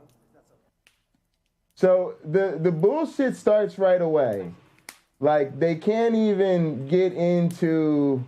video where I walked through the Ark with Bill Nye. And this happened on July 8th, the day after the Ark Encounter was opened to the general public. Enjoy this 2-hour walkthrough. Start down here. Okay. Just walk up onto the first deck and just walk up to the third deck. Okay. So then you get to see all the exhibits and all the way up and just give you... One by one going up? Yep. Okay. Would it be okay if we started on the third and went down to the first? Well, we could do, but it's sort of in order if you go 1, 2, 3. Okay. What's the bill? Do you want to do 1, 2, 3 or 3, 2, 1? And the thing is, I think we're going to do a sit down afterwards. Where is sit down? In the third deck. I'm honestly fine with anything.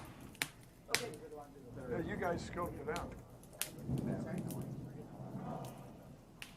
Oh, do you want to fix it? Do you mind if we go to the third first?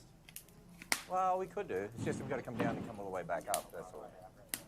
It's just. Can we take the elevator back up to get up to the third? Because what we were, Jason and I got a chance to look through, and we loved the top 4 exhibits. And also exhibit with Bill. So we thought that we could start up there. Is that all right? So you want to go 3, 2, 1? That's okay. Okay. It's like so insane. But we want this. Did you get that on sound? I record a lightning effect for here. While we're at it, I'm going to change batteries at that time.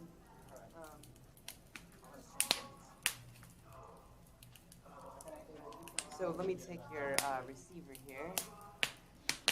Well, we need to go up in the elevator. I don't have it. Here, I got So can you go get the elevator ready? Yeah, that's fine. We only have one elevator working right now. The big freight elevator's still not connected up. Okay. Well, that was a nice cracker. Oh, I can see the light. I looked on the radar. Once this goes through, there's nothing behind it. That was especially for you, Bill. No, that was me. I get behind on my email sometimes. I'm way behind this week in my emails.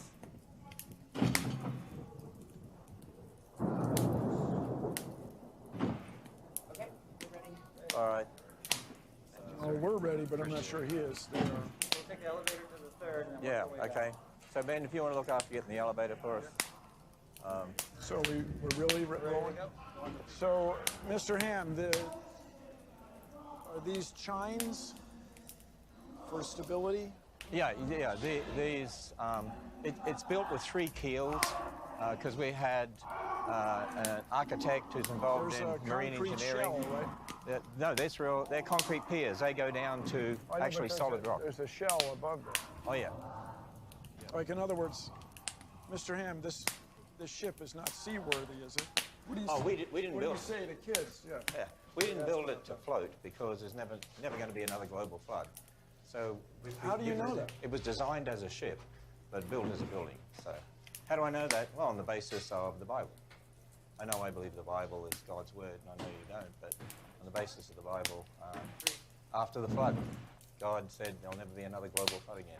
Been lots of local floods, but not a global When flood. did he, where does this say that? Genesis chapter 10. Oh, sorry, Genesis chapter 9.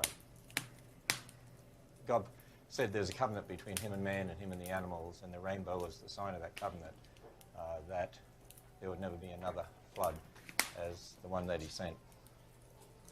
So, rainbows, what makes a rainbow? Would there be rainbows without that covenant?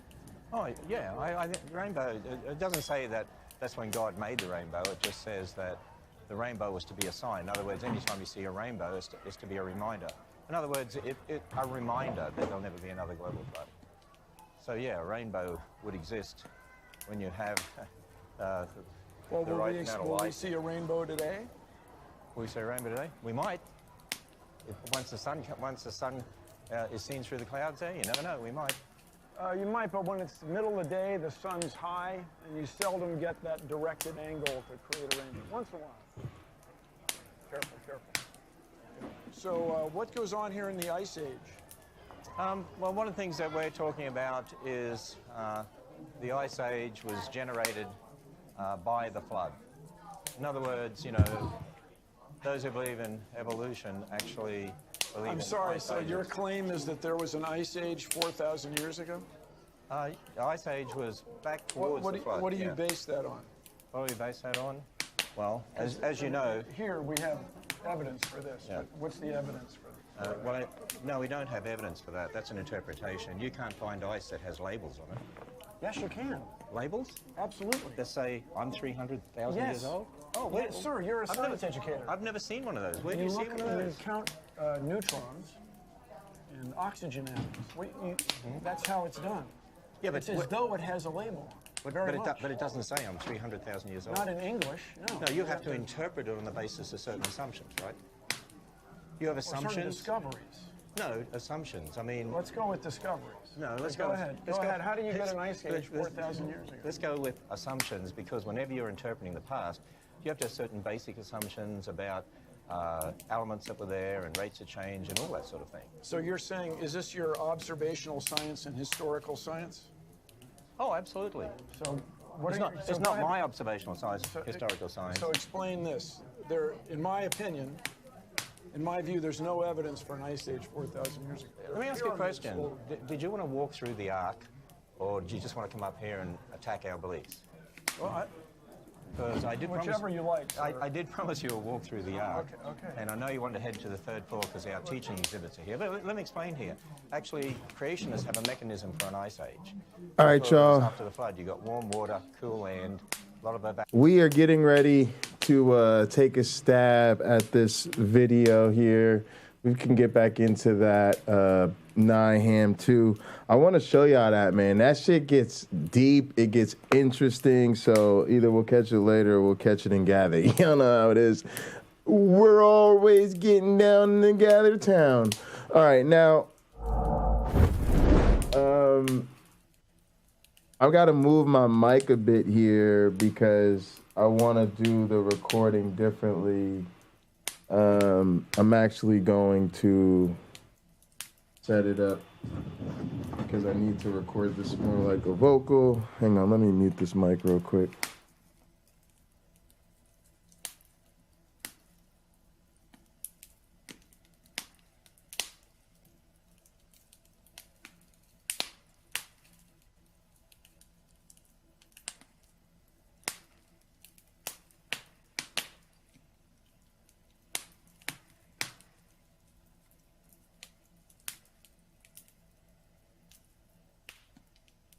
Check, check, check. Yeah, this way I can pick it up kind of naturally in the room. We'll have a little bit more room tone on it than normal. Although I could record it with the handheld mic, but I don't mind the microphone being here. But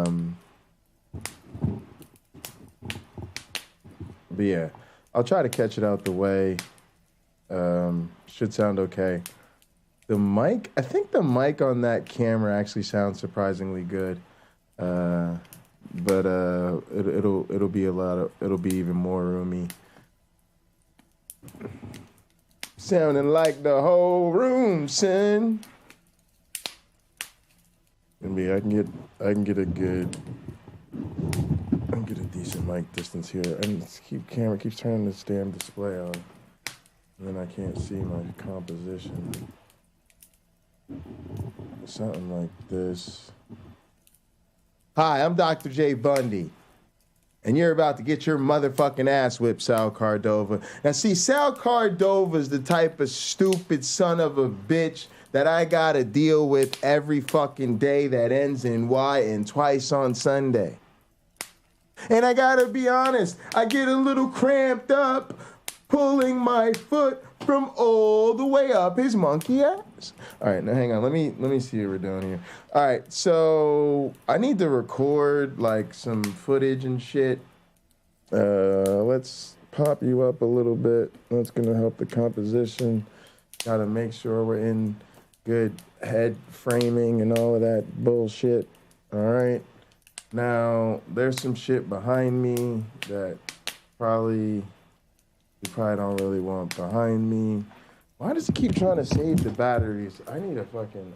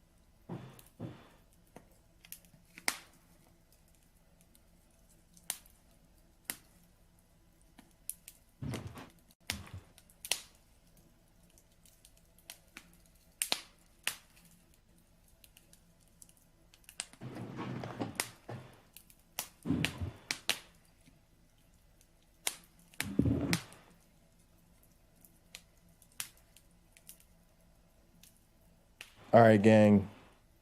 Let's go ahead and try to get this shit. I did this before with actually using the Bandicam, I think, to record the audio. Oh, no, I didn't. I recorded the audio through my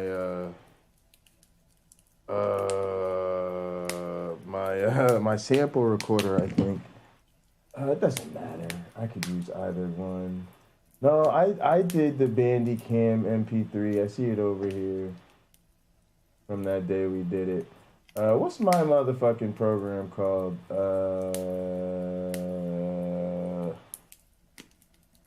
WavePad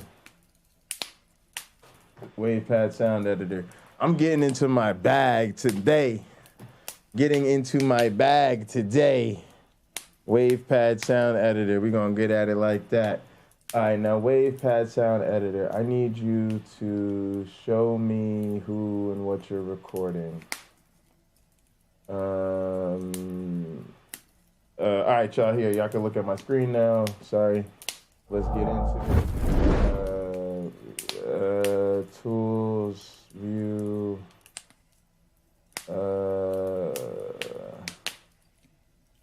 Options, audio. All right, it wants to record on 77 and 8.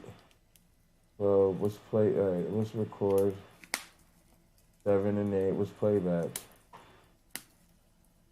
Oh, I guess that's audio. Yeah, sound play. 7 and 8. Record. 7 and 8. All right. That's okay. That's cool. Then boom, boom, boom. Let's take my mic. Open up. It's already going to 7 and 8. Open up 7 and 8. Should be recording. Why am I not seeing levels? Levels. I'm lying. I'm seeing levels. We good. Levels. Play it. Levels. I'm lying. I'm seeing levels. Beautiful. Beautiful. Don't say that shit.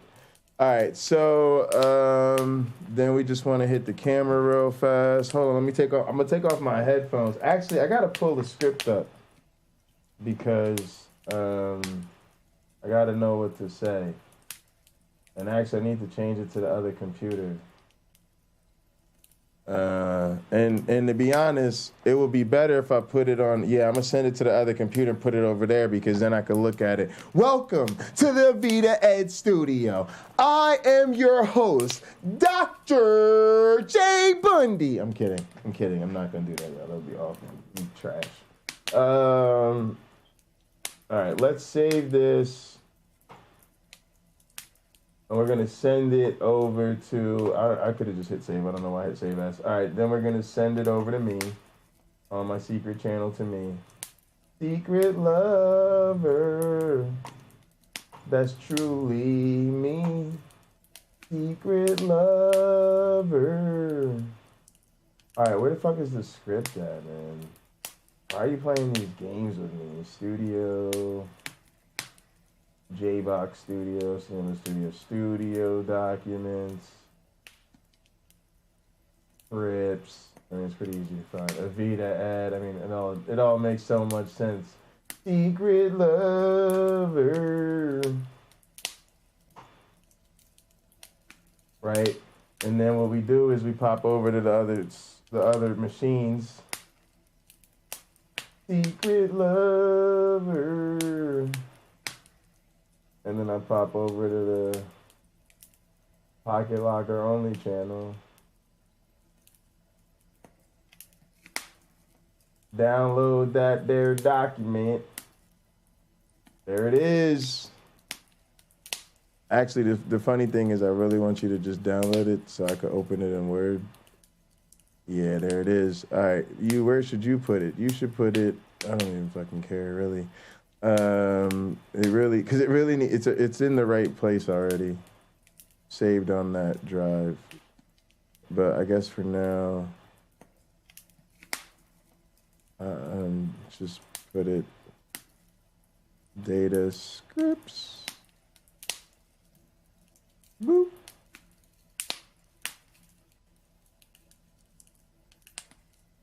No, I just pressed it more than once.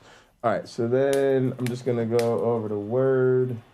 You know what I mean? Word up, homie. I'm just gonna open Word. You know what I mean? Word, son.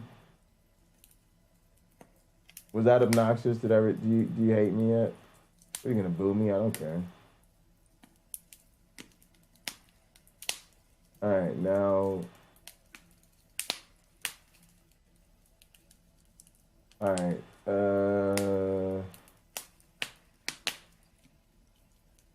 Let's see.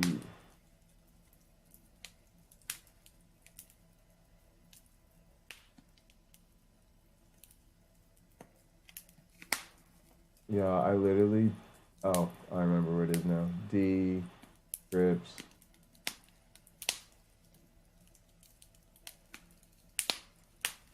Oh, that's interesting. Yeah, man. I don't know why nobody does my yard work for me, man. All I got is a rake. And honestly, I feel like people that do that, they're not even really interested in helping you with your yard. They're secretly just pissed. And they want they neighbor's yard to look a certain way. And so since you haven't gotten around to it and they tired of looking at your shit, they just like, fuck it. I'm doing Cameron's leave too because I spent all this time on my leaves and my neighbor's lawn is all covered in leaves still. I can't tolerate this difference. All right, y'all, let's see how this goes. Let's see how this goes. All right, we need to get this set up for video, which I forget how to. How do I set this up for video again?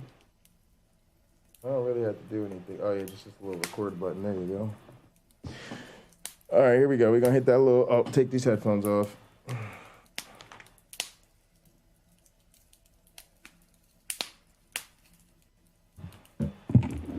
Wait, let me turn off. Let me just mute this. Oh no, who's doing the fireplace? Fireplace has got to stop.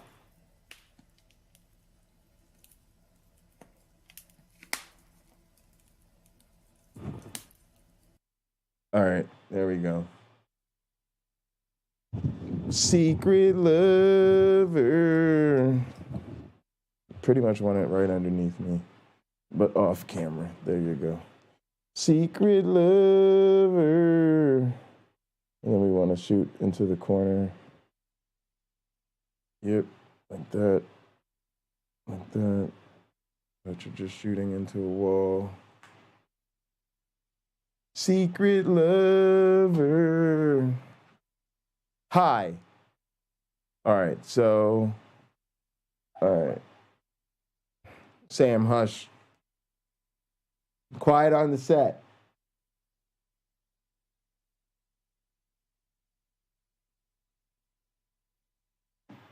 All right, let's do this. Recording there. Recording here.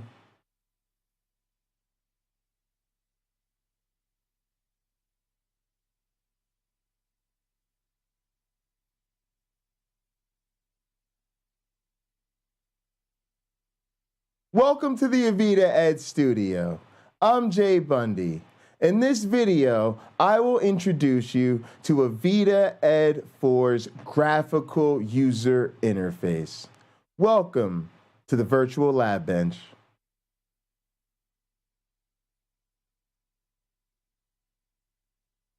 All right, cut.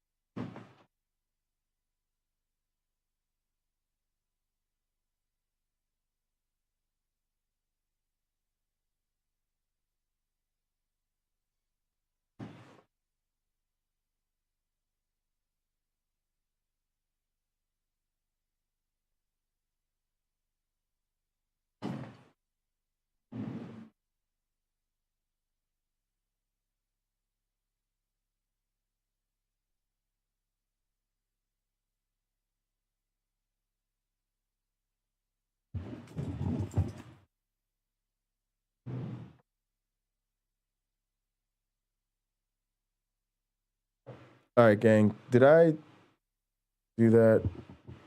Muted? I don't know what happened. All right, let's see. I might not have been playing that on stream, but here we go. Welcome to the Avida-ED studio. I'm Jay Bundy.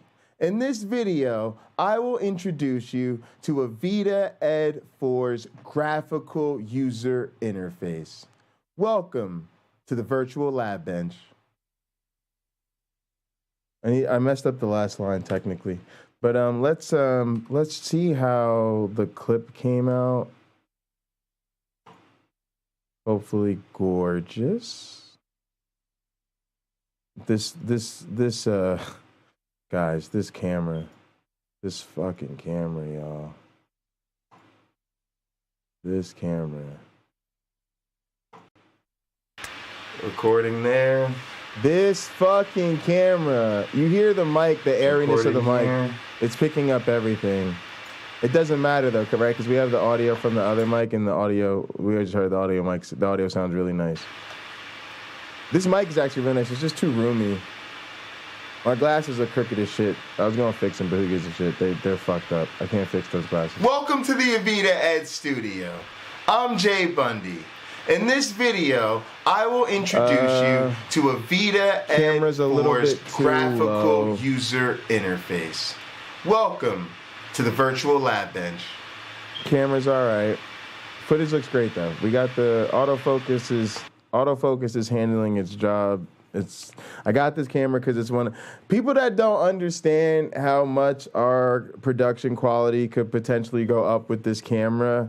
Let me just put it to you fucking YouTube nerds in language that you understand, okay? Let me put it to you in language that you understand, folks. I have the same camera as Derek. Except if you ask me, mine might be a little bit nicer. Derek and I basically have the same video camera. Derek has a version that has no built-in record time limit. So it's more built for video. I have one that has like a shorter record time limit, but I already know the way around it. And it's technically better for like photos and like has kind of a slightly like technically like sharper image and shit, but not really anything noticeable. Sometimes I kind of think like his way to go of it was kind of cool, but mine is considered like one of the best photo cameras Canon's ever made. And then I know how to work around the record limit. So like for like streaming and making longer videos and shit. So I decided to go with this one first. And if I could get my hands on another one through another project, I'd probably go with the other one. But yeah, y'all, part of the reason I got this camera is because the autofocus is amazing. So you just point it, it does the autofocus for you. You can see all the details, too many details. Got to clean up the corners of my mouth real quick. And this is why I took a test recording. It's a little bit too low. It chopped off my head, or I should have been sitting back further. Yeah, I kind of sat up a little bit too much on it, and then I got my head cut off. So I need to probably sit a bit further. Also, probably get a little bit more centered in the frame so that I don't end up with the shot I don't want. Trying to close it in a little bit. Come out in here. Yeah, and then I have to sit back here. Make sure I don't get cut off. Kind of like here. Hi, I'm Dr. J. Bundy, and welcome to the Avida-ED 4 studio. In this video, I will introduce you to Avida-ED 4's graphical user interface. Welcome to the virtual lab bench.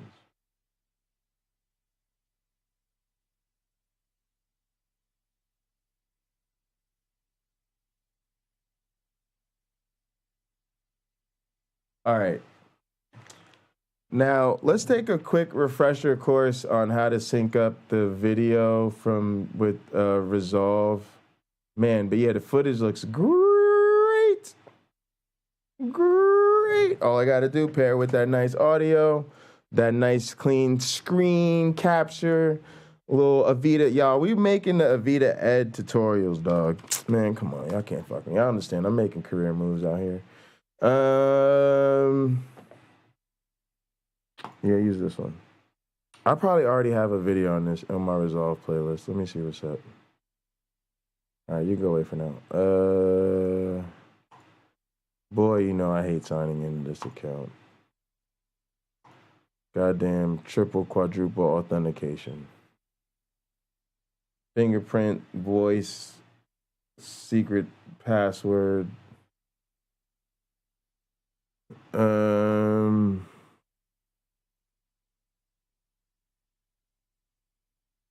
Ted Cruz perving out. Hey now.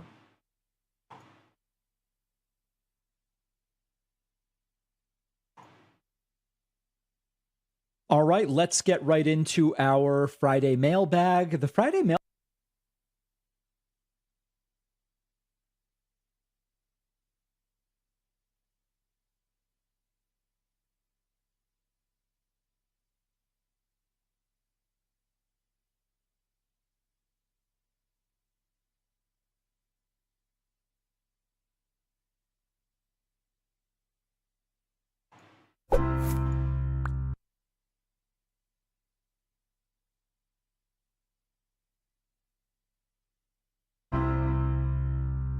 Hello, my name's Casey. Hey, gang. Sorry, just got a little distracted trying to get this work done. Having a bit of a evening work session here. Appreciate everybody for being with me, but I want to remind myself of this technique. Repeated exposures the keys, 3 minutes. But in the meantime, appreciate all y'all. Want to send a shout out to everybody in chat. Cameron Bennett, Carrie Ann. I'm not going to go all the way back, but UC Love. Appreciate y'all rocking with me. Appreciate y'all holding it down. Carrie Ann, man, can't say enough about all your help and support on all these streams, especially holding us down and gathering everything. UC Love is with me, fucking around the clock these days, man. UC Love is always with me and gathered, as is KB. Y'all already know the vibes. Wayne. Special shout out again to Stupid Her Energy for all their support. Nerdy Rodent, man, it's like the late night, overnight crowd is in the house. Don't forget, y'all, we have a fucking crazy Halloween weekend movie playlist coming up starting tonight after we get through some of this. Casey Ferris. I make videos on DaVinci Resolve here on YouTube, and today we are talking about the very easiest way everybody. Ever to sync up audio. Now, I made a video that was just a little bit ago about a very easy way to sync audio, but this is even better. Don't believe me? Well, you just watch.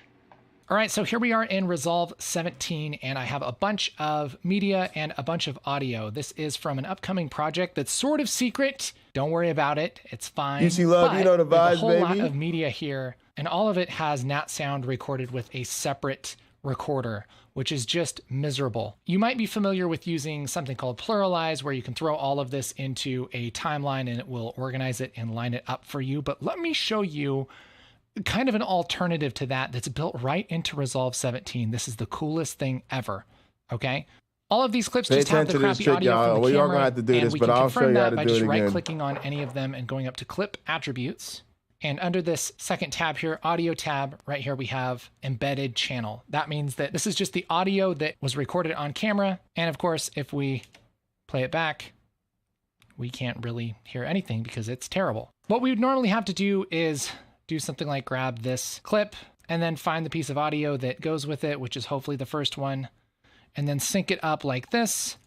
Or if we know which one goes with which, we can select all of these, right click and say auto align clips based on waveform, which is super helpful. And you can totally do that, and that totally works. But let me show you this. Maybe you guys knew about this, but I can't even do it the other ways anymore. You can take all of this media in your media pool, select all of it. You don't have to know what goes where or anything like that. Just select it all, right click on any of them, and go up to auto sync audio based on waveform. And it's going to say that it failed. Now, it did fail with a couple of these clips, but a lot of these are clips that actually don't have audio. There might be a couple of these that didn't work that totally should have, but check this out. I hit OK, and I open up another one of our clips here and bring this down. We actually have the real synced audio just added into this clip. So if I right click and go up to Clip Attributes and go to Audio, we'll see it's actually linked with the clip that syncs with it. Isn't that freaking amazing? This is gonna save so much time if you have a bunch of media that you just kind of willy-nilly just recorded. Even if there's multiple video tracks to one audio track, it will line up the right audio with the right video for the most part. Of course, nothing's perfect, but man, this will save you a whole bunch of time. So now I can just take all of my audio and throw this into a timeline. And now we have our good footage, and it's pretty easy to tell if one of these didn't work, and we can manually sync that. But we're manually syncing one or two clips instead of all of them. Pretty darn slick. Wasn't that nice? Told you. I told you. I told you. I fucking And dogs told can you, look up. bro. Brosif. Oh, hello. 5 things I tell me about Resolve. Number 1, use it. Number 2, use it. Number 3, use it. Number 4, seriously use it. And number 5, stop listening to other people who tell you stupid things and use it.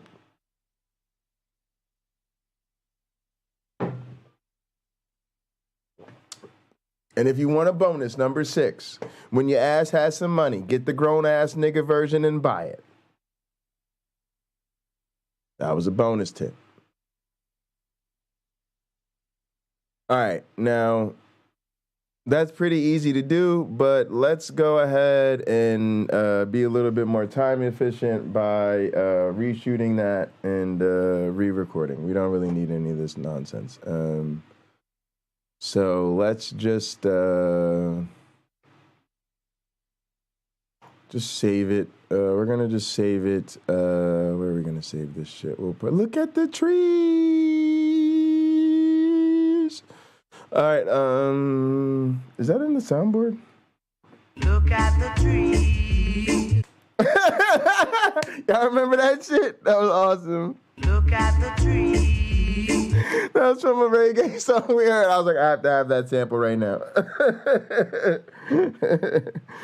Oh, man. Let's go with this. Here we go. Oh, fuck me. Where's Damn Son? Damn, son, where'd you find this? Oh, here we go. Damn, son, where'd you find this? Look at the trees.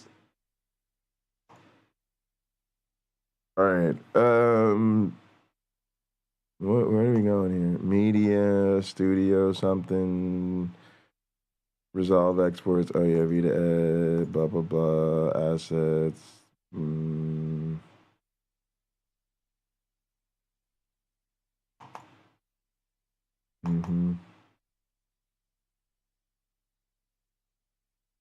Just say audio. And then just be like, scratch intro 1. All right, whatever. Oh, that's fine. MP3, something or other. Sure. I mean, probably should go with waves, but I really don't care. All right. All right. So now, I wish I had a way to change the default file type. Actually, let me see. Options.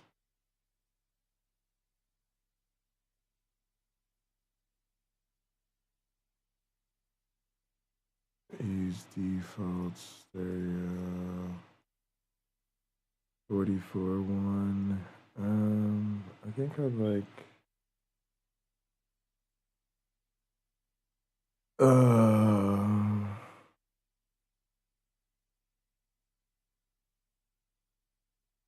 I mean, why not go like 96? Or I don't know what the thing is. Let's go 48.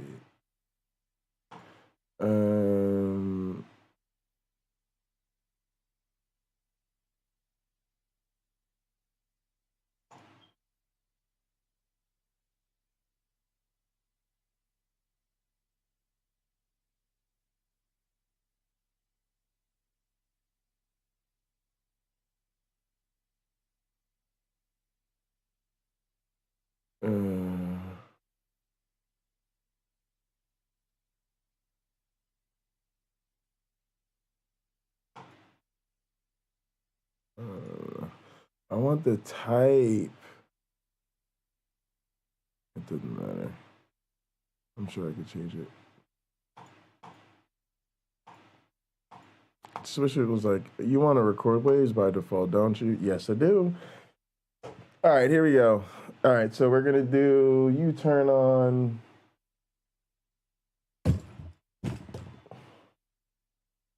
You're going to go. Oh, shit. I forgot to put the card back in to the camera. Look at the trees.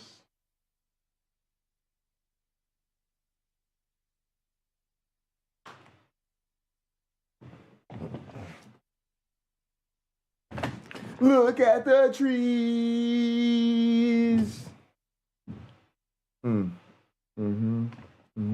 Hi, I'm Dr. J. Bundy. All right, here we go. Welcome to the Avida-ED studio. I'm Jay Bundy.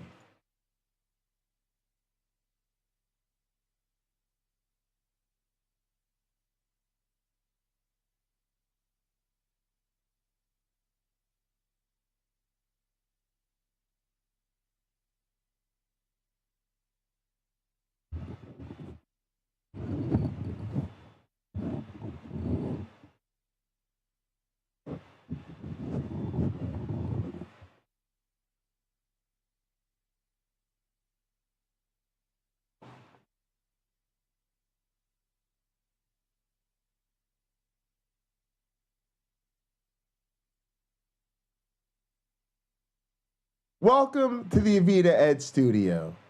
I'm Jay Bundy.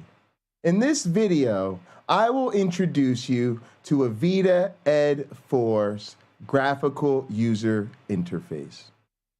Let's take a tour of the Virtual Evolution Lab.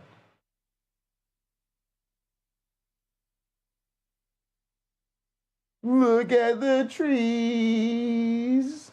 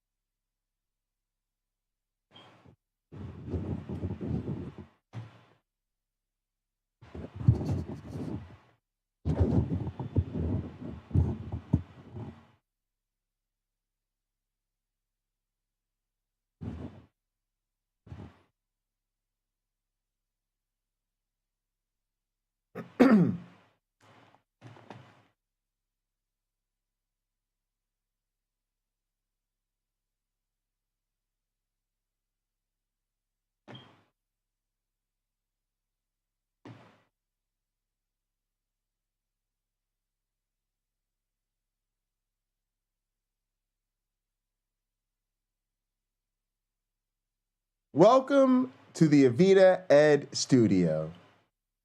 I'm Jay Bundy. In this video, I will introduce you to Avida-ED 4's graphical user interface. Let's take a tour of the virtual lab bench.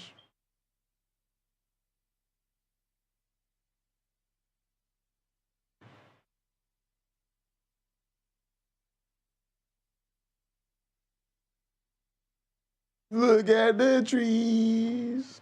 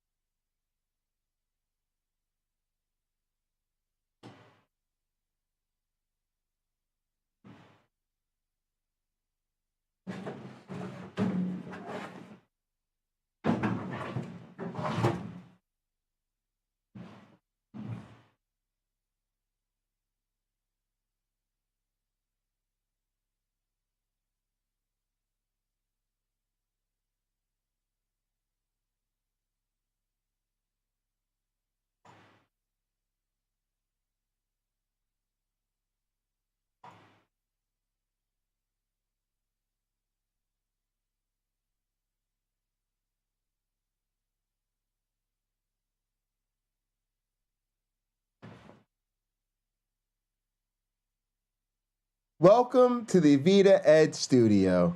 I'm Jay Bundy. In this video, I will introduce you to Avida-ED 4's graphical user interface. Let's take a tour of the virtual lab bench.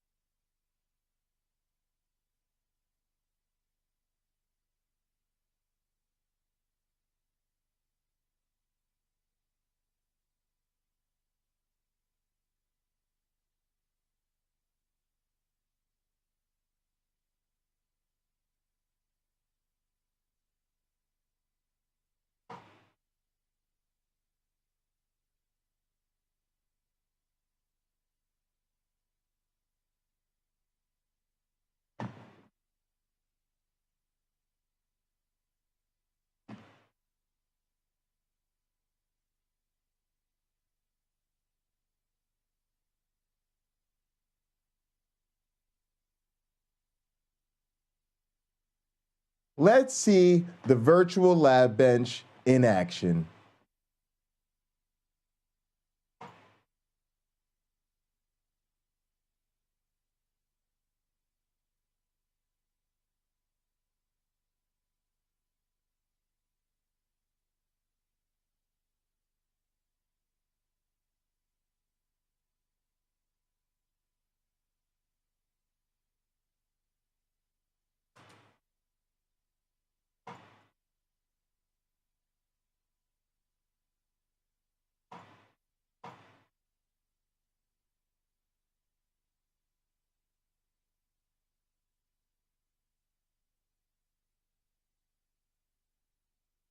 Let's see the virtual lab bench in action.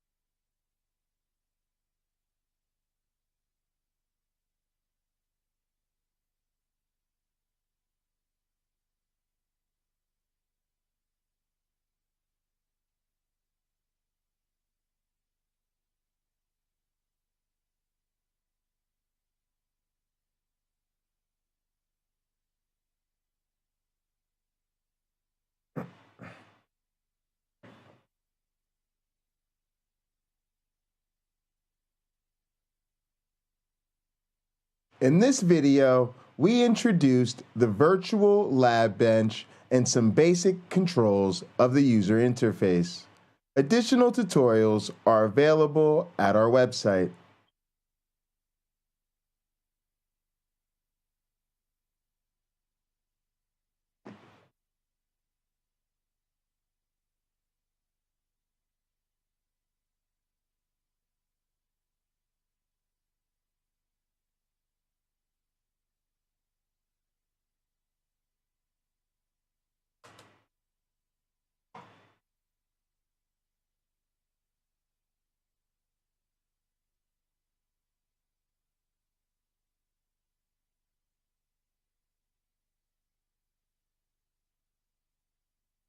In this video, we introduced the virtual lab bench and some of the basic controls of the user interface.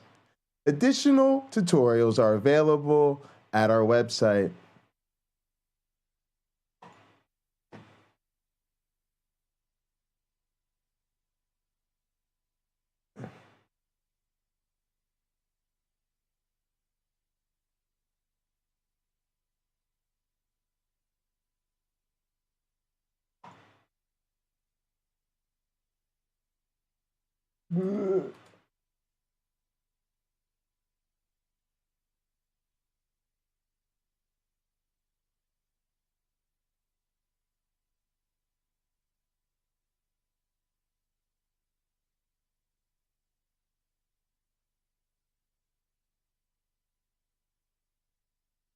In this video, we introduced the virtual lab bench and some basic controls of the user interface.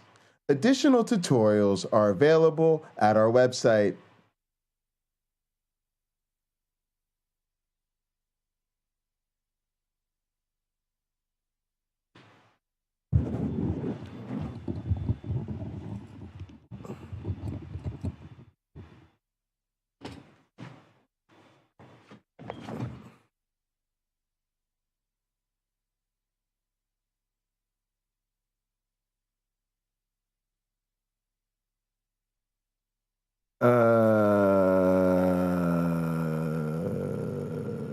Save.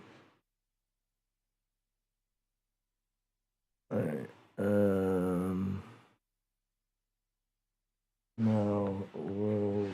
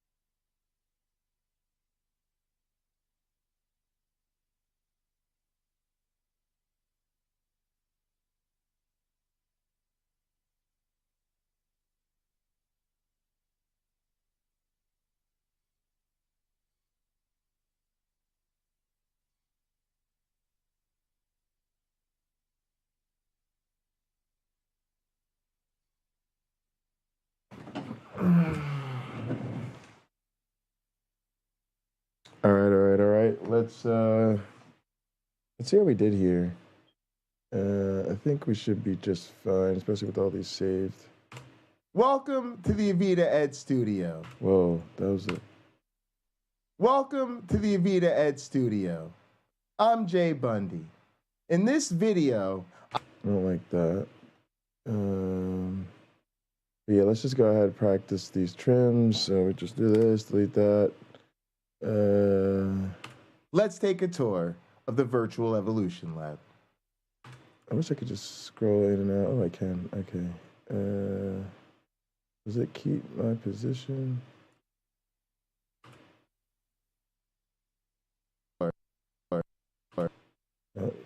Virtual Evolution Lab. All right, boom, and we'll just delete that. All right, Control S that bitch, save it. All right, next. Nice, fast editing. Love this editor. Welcome. That's cleaner, so we'll go with 2. Welcome to the Avida-ED studio.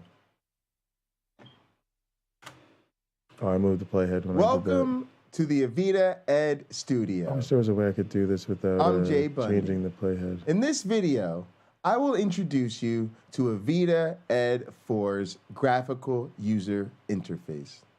Let's take a tour of the virtual lab bench. Nice, real clean. Good job, Jay.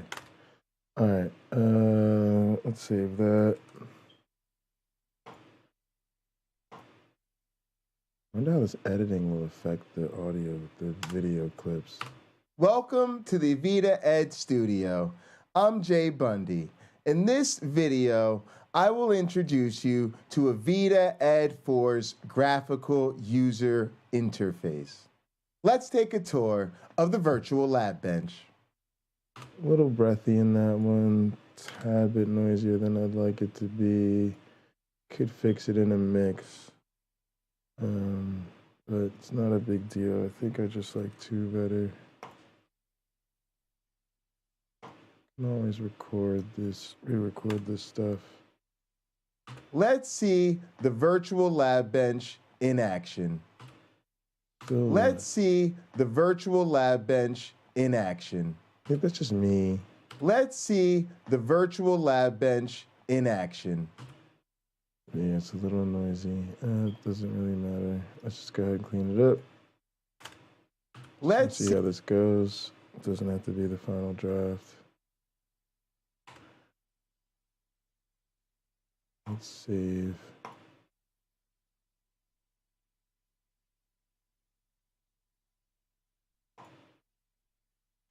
All right. Let's see the virtual lab bench in action. Yeah, I gotta pay more attention to those audio recordings and not like touch myself or whatever. Hit my pants or whatever the fuck I did in that other one. No big deal. We should have a clean one.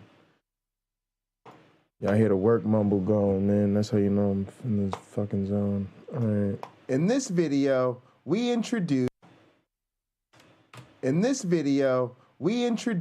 the virtual lab bench and some basic controls of the user interface.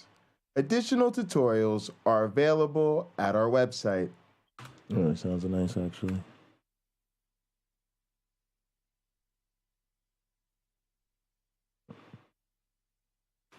In this video, we introduced the virtual lab bench and some of the basic controls of the user interface. Additional tutorials are available at our website. Nice and gated. We'll have to plug in that other mixer too. But we're getting a good sound on this computer. All right. Tutorials are available. Let's save that. This one got saved by the wrong thing, and I want to rename it. You know what? I think I just had to do save as. I just didn't want to do it before in case it canceled it. All right, cool. In this video, wait, yeah, it just hits the trim. It automatic trims. Ooh, those auto trims were nice. I ain't even gonna lie. We introduced the virtual lab bench and some basic controls of the user interface. Additional tutorials are available at our website. Nice. All right, so we'll save that. All right, save, and then we will go ahead and try to drop these into Resolve and see how that goes, and then we'll just have the screen cap stuff to deal with, but we'll go ahead and get this Resolve going. Fun, fun, fun.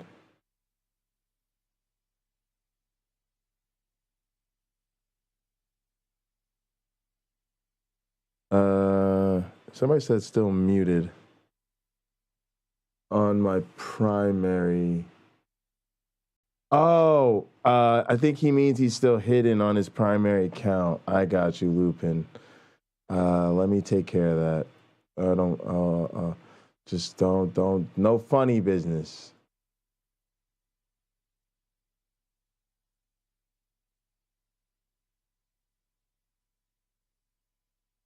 All right, Let me see. That's in the YouTube studio under community.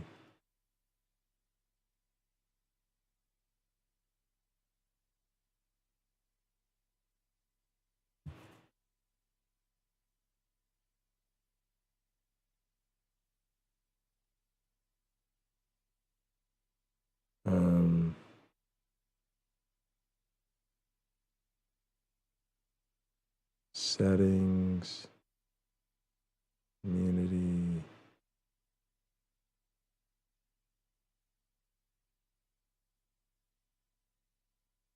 Users.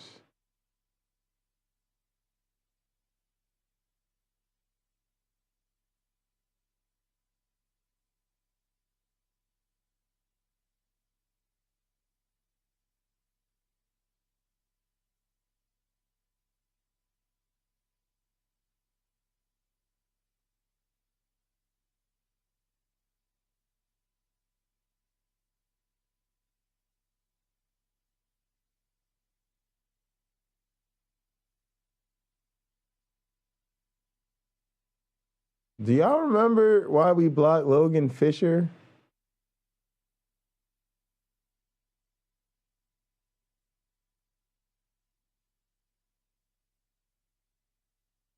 I'm blocking Logan Fisher.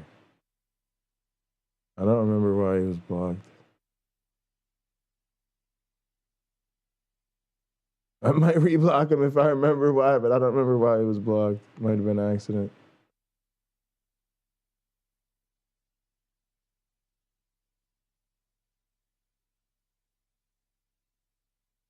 AR said he doesn't remember. Yeah, I don't remember either.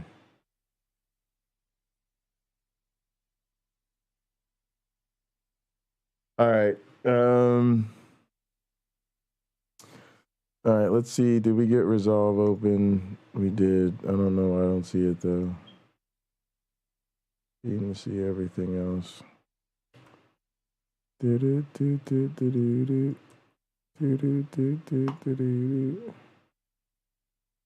All right, let's close some shit, I guess.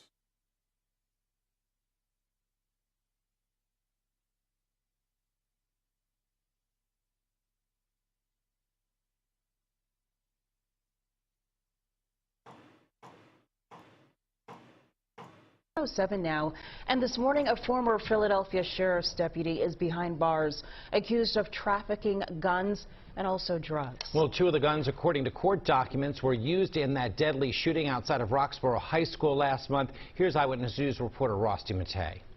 The U.S. Attorney for the Eastern District of Pennsylvania says that this now former sheriff's deputy abused his authority to the greatest extent possible and added fuel to the fire that is gun violence in the city of Philadelphia.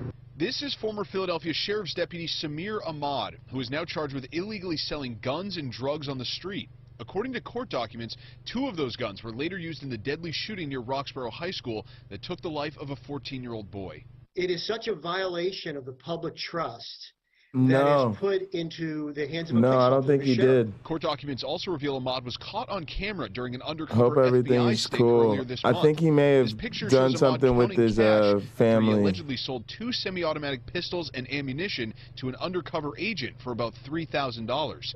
During that exchange, the FBI informant explained to Ahmad that he was in the U.S. unlawfully and he could get deported if caught in possession of the gun, to which Ahmad allegedly responded, quote, "You don't got to worry about none of that." He's not protecting and serving. He's hurting the police community. He's hurting the community. And in many ways, he's putting fellow officers in danger. That gun could have been used against a police officer. After the sale, federal authorities traced the 2 guns and found they had been used in the shooting near Roxborough High School that killed 14-year-old Nicholas Elizalde and injured 4 other teenagers. How crazy is this, y'all? Weapons to someone that obviously shouldn't have had a weapon, but the effect was that he is in some ways culpable that this gun found itself in the hands of a young man who used it to murder someone. So I believe he's in some ways culpable of that crime. CBS 3 has also learned Ahmad's father, the late Sultan Ahmad, worked for the city for more than 20 years and founded an anti-violence nonprofit. We tried to reach his family for comment, but no one answered. What this shows with Samir, how politically connected he was, how he was able to commit these crimes for this long, just goes to show the protection he was getting. Days after that illegal firearm sale to that undercover FBI agent, Ahmad was fired by the sheriff's office. He now faces a maximum sentence of 15 years in prison. Outside of police headquarters, Ross DiMattei, CBS 3 Eyewitness News.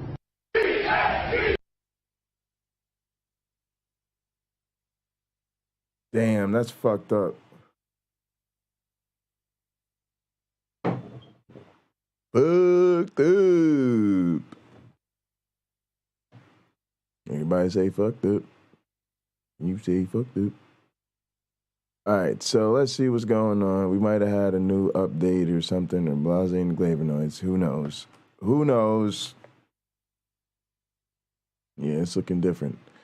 All right, so what I want, roll up in this one. Ooh, no.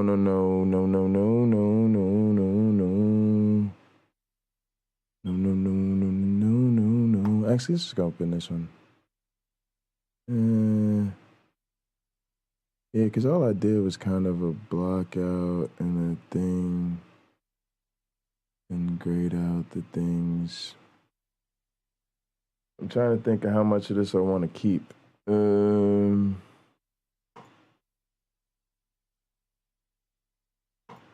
like in theory,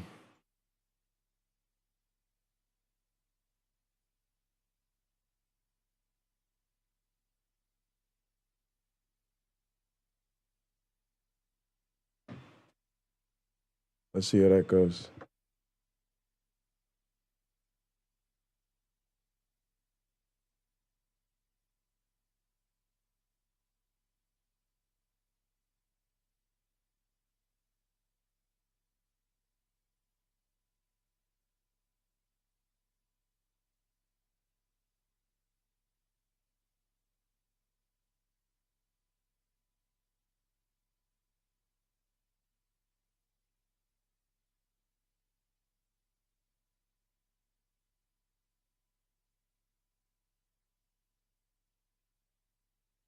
No. All right, this is it. This is the copy. All right, let's rename it. Let's rename it for. Let's just see. I just want to see how this workflow works. Like, I could always just start it over. It's no big deal. But we got to try some shit, y'all. You know? And I fucked that date up. I know it's going to fuck that date up. Boom. All right, there we go. Now, go up in this one. All right, now we want to go straight over here into our media bin, which has damn near nothing in it. Oh, yeah, because this is the one that we kind of fucked up. So, all right, now we're just going to add our footage in. We're going to go, all up in your grill, son. And then we just want the ones from today. And we're going to go ahead, drop them on in. Then we got to take the audio files, which, where are they at? Acting like I know these things. Media, studio, Avida-ED, assets, audio. There they go. There they go.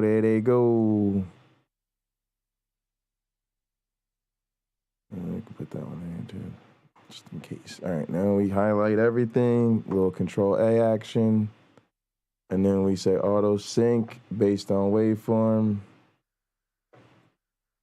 and then we let it do its dang. That tells us it failed, right? Because there's some stuff it didn't sync perfectly. Who gives a shit? We say okay. Then we get up in here, we highlight all of it again, and we say generate optimized media. This will give us media that's better for editing, help editing on the timeline be smoother. Much smoother with the mover. Gang, I'm gonna get some fucking alcohol up in this bitch. Because it said so.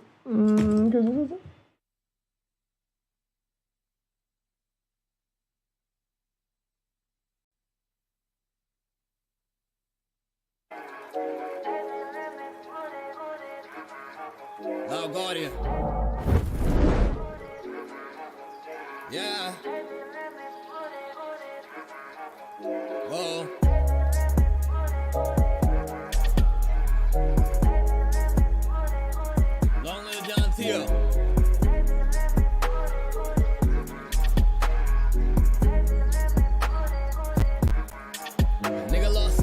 got no conscience. Lost my whole right hand, had to keep grinding. Had to check up on my circle, it ain't no rhombus. Still remember mom's call, told me about Johnny. Sitting back in the chair thinking she lying. Then I listen close here and she crying. Then it get dark, but it's like, cause you know for a fact God do it all in time and questioned it all. But I stopped there, John put me on to some fly shit. Louis V for the baggage, time of heart stakes, we ain't gramming. Should've showed you the plan here. Matching tux at the Grammys. Dog, your family, my family. Look out the plane, still see damage. But now look over the modes. Going down as the greatest. Just to get to the top and show all the gain that you gave me. Y'all in this verse like my mom. Never bye, see you later. Rest in peace, Jonathan T.O. That's my bro, miss you daily. Goddamn,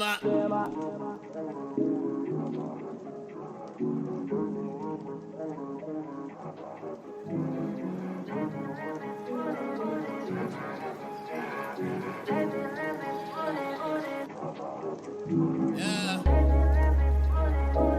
Ain't no hook for the shit, I just miss my dog. My bro. Ain't no hook for the shit, I just miss my dog. Ain't no hook for the shit, I just miss my dog. My dog. Yeah. Ain't no hook for the shit, I just miss my dog. Ain't no hook for the shit, I just miss my bro. Ain't no hook for the shit, I just miss my dog. Dog. Yeah. And I'ma say some shit that, like, this is documented. You know, I got a TED Talk. I forgave my brother's killer. And I'm saying it to say this. Nigga that killed my brother. My brother died in my grandma's arms. That house that we grew up in. He shot my brother, he ran to the house. He died in Nanny Hall when she opened the door. So I'm telling you, there's some real shit, man. If I ain't let that shit go, I won't be right here today. I won't be here for my niece and my nephews. Me and Gil won't be doing this. Y'all won't know me. I won't be able to give y'all this game. But I had to leave. I had to let that shit go. When I let that shit go, nigga, I started to grow.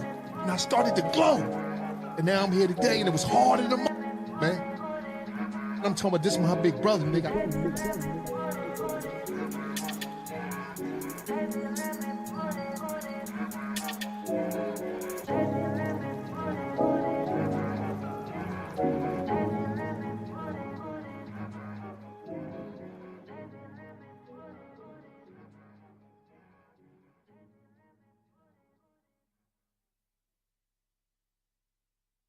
Airplane mode. Ready for takeoff? Whoa. Yeah. Man, this life insane. Got some money, but I always stay the same. But I never fuck with y'all, you niggas lame. If you making moves, you know it's up. Yeah. Thought that I would change. See, that negativity is not the way. Seen you niggas try to go and run my place, but it'll never ever lead you to my place. Yeah. Thought that I would change. Got some money, but I always stay the same. But I never fuck with y'all, you niggas lame. Yeah. Chasing the billion, if I'm in your city, I gotta get paid for the show. Here for a minute, get litty, sip Henny, then I hop right back on the road. This level is nothing, I can't even focus if it don't do shit for my goals. When niggas was gone, I turned to the mold and got us up out of the hole. Look at them dipping and slide. I got them all alive. You see the smile on my face? The merch is sold out for a while. It ain't a nigga out here in the scene like me that could tell you the truth. All right, gang, welcome back. What we're gonna do real quick is I decided I'm just gonna fucking start a new timeline. This is cool.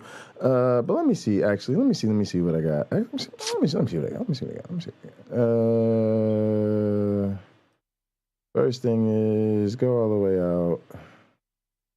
Roll over here. All right, so boom, we got that. So, oh yeah, because we actually brought this in, y'all, from bullshit ass from before. Yeah, just delete that. See, right? It's going to get rid of the whole video because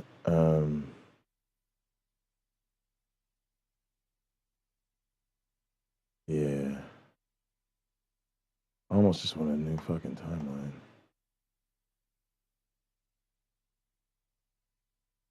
Compare them. Timeline.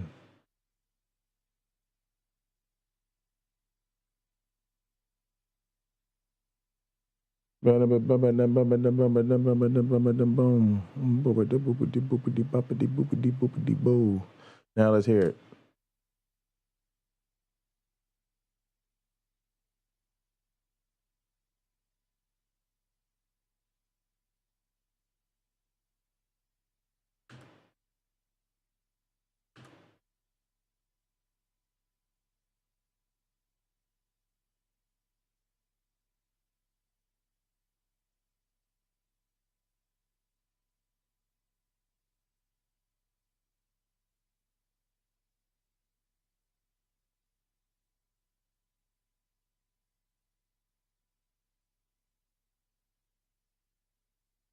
What the hell? Oh yeah, alright, yeah. Alright, why is there no audio?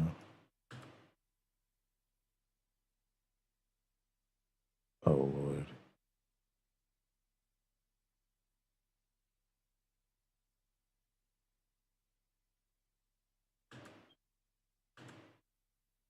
Alright, look, file. Preferences, system, audio. Oh, yeah.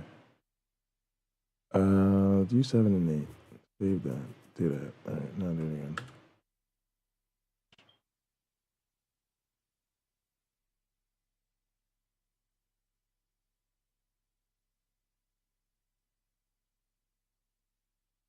You're still not doing it.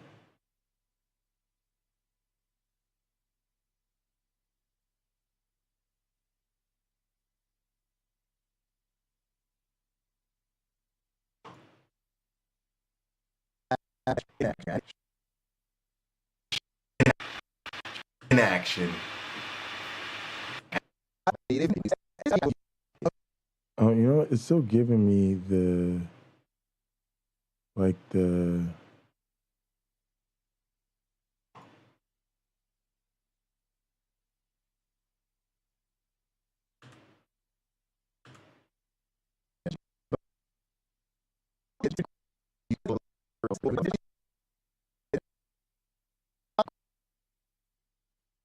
Welcome to the Avida-ED studio.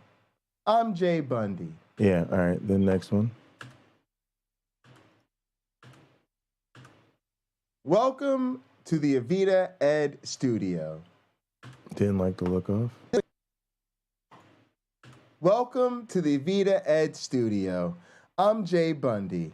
In this video, I will introduce you to Avida-ED 4's graphical user interface. Cut it, cut it, cut it, cut it. Oh, is this one out here?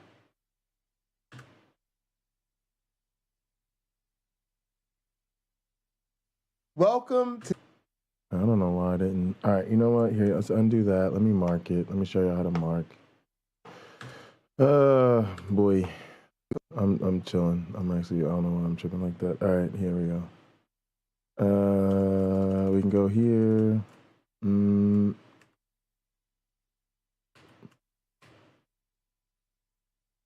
With I, you hit I for in. Go over here. Hit O for out. And then when you drop it down. Welcome to the Avida-ED studio. Much better. I'm Jay Bundy. In this video, I will introduce you to Avida-ED 4's graphical user interface. Let's take a tour of the virtual lab bench. Nice. All right, now let's see what was next.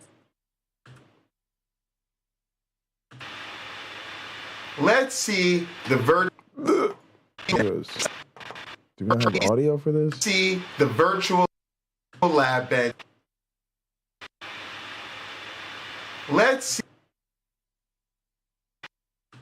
Let's see.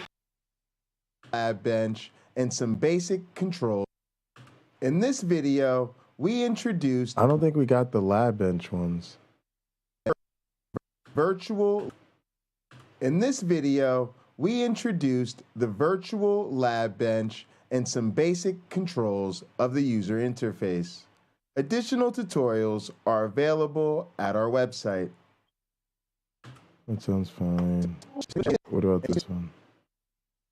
In this video, we introduced the virtual lab bench and some of the basic controls of the user interface. Additional tutorials are available.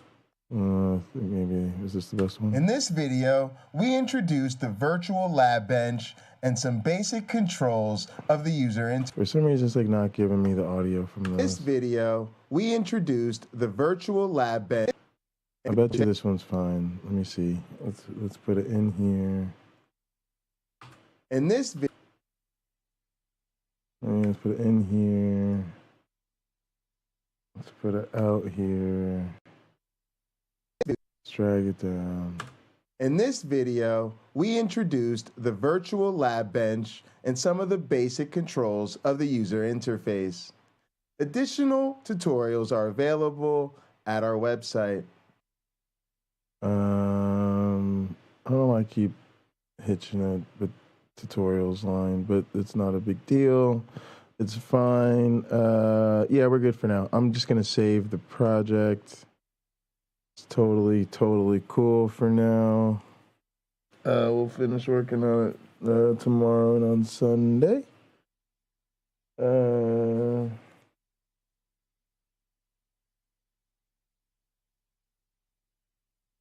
And yeah, I got a treat for y'all tonight, man. Somebody wants to say hi to you guys, man. And let me save this on up.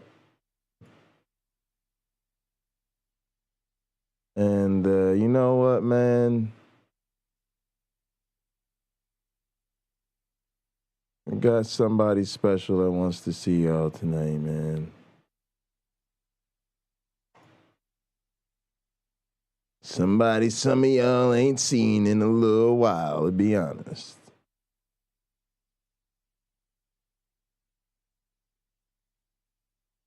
But I don't want to give away too many hints. Let me find something to leave you with here in the interim. Oh yeah, fuck this fuckface Bill Nye. Yeah, listen to this fuckface for a little bit. I'll be back. Be right back, y'all. Hang on a sec. Hang on just a motherfucking second.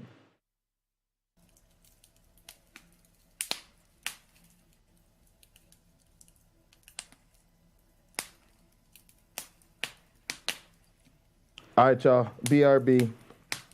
Special time.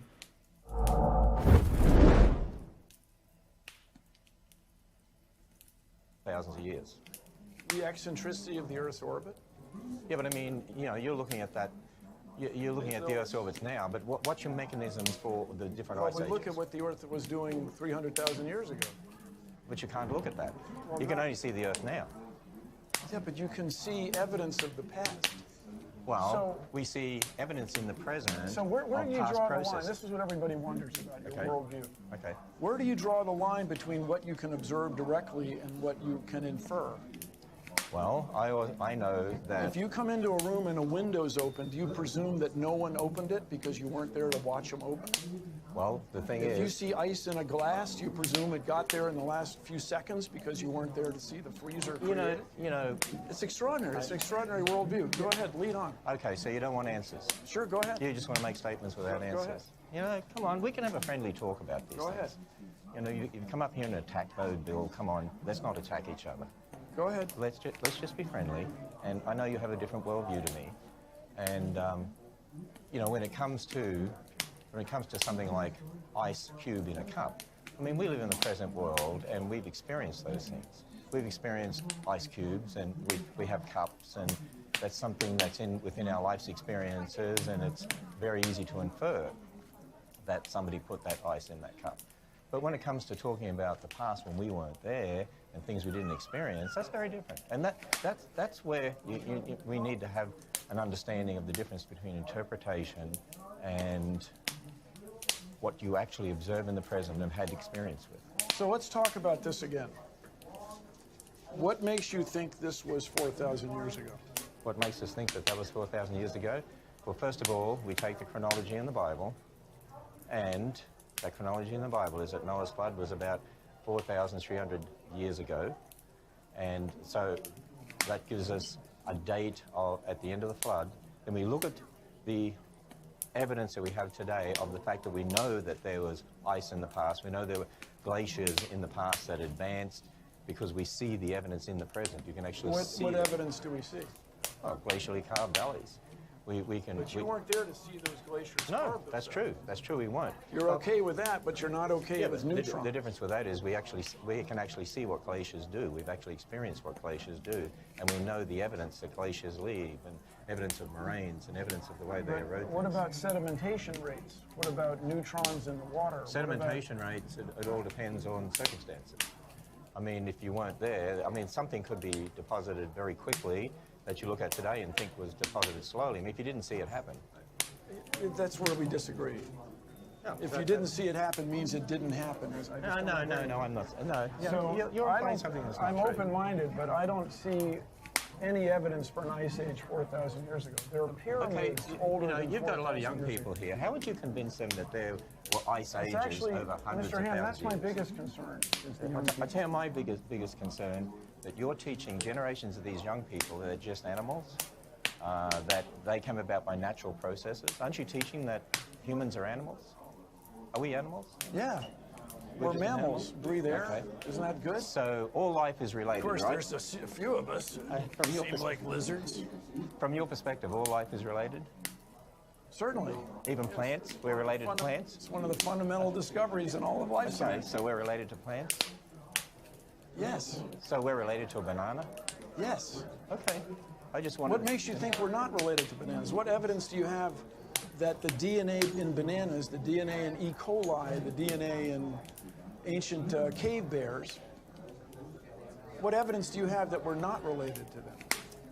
Besides, just so we're clear. Okay. Well, do you have any evidence that, as you know, all life is basically built on DNA, and DNA is an information system and a language system.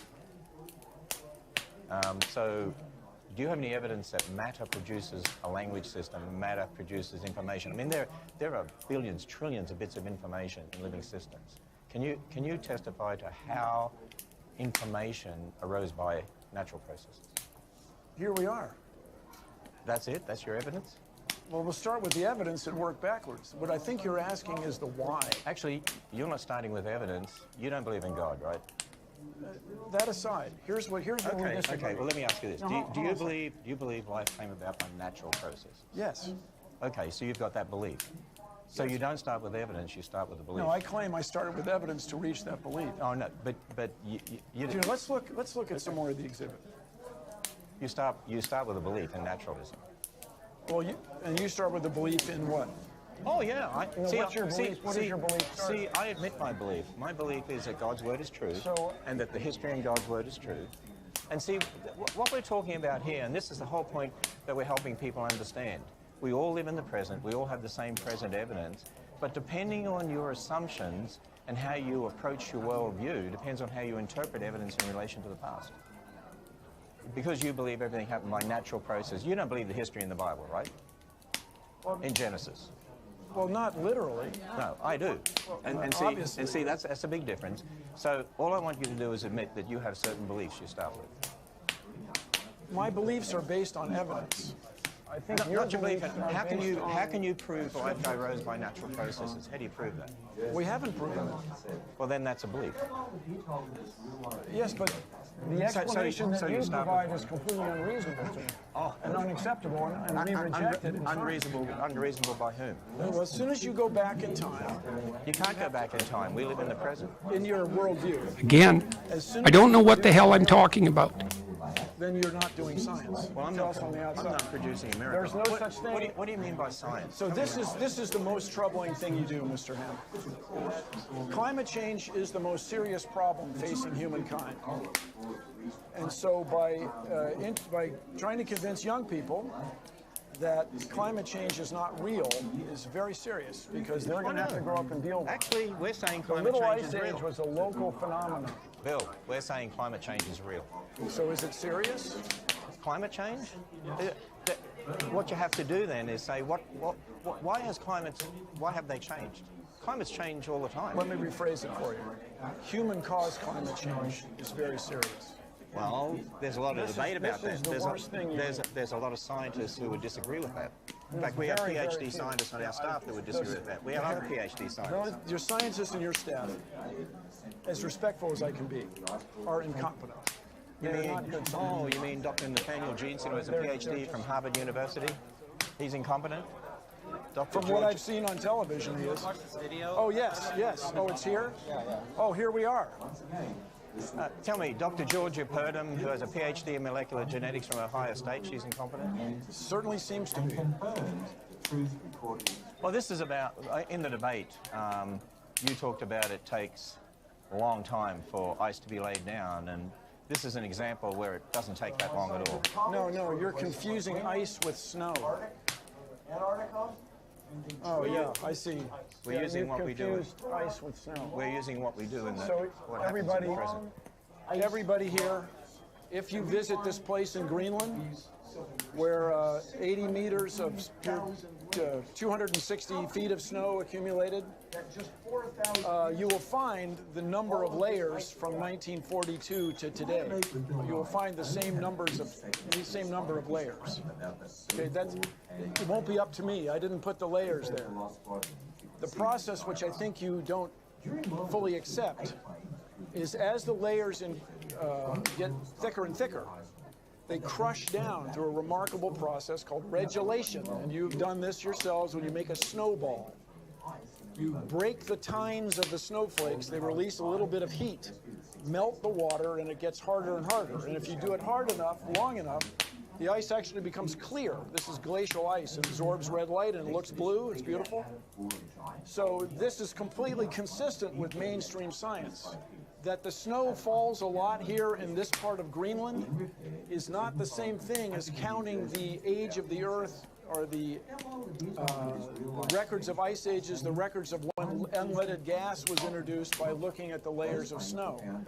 Mr. Ham, with respect, you completely misunderstand the point that you're trying to make. No, Bill, I think you misunderstand the point. The point is, we actually know how long those layers took to be laid down. When you go and look at the layers of ice when you bring up ice cores, you didn't see them being laid down. You weren't there at the beginning, and you make assumptions about the layers. So you believe that there was a supernatural process that created the many layers that we observe, 670,000. No, but is that right? You believe that there was a supernatural process that created 670,000 layers? Absolutely not. How did it happen? They were laid down catastrophically. They were laid down. In other words, when you make interpretations about each layer and how long it took to be laid down, that's your interpretation. And what we're saying is you can have multiple layers very, very quickly. So and we've seen sounds that in like the present. Sounds like you're cherry picking data. No, I'm not cherry picking. That's just a good example. It's a great example. Your claim is that there were 670,000 layers of snow laid down in, for example, Antarctica or Greenland. Hey, look, you can get multiple layers in a day. How many can you get in a day? You can get multiple layers in a